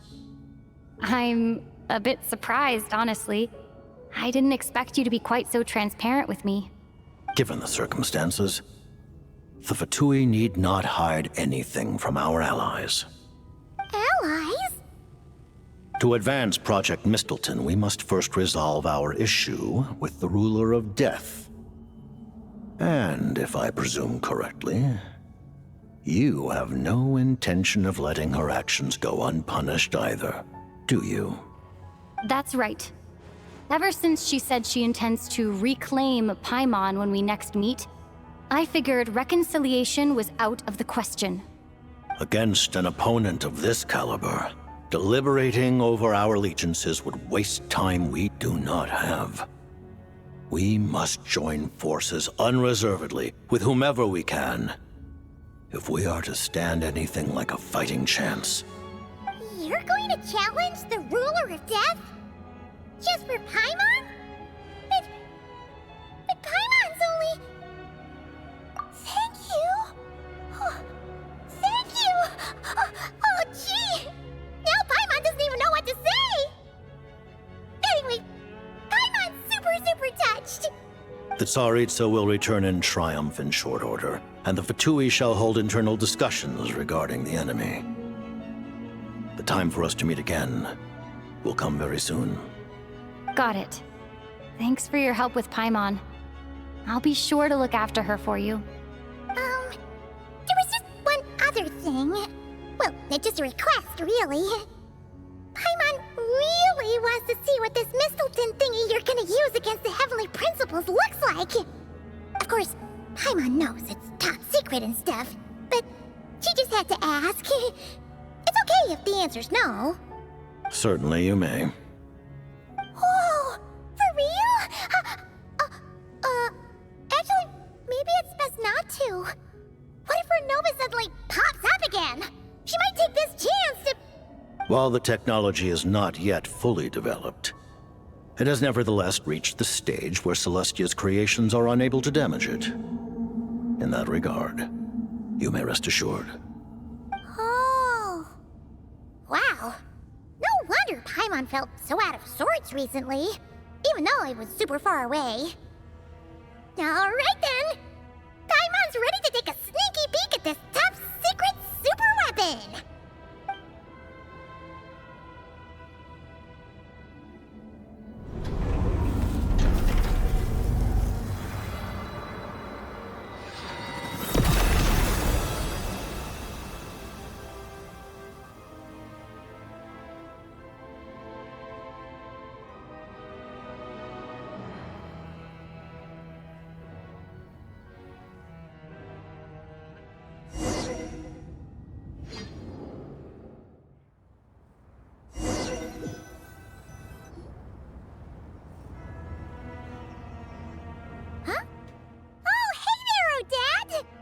Paimon? You're okay. Thank goodness. You look well. Have you recovered? Long story short, yep, Paimon's all better. What are you doing here? Were you waiting for us? That's right. When I woke up, I wanted to go in after you, but the guards had woken up as well.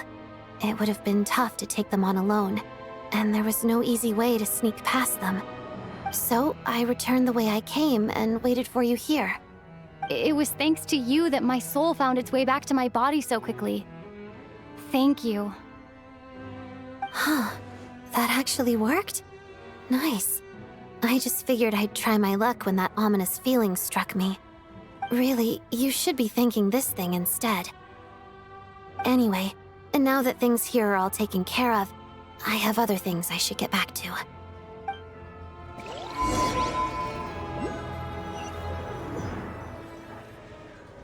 Ah, Director Chuganov, you're back.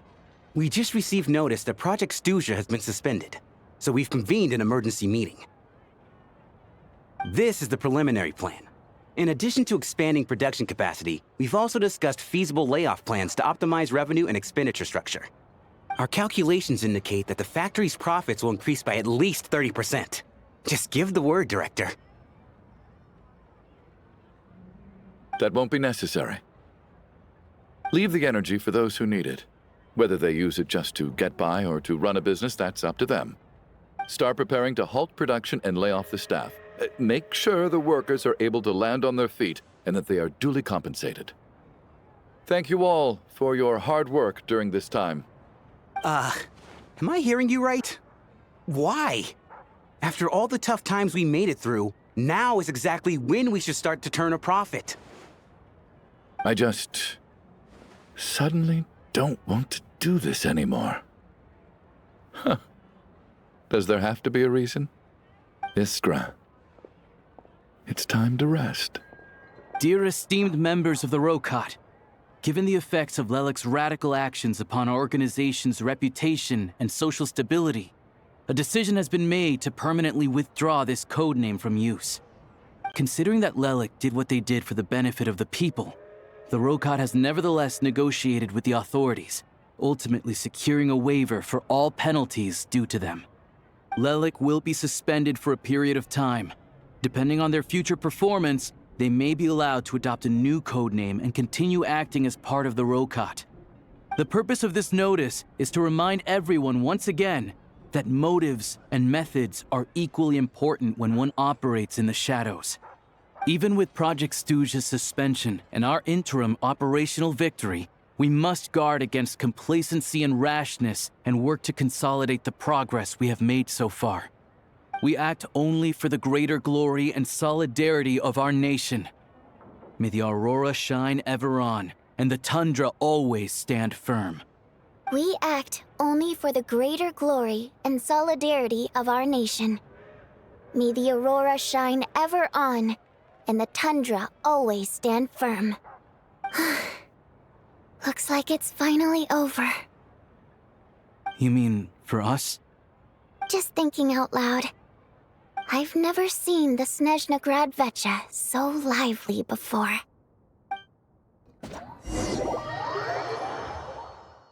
I never once thought I'd come here. But I understand everything now, Rosaline.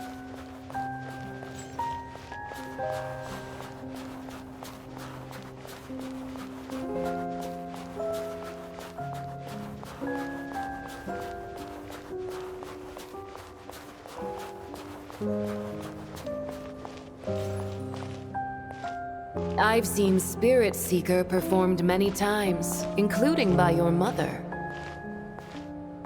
Why do you bring that up all of a sudden? Even though the choreography is always identical, every dancer finds a way to make it her own.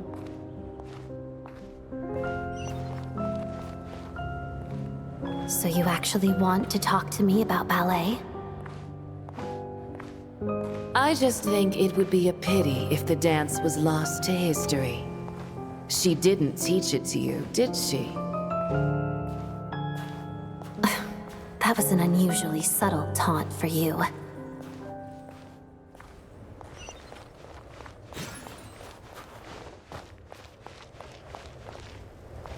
We embraced one another on the snow-swept plains, melting the ruthlessness of time.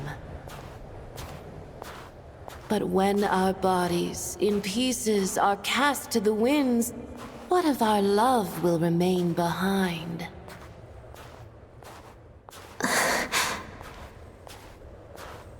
Don't tell me you can't sing. Shush.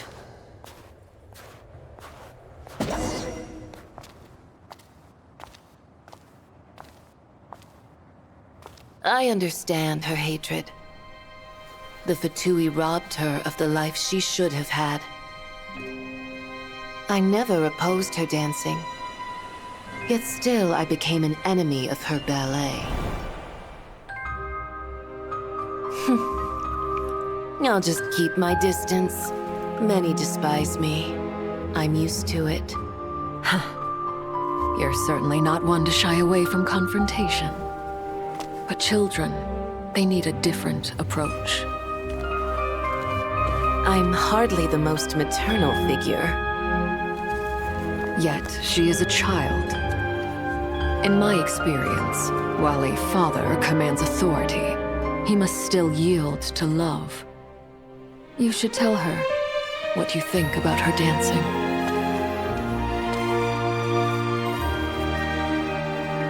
Odette will soon take the stage at the Koralyevsky Theater. This could be your chance. Geonosis secured. It went smoothly. I'll be there. Have them send me an invitation.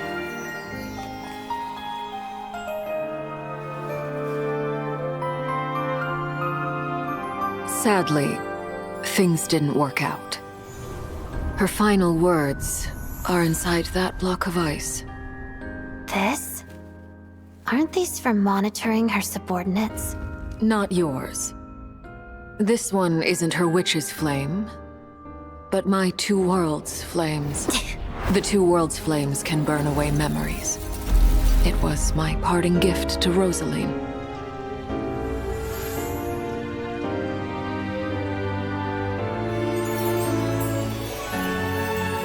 If all goes to plan, she and I will both live to see the Tsaritsa succeed. I believe she'll find peace. But if anything happens to me, she needn't follow in my footsteps. The cryo-energy will fade away in time. Then the two worlds' flames will burn away all memories of the Fatui. She'll be free to dance. She deserves this. I will handle the aftermath. The choice is yours, child.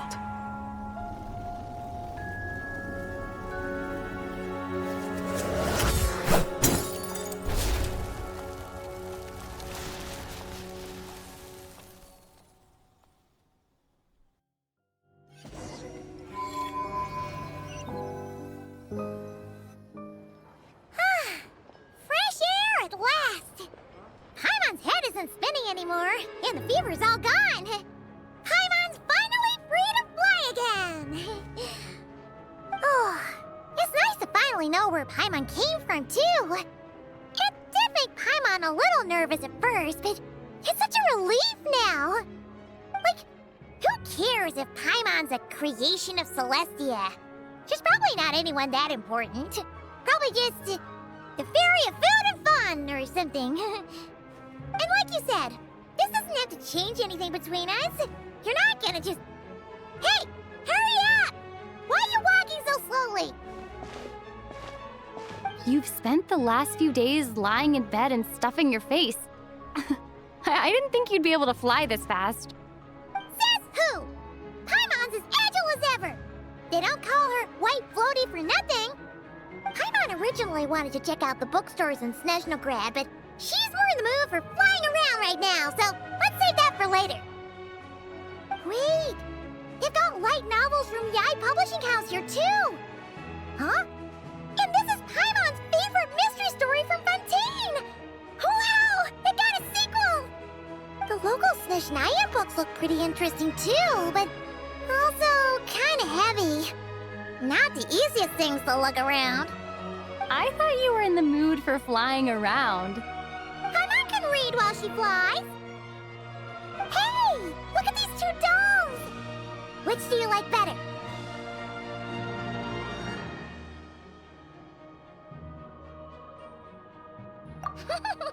Alright!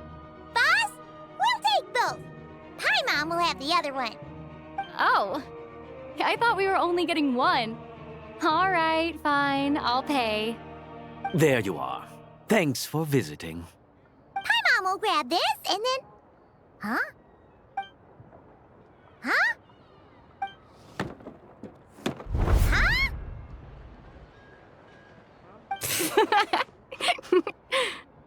How many layers does this thing have? And what are you laughing at? Huh. You knew all along, didn't you? A whole bunch of people are gathered over by the plaza. Hey, look! That looks like Tartaglia! Hey, Tartaglia! I know that voice. Of course. If it isn't Paimon and my old comrade. You're looking well, Paimon. All better? Yeah!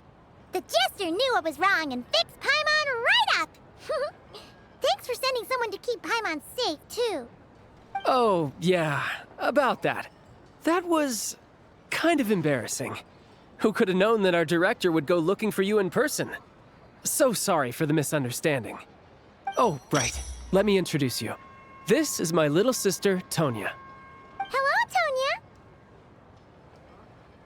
Hello. Firstly, I'm really sorry about my brother. Sounds like he's caused you no end of trouble. Hey now, why'd you have to start with that? Not that it isn't true, of course. So she's the real Tonya. She said you two didn't manage to meet up at the theater. She waited ages for me, and when I didn't show, she got a little worried and went outside.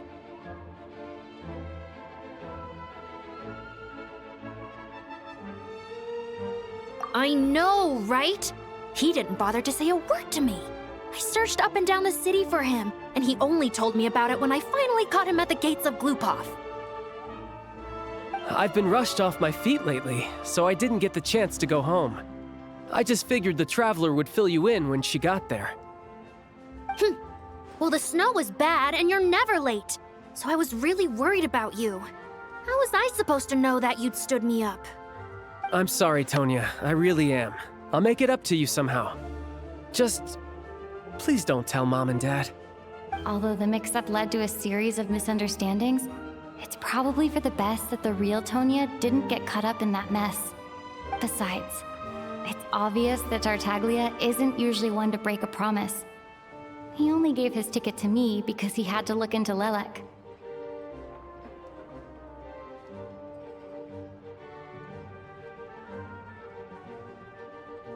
No, it's fine.